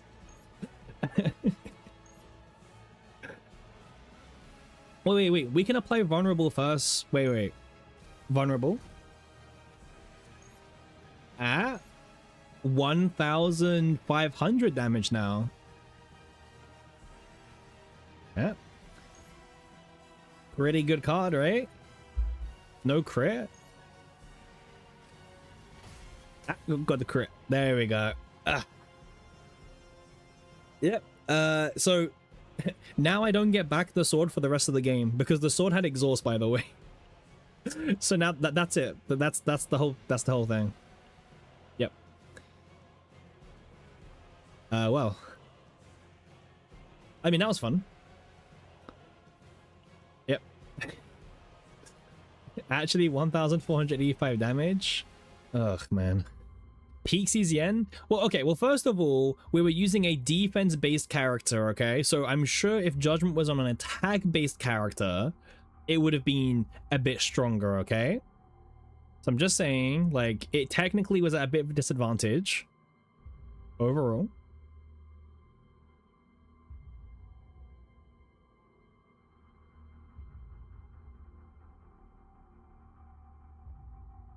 Uh-huh. Let's see how strong Persona cards are.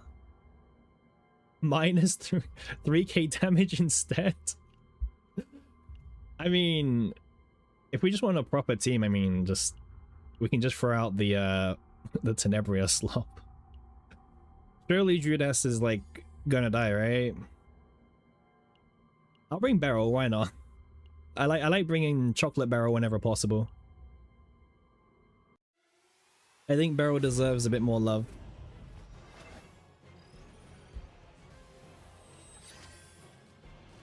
All right, yeah, I forgot I get this buff. Sure.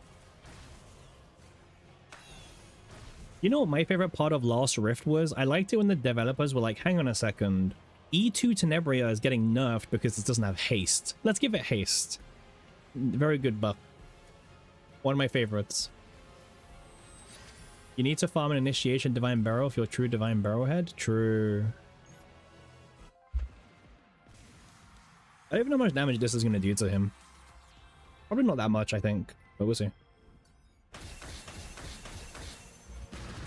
Yeah, not that much. Ooh, what's his hand? This sounds like horrible. Where's my 0 cost? There we go.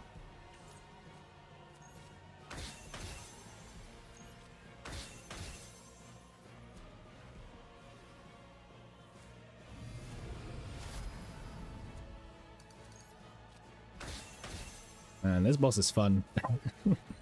This boss is hella fun.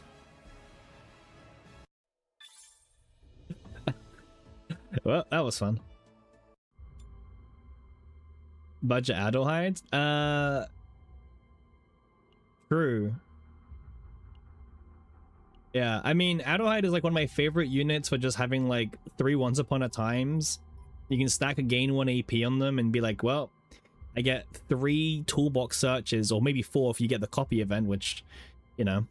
RIP Persona card, by the way. This thing is now plus 50%. No, it's even worse than that. It's like, what, 5%? It's like, by itself, it's now, what, 25%?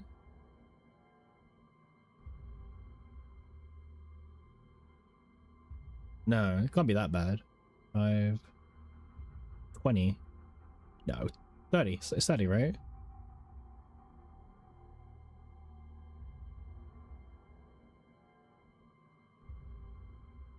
Oh, it actually is that bad. Wait.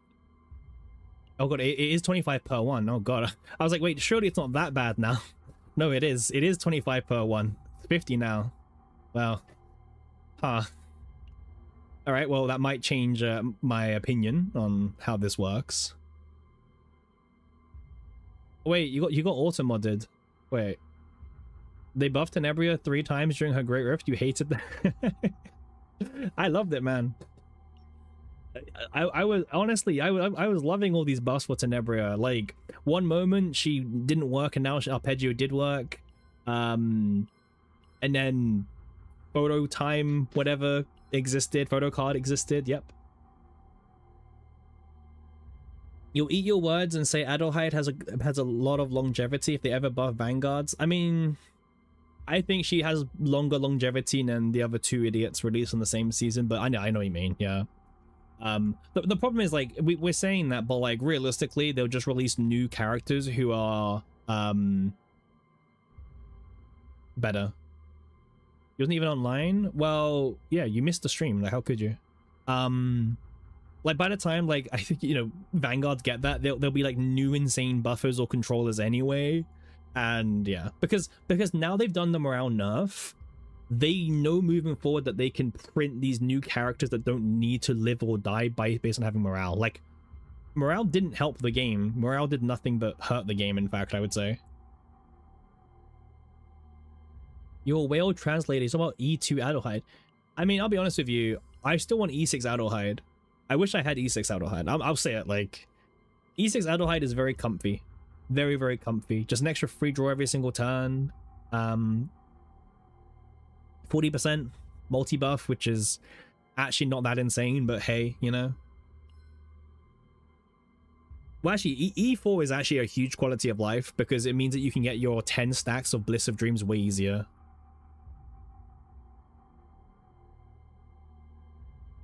Yeah. I don't think she will get like any buffs for her to be relevant before we get another character which is just better for than her. But she's actually very happy with these nerfs. She's in a very happy position thanks to truth behind the story. So honestly, Adelheid stonks to the moon, I would say. Absolutely, Adelheid stonks to the moon.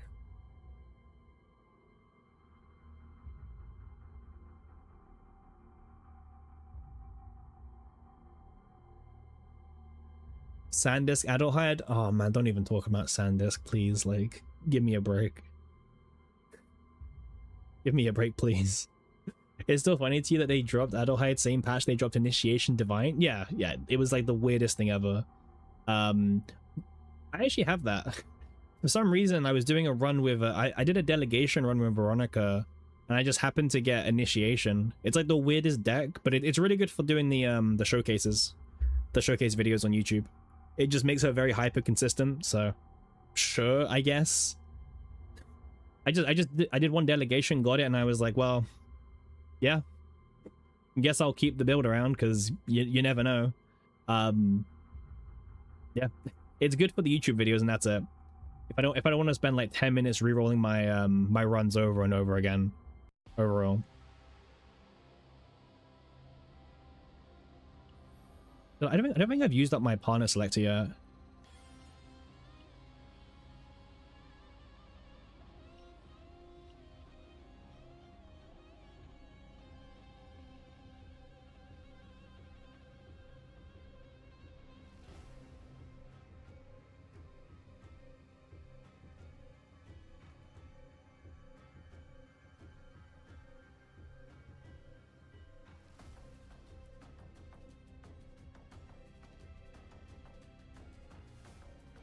She's not bad. You play her a lot personally. You just don't see what you see. What, Adelheid? I mean, I thought she was always been like okay. She was just worse than like the morale buffers previously. Like I wasn't using her really in any team, because it's hard to use her when honestly I was using morale. Mika and Cassius as my general just team because Mika triggers Clover and yeah everything like that, right? So I kind of like benched Adelheid really for quite a long time, but I'm saying like post morale changes she just is a bit more viable than what she was before, just through like sheer factor of morale being capped. But like it doesn't change Cassius, right? Cassius is still as strong as what he was. I mean, sure, the cap is now a thing, but if Cassius solo gives you enough morale to max out now, he's done his job.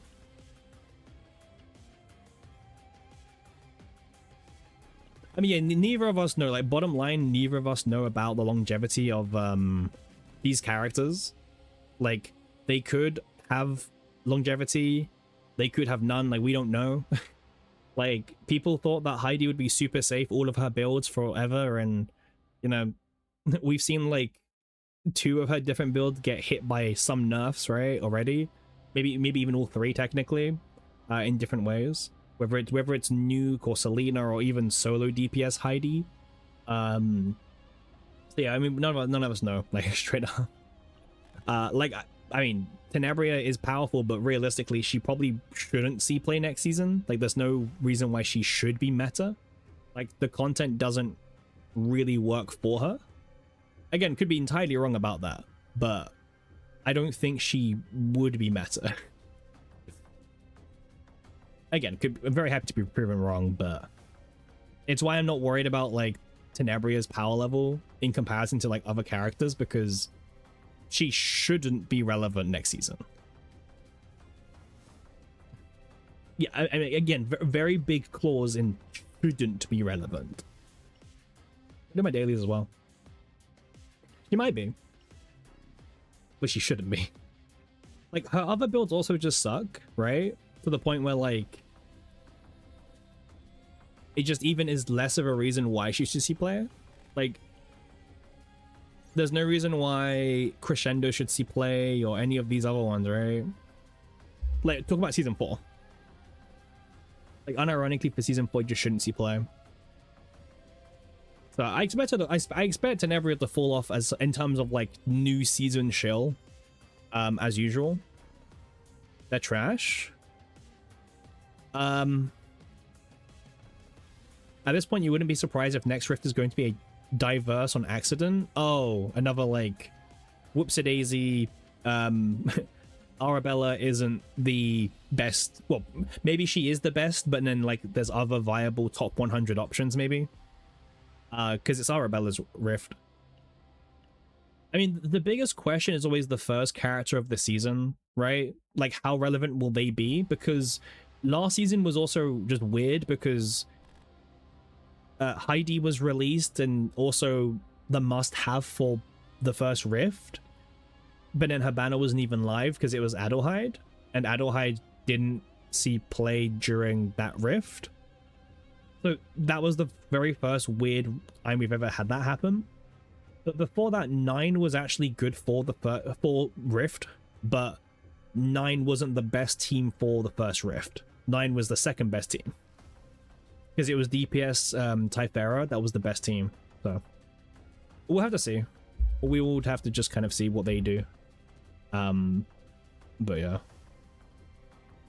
Oh, you can auto-mod it again. Like, no, you got auto-modded for they. Like, just the word they got you blocked. No idea why. It could be like an Adelheid Rift where they shield the preseason character instead of banner. Yeah, it could be. Cien's hating the nerf. Do you have a link for that, Simp? If you have a link to Cien's reaction, I'll put it up.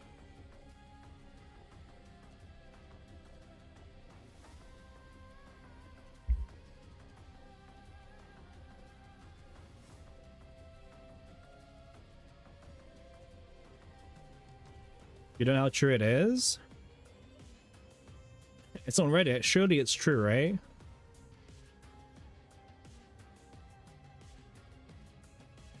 Oh, it's probably like...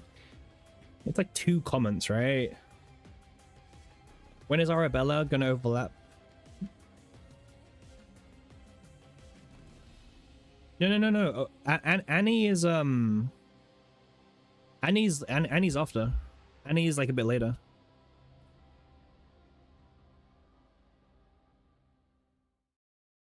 Because anniversary is October. It's like October 22.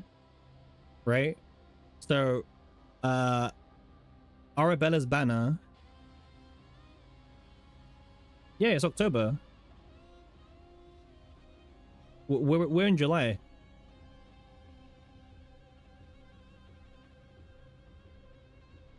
Arabella's the second character. Like, Arabella's banner begins in August. It should be August 19th is her banner.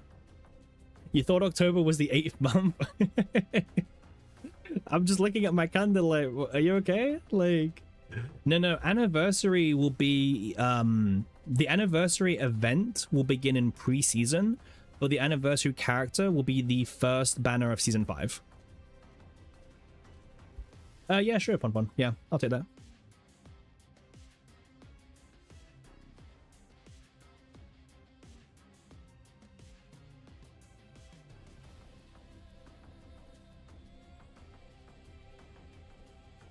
Thank you.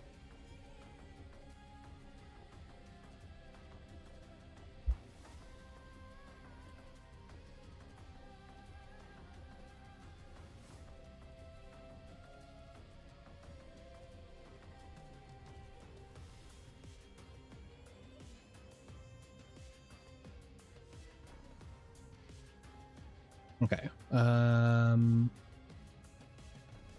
Oh god, the way they lay out their post. I do have a Bilibili account. I could log in actually.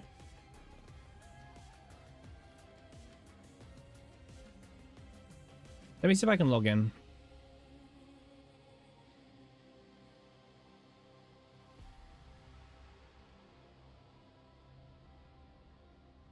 I won't show my screen because I have to log in with my phone number and I'd much rather not leak that, so...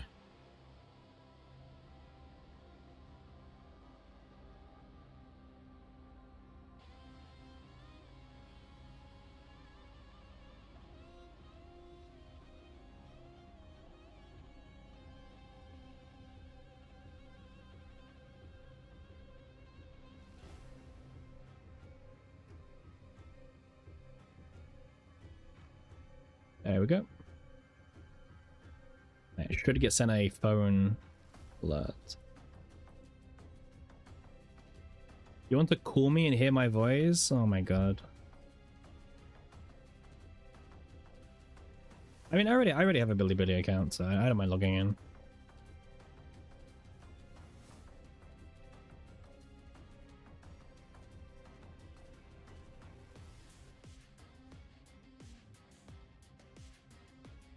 I also have WeChat as well, so I can use WeChat as well at the same time. I think WeChat's actually better to use, so I'll use WeChat.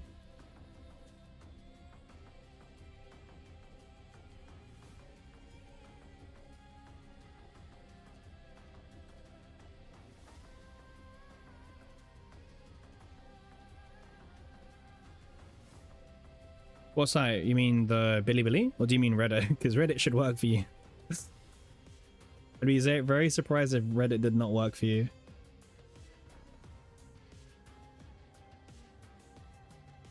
Okay.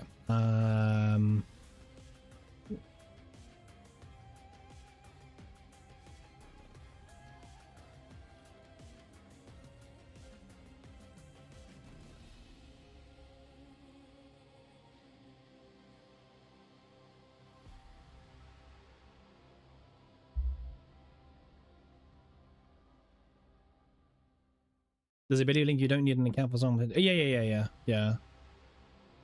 Ah, that's what you're talking about. Gotcha. It's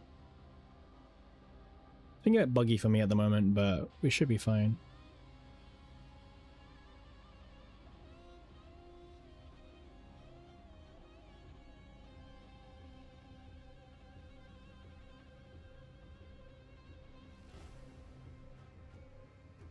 Give me 2 seconds.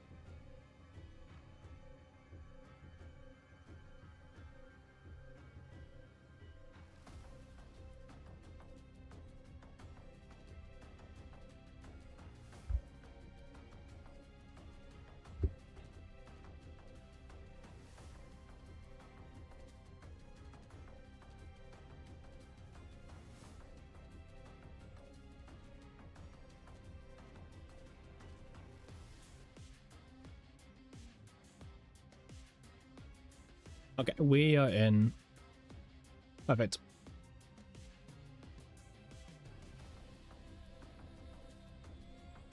Damn, Simpy stalking. I don't know, I'm surprised at this point, to be fair. Alright, cool. Let's go through the comments.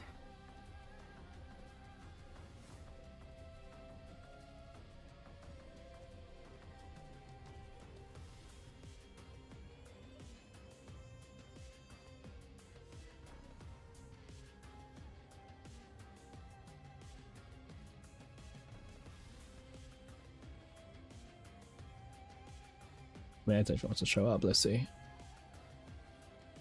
Here we go.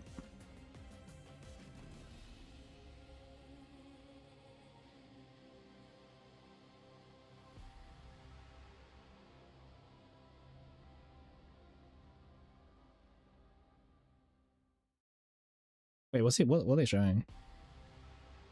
Maxed out Heidi. Seems like a normal account to me.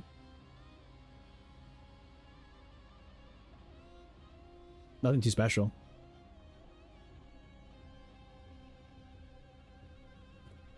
Yeah, I'm guessing he's upset for the Heidi nerf. Invested in E6 Heidi. Wants the refund. Yeah, open refund. Yeah. 5-star characters are being nerfed. But no, oh, they want a character selector to make up for Orlea being nerfed. I mean, it's not a bad thing to like question, like, oh, can we do this? You know what I mean? Well, I mean, you can take it and you can translate it, but it's an image as well, which doesn't help.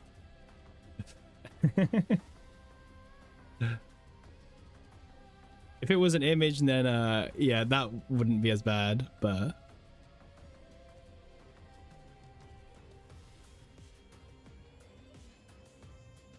I'm not doing it. Like, it's way too long. It's way too long.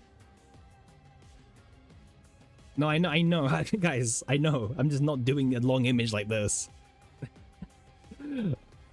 If it was like way smaller than I would, but I'm not doing like a long image like that.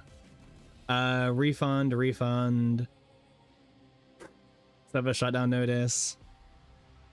Fixed a bug where some players were still playing. Do you guys think the game can live to see the first anniversary? I mean, it's like very typical Doom posting thread, right?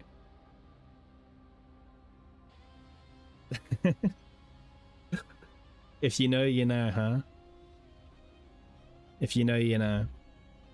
Yeah. Yeah, I knew you'd get the reference. Yeah. This is on Dreamworld, by the way. It's Dreamworld, yeah. They put the art over Dreamworld. Yeah. Deepest condolences. Yeah.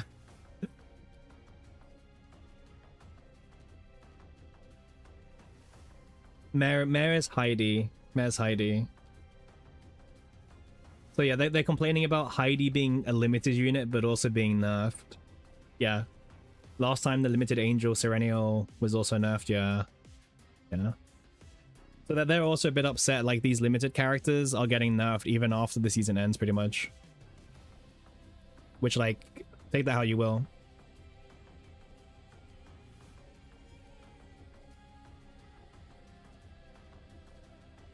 Yeah.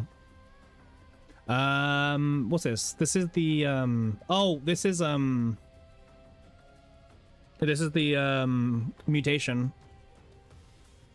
Yeah, I mean, I think the mutation changes were fine. I don't have like any complaints about mutation changes personally. The power creep's too strong even by CN standards. Yeah, again, open refund, right?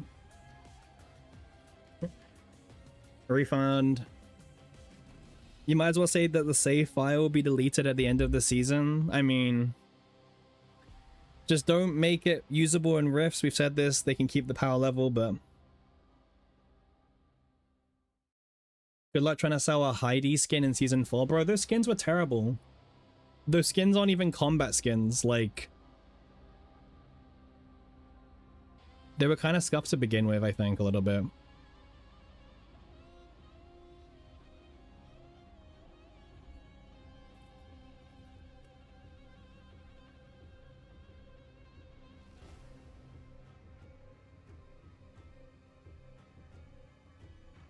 All that PR for nothing? I know, right? Like, the skins were terrible to begin with, but now there's even less value for it. Open refunds. Fixed a bug where some players were still playing. The game's been running for less than 2 months, and since players started spending money on gacha pulls, and now they've already nerfed the cards and the mechanics. Yeah. I mean, it obviously doesn't leave a good, taste, you know what I mean? Like, to see all these nerfs happen and everything, it's not like the biggest thing people enjoy, but yeah, they complained there were too many players. Yeah. Korean drama 2.0. Well, I mean, I'll be honest with you, like, this is like kind of typical Bilibili. Like, it's not that abnormal, I would say, overall. Like, all of this, it is kind of what I expect to see from it. So I think this will be not to make them enough to revert the change. No, they don't need to revert the changes. No, the actual principle of like what they're doing is good. They don't need to revert it. There's just certain things which people are more mad about than others, you know? They don't need to revert them. No. Do you know like how bad it is for a dev team to like revert changes? It's Reddit and Mandarin. Yeah, it's just Reddit, man. Like, it's a place where like it manifests negativity and drama. So it all just becomes like one big pool of also negativity and drama.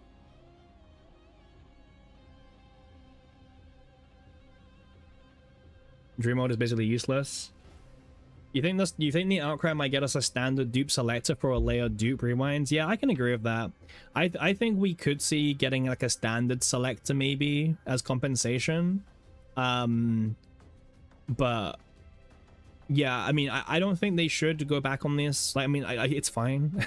Like, it's annoying because they put themselves in the situation because they want to allow all data from all seasons to be used. But yeah, like you know, they've pretty much done this to themselves, basically. Dream mode with the cap is really bad.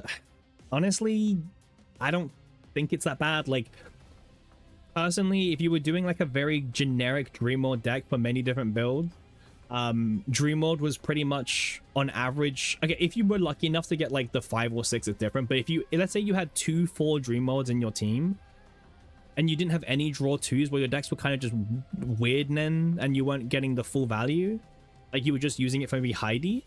But if you were building a dream mode team and you were trying to make it work with pretty much any DPS, you would also want draw 2 on your dream mods, or even sometimes even 1 AP. So like at worst case scenario for those builds that were like well built, you know, you maybe lose 4 morale, maybe a bit less depending on the numbers, because it goes up in multiples of 4. So maybe you were getting 16 to 20 morale in those builds. If you were getting 24, then obviously that sucks a bit more because, you know, the gap is bigger now. But you can now convert some of that into draw, right? So you have a hyper consistent dream mode team, which you have a full hand size at the start of every single turn now. Like, yeah. So there's like pros and cons, I would say, for all of it. You can definitely adapt dream mode to still be like dream modding, right? Dream mod's not gonna like break the meta or anything like that at all because of the morale cap, but that's good. That's good. The dream mode decks need to reinvent themselves, which I think is perfectly fine. I don't think it's a tall order to have to ask that, you know. Yeah, I don't think it's that crazy of a thing to have to be like, oh, yeah. Great revision.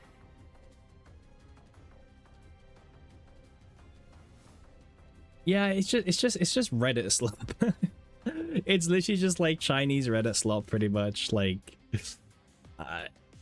I can see very similar comments on Reddit, except I would say Billy's a bit more harsher and a bit more direct, you know, with like how they respond. Like that's what I would say. Like, Billy is a bit more direct in how they say things and how far they go. Especially being passionate fans. So yeah. Again, take it how you will, right? Take it how you will, for sure. But yeah, I don't know. Overall, it's pretty much the same kind of slop that we were seeing on Reddit earlier, I would say. Nothing too crazy. But yeah, nothing too crazy. But yeah, I mean, interesting to see their opinion on what they think about these changes. I think, you know, I think it's a bit weirder for China, by the way, because obviously China's been out for like literally like what, 2 months roughly, or coming up to 2. So like, seeing a game that has technically been out for 2-ish months in your region do very big nerfs like this, it probably does leave the wrong impression, right? It probably doesn't look good, especially. Like, that's probably what I'll say. Like, it doesn't look good, it doesn't bode well, etc. You think Dream Mode was always overrated because of broken swamp access? It was never even that good, in your opinion? Like, it fell out of favor in Punisher? Yeah, I mean, I think Dream Mode was nowhere near as OP as it ever was, you know, said to be. But it's still good, but like, yeah, it took a lot of farming to make these Dream Mode decks, which frankly, like, they were good. Don't get me wrong, they were definitely good. But could you be better as well? Like the reason why I like playing Dream World decks is because instead of having to like sit there and set up all my supporters and spend 2 minutes playing all my buffs, I can literally just be like, oh, start of turn, oh, there's all my buffs now, carry on. Hey Aries, how you doing, man? Welcome in. We've been recapping all of the all the patch note drama from the game. Don't know if you've kept up to date with what's been going on, but yeah. Starting combatant with like 30 morale is pretty broken. Yeah, it is, yeah. But like the ones that were doing 30 morale had like no draw power in them as well. You did not see the patch and you're not aware of any drama. You know what? Maybe that's a good thing, Aries. Maybe that's a good thing. Sometimes being oblivious is the best thing to do. If CN is reacting this way, the game's kind of cooked. I mean, I'll be honest with you, Dank. Billy always reacts like this. Like you trust me, I've seen like Billy is rarely positive about anything. Like literally nothing for the most part. It's literally like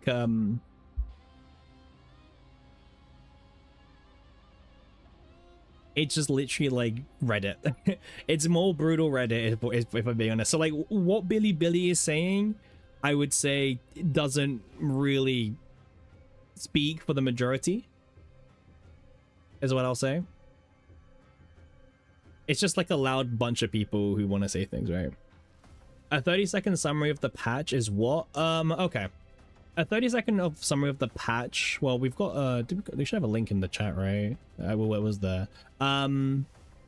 They're changing a bunch of things gameplay wise. So for example, morale is getting capped to only 15 stacks now moving forward. A bunch of, what do you pull up again? If I had the link on hand I would, but no worries, I'll find it.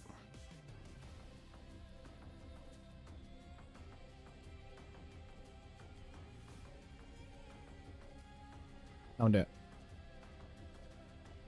I found it. All right, thank you. Okay, so quick summary for Aries exclusively. Morale is getting changed to 15 stacks moving forward. Discard pile is also getting maximized, but this is just to like stop very niche teams. Core of Mutation, you know, that new feature, good quality of life. Now they're reducing the difference between having the max level and then lower levels, so this is good, thumbs up. They're also changing a bunch of dupe buffs, which probably does affect you, Aries, a little bit because everyone is E6 on your account. So basically your units are stronger now a little bit. So congrats for doing nothing and having stronger units. So huge news for the whales. Also a bunch of 4-star buffs, but whatever. Olea is the first 5-star unit to get nerfed in the entire game. She now has a cap of her, like, you know, her stacking build, so now it can only stack 350% instead of infinite, well, is what it was. So this is gonna take a this caps entirely, so now you can only go up to 350 on Olea no matter what. So, and this is no matter what area, so even if you have E6 Olea, you're not going to get extra bonus. Okay, you're still capped at this. They're also nerfing a bunch of equipment in the game as well, but honestly I would say none of this really affects you too much, Aries, besides maybe the toolbox getting changed from 3 action count increase to 1 maybe. And then they're also nerfing a bunch of season 3 decks. So for example, if you have any season 3 personas or a bunch of engravings, they are getting heavily nerfed by around, well, it depends. Some of the engravings are getting nerfed by around 80-ish percent, 83% of their original value. Some of the personas are getting nerfed by around 33% of their original value, or 66, sorry. So it depends. And that's kind of the TLDR. I think we did a pretty good job. That's your like 3-minute summary of the update. Big changes, and we've been talking about what does this mean for the game. Realistically, it's probably good changes. but it's changes which scare people, obviously, because a bunch of their season 3 decks they spent time farming is now nerfed, obviously, which kind of sucks, right? All of this day was better than all the pre-seasons. I mean, there was a lot to talk about today because, again, people are worried, right? You know, are they now going to nerf my decks moving forward in other seasons? That's the big concern people are gonna have, right? Because they've done it now. You're not surprised they overdid it in season 3. People will keep going back to it. I mean, that is exactly why they nerfed Ares, especially because, remember, at the start of season 3, they changed it so now you could use any save data for Great Rift no matter when it was released. So that has kind of prompted them to probably change this, because otherwise we would only be using season 3 data in season 4 content. So realistically, pro doesn't affect you too much. Season 4 is very soon, which means more shilling, etc.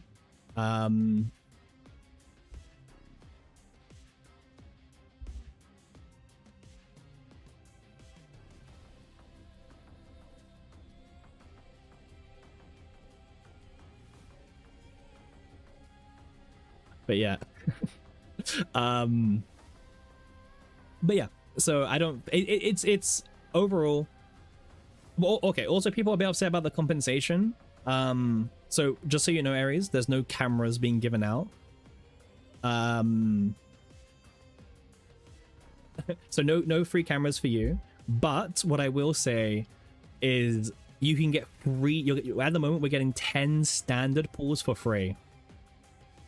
So that's exciting. We're getting 10 standard pools and a bunch of cores, so I'm sure you can use those standard pools for good use.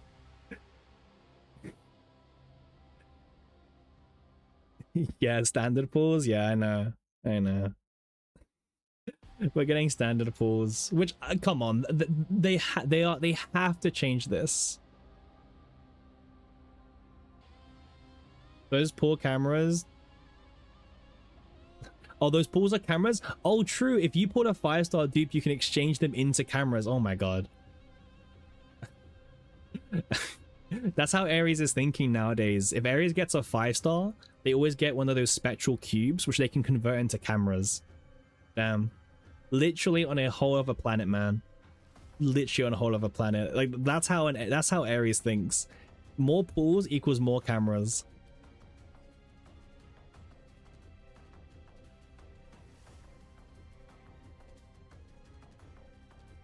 Two whales talking? I'm not a whale. We've been through this. Like, I don't know where this like slander has come about being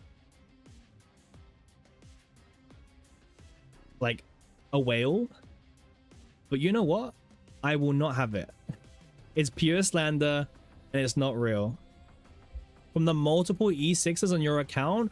What do you mean multiple? What? I have 3. Literally 3. And like most people have E6 Heidi. Oh, they did. Another whale opens box, 30 current counts in the bag. 5. But I don't have 5 E6s. Oh my god. 5 E6s? What? Heidi, right?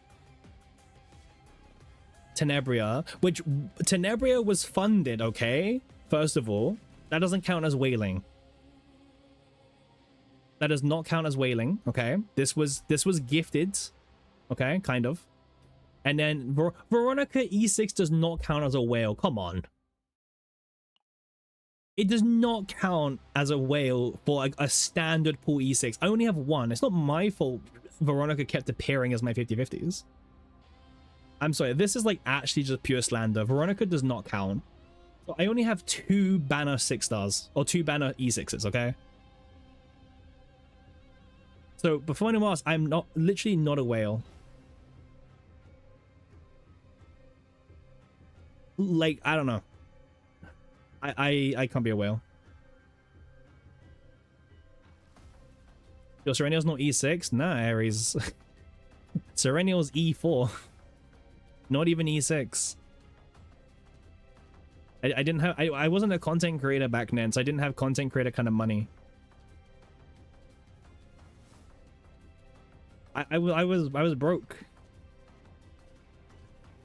I was broke, Aries. Like I didn't have the fake whale. Well, exactly, I'm not a whale. Most of the reason why I have E6 Veronica and E6 Tenebria is literally because of Aries. So technically Aries is a double whale if you think about it like that. Because I'm quite innocent. I did Heidi all by myself, okay? Nope. I did Heidi all by myself, but that was about it.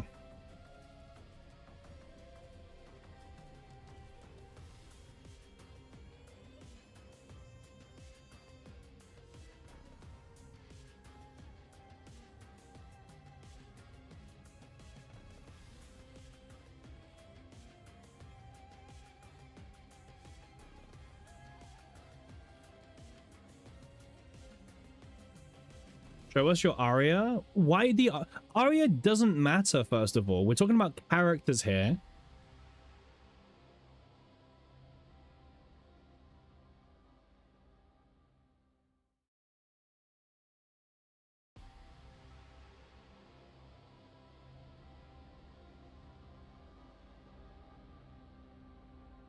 Like, Aria does not count. We've been through this. Partners do not count in this.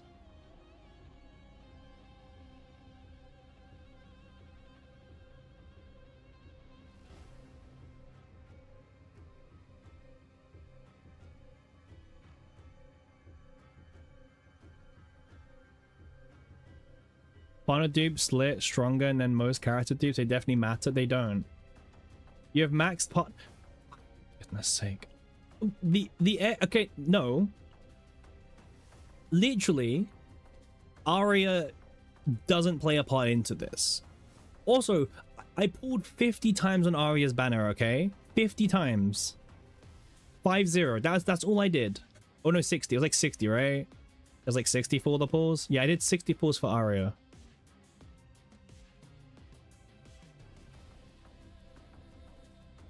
Like, you guys are like blowing it way out of proportion.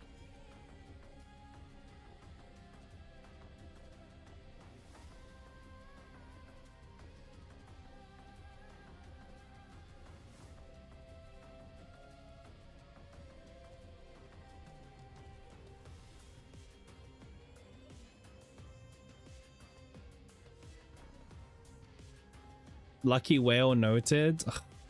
Well, no, we were proving a theory. Okay. We were proving a theory, right? That paid crystals has better RNG.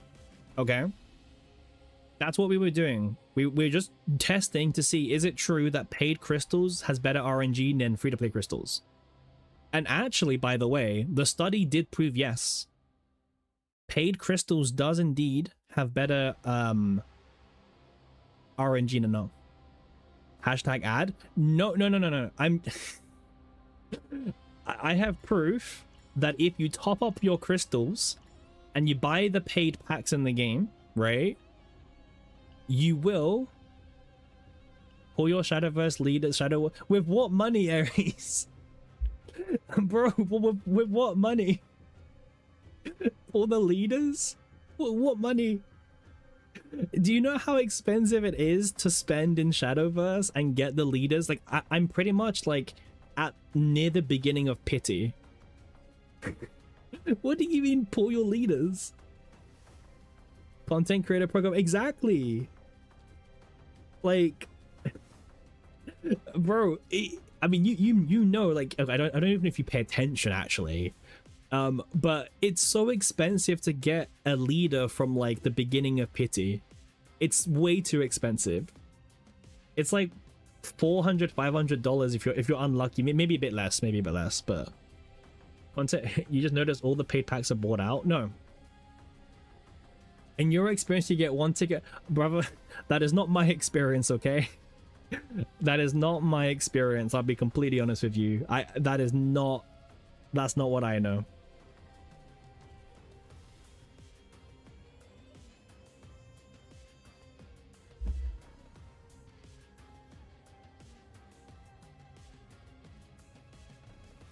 Finally, we found a game where he is cursed.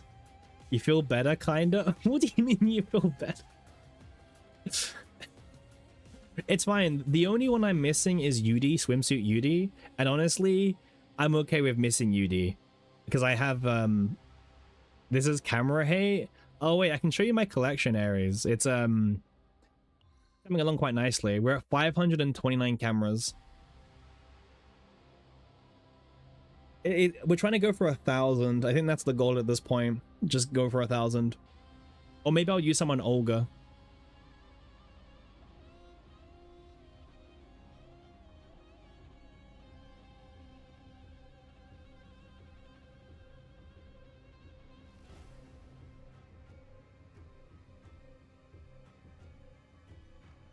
Everyone got the knight who applied round 2?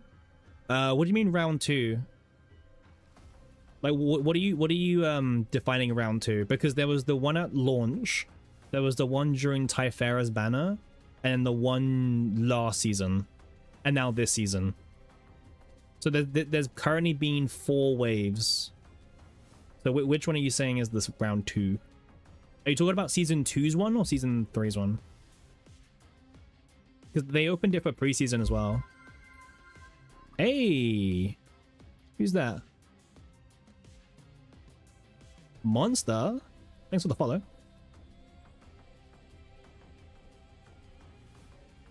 Much appreciated, by the way. Hope you're enjoying the stream.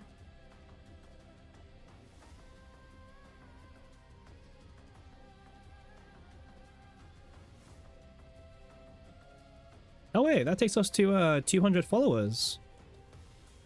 Wait, huge. Thank you. Just noticed. Oh, it didn't do the follower goal thingy because we broke 190 today and it didn't reset the goal back to 200.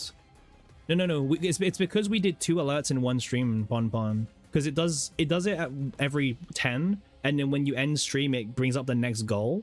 But because we already got 200 in the same stream, it skipped 200. Huge, actually. Thank you. I wish I had more to offer. How's the nerfs? I think they're fine, Monster. I think the actual nerfs are completely fine. I have no problem with them. However, people have the problem with the fact like that, you know, their season 3 decks were hit in the nerfs. I think that's really the thing to summarize. Like, I think the nerfs overall are fine. The morale cap I think is good. Olaya nerfs are a bit questionable. All of the season 3 nerfs are a bit unfortunate, but probably had to happen to make season 4 actually have a chance to shine. You know, time to shine, right? But yeah, I mean, I'm fine with my season 3 decks getting nerfed personally, because I had no intention of using them really, like, ever again, if they were like, you know, sure.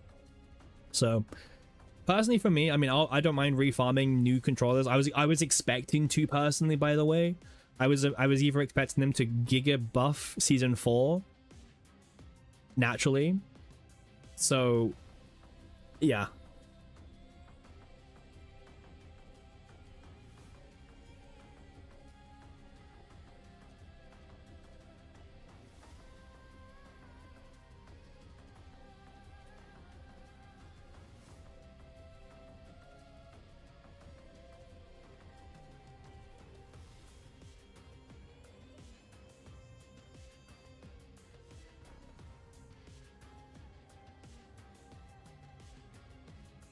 How about them releasing new content on pair with old one? Wild idea. Well, yeah, but I think they want people to spend more time in the new season.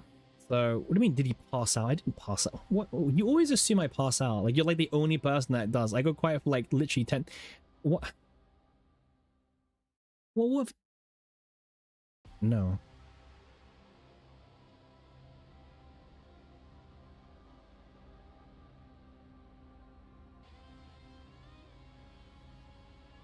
You would love them to do the event again and let us delete our save data for materials? Oh, that event.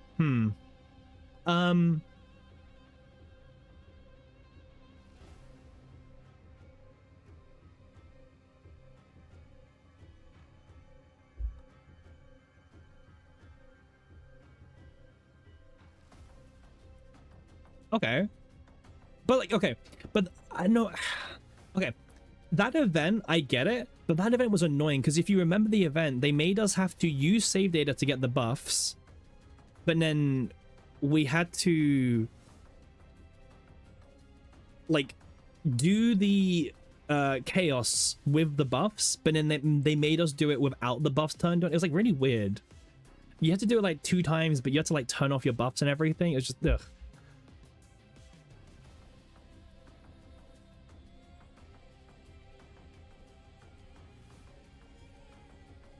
He's KO'd but still yapping. Is this autonomous ultra yap stinked? Clear the event without using the buff? No, but you couldn't. Well, I mean, you had to unlock the buffs to get the crystals, but then to get all of the crystals, you had to then replay the final difficulty with no buffs. It was like really dumb.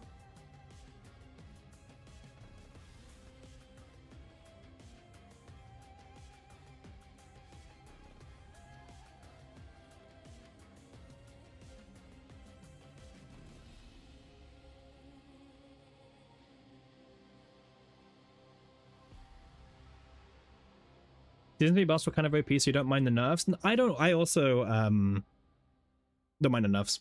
I think the nerfs make a lot of sense and will probably be the correct decision for the overall balancing. However, it just doesn't make much sense. Like, when you think about the fact that they could have just, I mean, here's the thing, they could have easily power crept the season, right? They could have easily made season 4 more powerful than season 3, but then it's like a cycle because then season 5 has to power creep season 4 and season 4 already power crept season 3, and yeah, it was weird. But you still don't have it to delete save data for measly credits. You mean units, right? I mean, yeah, that's true, because right now there's like no reason to keep your old data. Just delete them, really.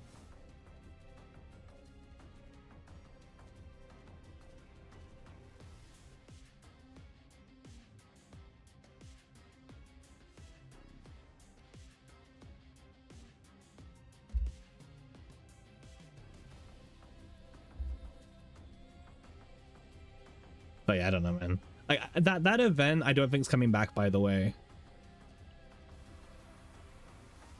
who are you cheating on us with? My like third chat. I'm sorry. Like I'm streaming. Remember, I'm streaming 3 times on 3 different accounts.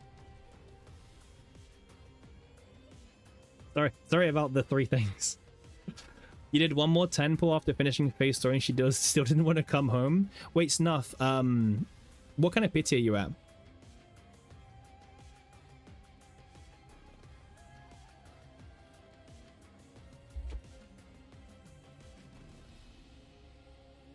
Are we not enough? No. You liked her story? Predictable but nice. Well, yeah, but I wasn't asking that. I was asking how many pools are you at? 30 remaining? How many pools do you have? Wait. So how many pools do you need to get her, / how many pools do you have? That's the real question.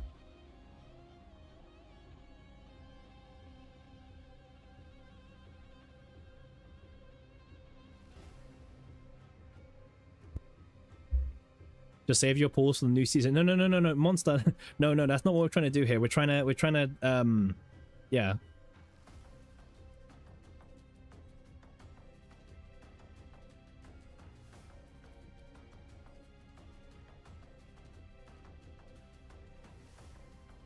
We're trying to, monster. I don't want to. Like, we're trying to get them to spend. Hey, Gaffy, what do you think about the discard persona now? Which one, Ty? Are you talking about the one that you discarded and then you gained a big buff? Is that one? This one? This one here? You have 153 pulls? Wait, why are you complaining? Go pull your Fae. Go get her. Yuki build got nerfed with this morale ceiling. You're glad you didn't put out on your Tenebria now? So wait, what's the change? Is this getting nerfed to 20% per one now?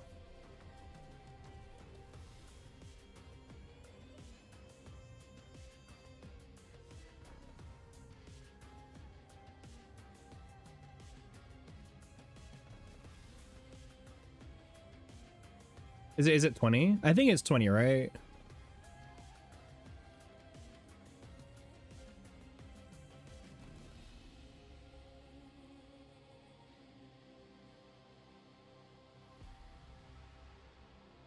It's wait, 15?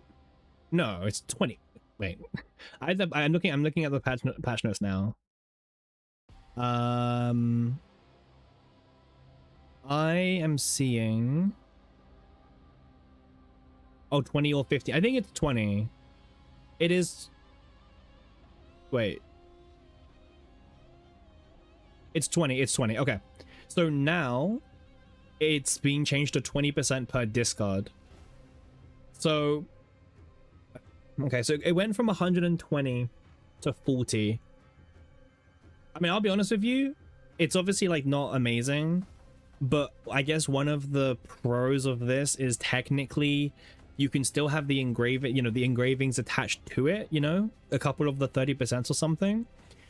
And also it technically, this means that you can trigger Prelude, right? Because now Prelude can be triggered based on just, you know, through this one card. So I guess that's what I would say.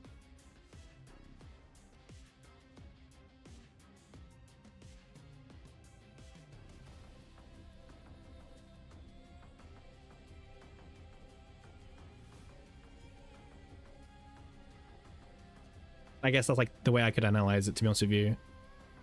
You don't use that set? Oh, okay. Well then, you don't use the set. Well, that kind of throws a bit of a wrench in the plans a little bit.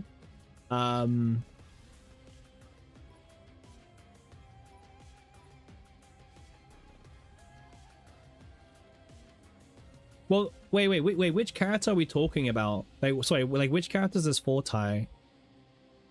Is it for Heidi? Or Tenebria?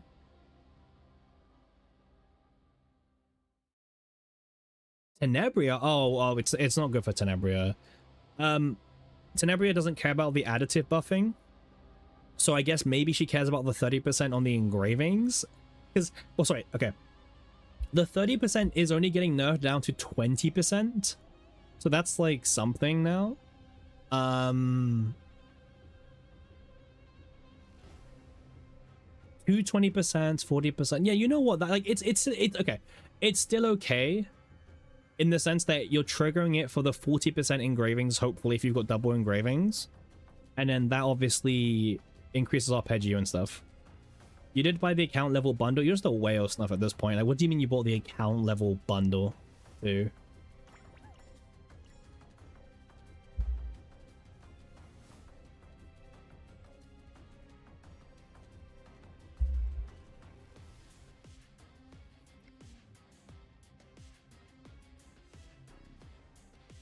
Tired boss? It reminds me of that meme, yeah. 4 more hours till Saudi resets? Bro, I'm not staying up till Saudi reset today, okay? I'll be real with you. We're not staying up till Saudi reset this time. We did it last week, and honestly, it was pure disappointment. Like, last week's was Naja, and it was one of the worst things to do. Like unironically, it was like awful. I remember we stayed up all the way until the reset, and it was Naja, and we read it, and it was like, this was not worth it. That was not worth it at all. You think it's Mei Lin? I'm taking bets now. Who do you guys think the new 15% Saudi character will be? Who are we thinking? Because we've been going in order recently. When we skipped Serenial, like the order does highly suggest Typhara. Typhara is like the most likely. But then what kind of buff do you guys think Typhara would get? Like what give me your best Typhara buffs.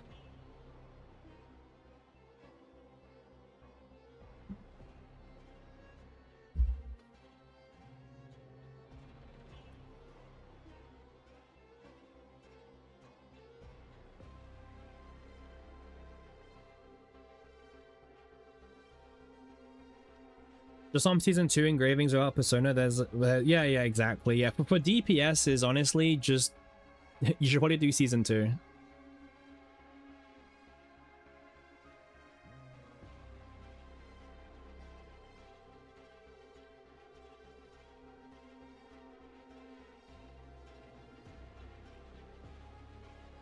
She's not Typhara, she's already 61. Well, it's gonna be Typhara.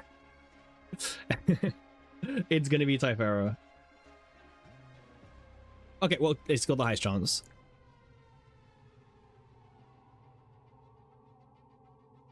If Tenebria buff is not creation, one-shot everything, it'll be awful. Yeah.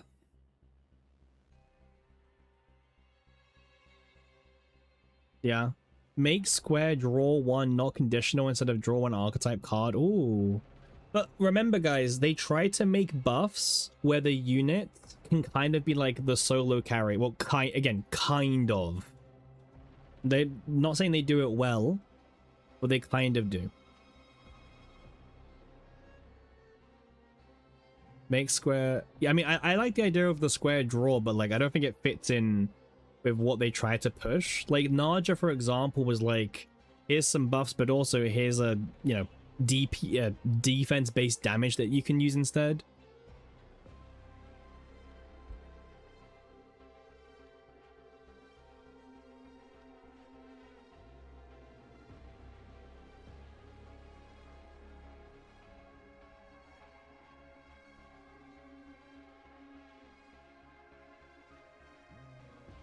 But other than that, I don't know. Like,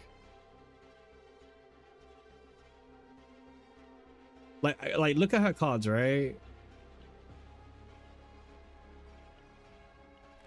I mean, it probably will be something archetype related, that's for sure. But how could they make archetype I don't know, do damage? I don't know. Like, it will. Yeah, it's probably definitely something archetype related. Surely it won't be boring. Have we had a super boosted character who is only a supporter? Oh, you know, I mean for Sortie, yeah. For Sortie, they could just make it where she creates one creation and destruction for free at the start of the turn. Oh yeah, you know what? Yeah, they could do that. Yeah. Yeah.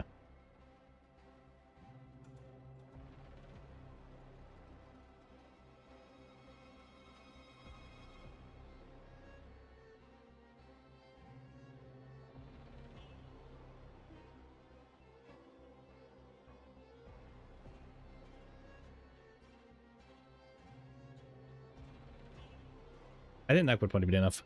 But like 200% increased chest size? Fucking hell. I mean,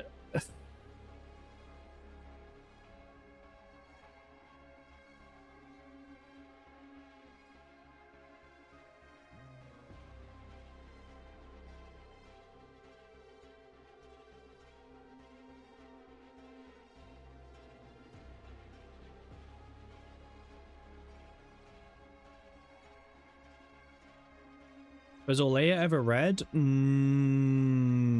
Was she?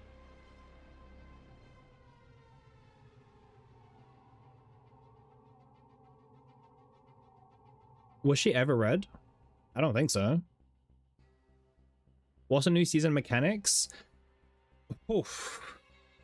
What is the new season mechanics? We are doing... You play cards?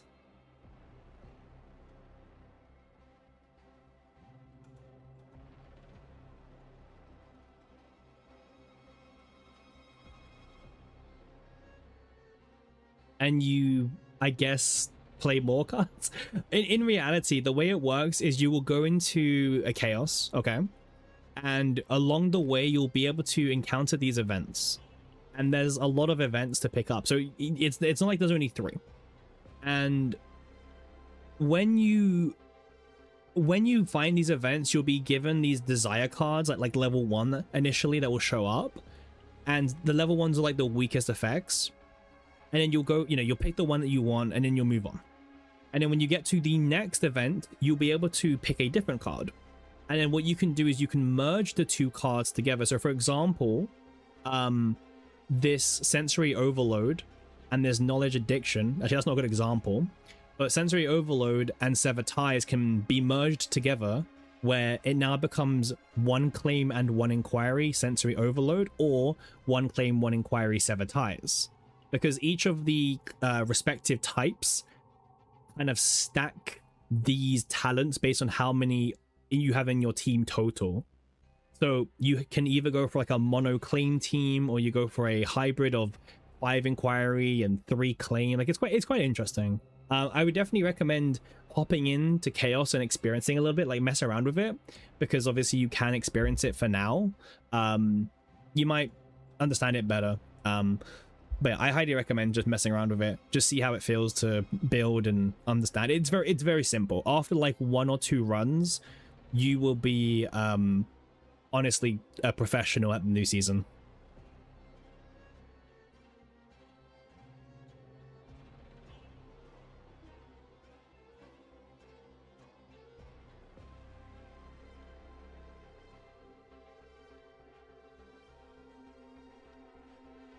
But like, yeah, I mean, we've done a couple of builds, by the way. I can show you. We've done a couple of builds already. Like here, like this, for example, like this Mika build is a 3 inquiry Mika. But on the other hand, I also have like this build where it's 1 inquiry, 2 claim. So it's adding 2 talents to claim and 1 to inquiry, while the previous one I would have shown adds 3 to inquiry by itself, if that makes sense.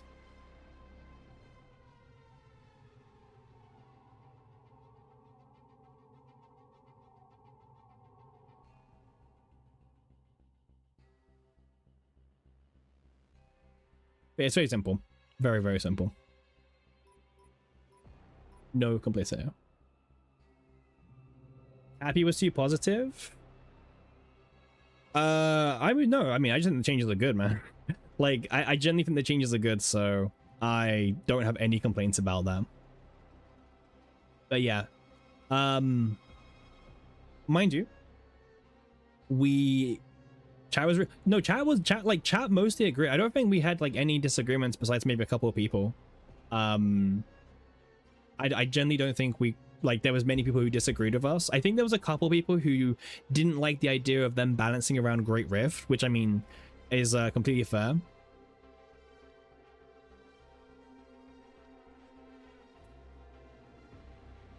These effects are debuff focused. Yes. The new season is AoE and debuff focused. You almost got banned. You didn't get banned. Well, not from me. Like, I probably should have done at this point, but well, you're fine. So you're lucky. Very lucky.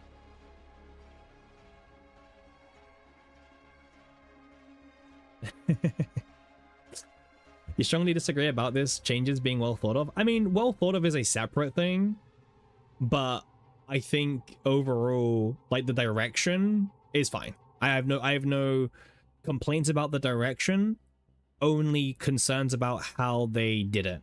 You know what I mean? I think that's kind of where my final stance is on all of this. The direction is fine for balancing, but no, you don't. No, that's not how it works. The direction is fine, but the way they went about a few of the things probably could have been better. So yeah. The no used pile mode, that's dead now. Yeah, I remember they mentioned that as well, but issues around in this game for a long time has been lack of different modes, contents we've been waiting for. Yeah. We were going to get the purification protocol events where your stress levels don't reset in between stages, but they did announce in a live stream, in an interview, that's been cancelled for now. That was replaced by FSO. So there has been certain contents where they were going to design them and then they've been replaced. I think FSO was designed as a way to, you know, it was meant to kind of help the pre-season period initially. But yeah. So FSO did replace some content, basically, whether you like it or not. But again, it's what the devs initially want to. I can still time you out, by the way, Simp, as well, so don't get too comfortable. But yeah, like we know there's content that because I mean, yes. Did they mention anything about speciality change? Proof of what? The timeout? You want me to prove it, Snuff? No. Corruption mode is still coming to the game, except from the fact that what we do know about it is it was meant to come out at start of season 3, but the devs in a separate interview did say that it had been postponed because it's taking a lot more work than what they initially thought, because they're trying to do like new art styles and a lot of new art pieces and graphics for the whole mode and balancing.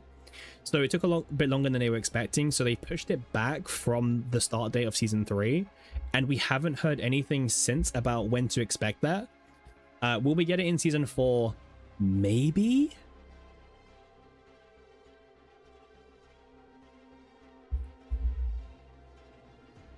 But I don't think we will get it in season 4 personally. No worries, Simp. See you in a bit. But yeah, I don't think we'll get it in season 4 personally. I think we will. I mean, I'll be honest with you guys. What we need most, honestly, is we need a roadmap. Just like straight up and simple, we need an updated roadmap. Because the one that we've got is very out of date still. The last one we've had was pretty much back in December. It was like late December we had one. When first 4-star and first 5-star males, so you can tell the Reddit to shut them up. Yeah, true. How is Misery gonna make bait videos now with 500 morale, 15k softy buff, 300 turn Karen showcases? True. But even still.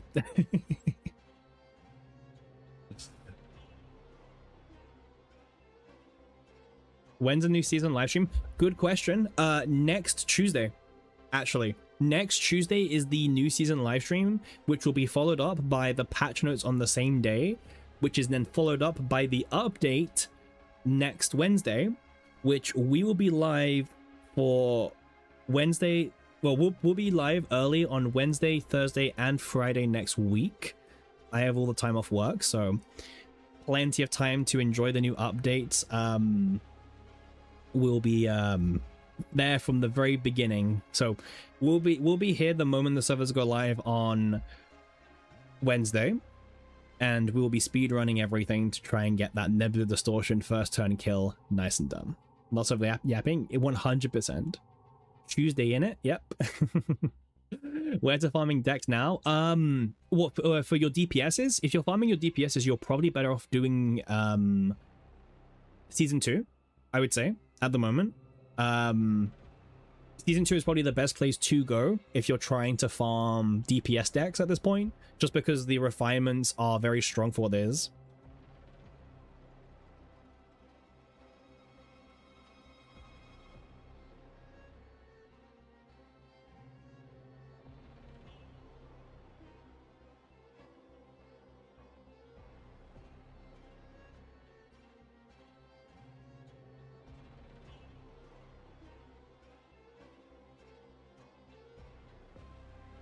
But yeah, I mean, actually, that's a good question. Like, what's the best refinements from season 2? Is it the 15% vulnerable one? Like, if the enemy is got vulnerable, you get 15% crit chance. Is that like the best one? I think.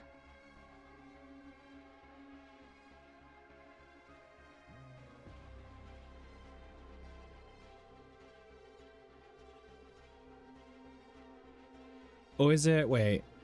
I think there's a better one as well. Here's what I think. They surely looked at the new season and what it can offer, realized that it is shit in general sense outside of hard shield content, got scared that nobody... No, I agree with you, by the way. Rage, I agree with you. I think that is exactly what happened. I think that they were designing it, and then they realized like halfway through development...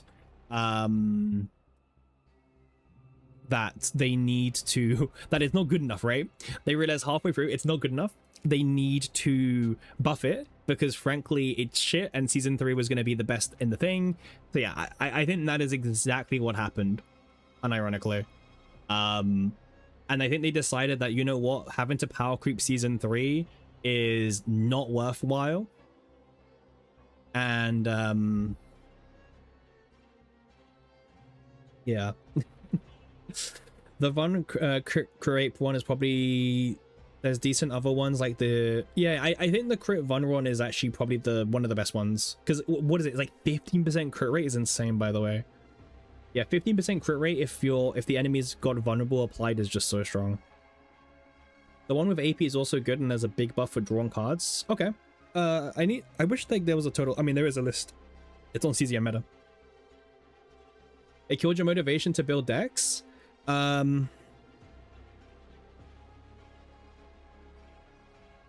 Yeah, that's fair, but yeah, anyway, we've been going for nearly 6 hours now. I think I'm gonna take a bit of a break, log off for a bit. We've been going for a while now, so besides you don't get my season 2, but yeah. But yeah, I mean, thank you for everyone, by the way, coming 6 hours, and we didn't even play anything. We just yapped about the patch notes for 6 hours. I mean, that's a strong testament, if you ask me.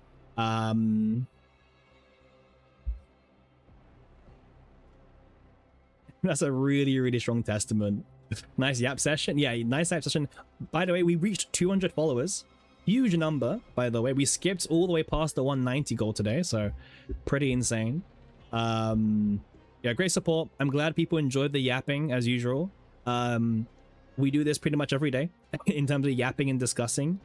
Okay, we do play games as well. Okay, just want to make that out there. We do actually play games.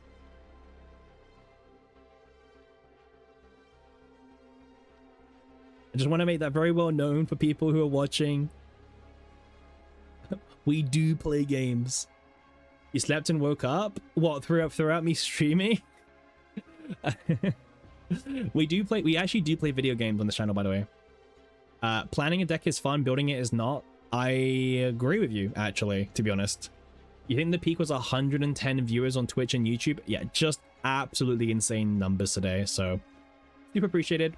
Thank you all. We'll be back tomorrow, as you can probably expect. So yeah, I will catch you all tomorrow. Peace out.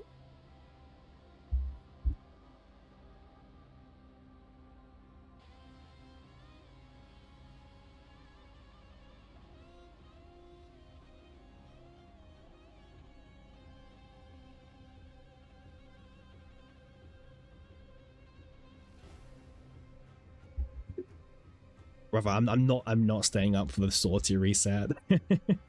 I'm not staying for the sortie reset. I was disappointed after last week, okay? So that is not happening again. I'll see you tomorrow.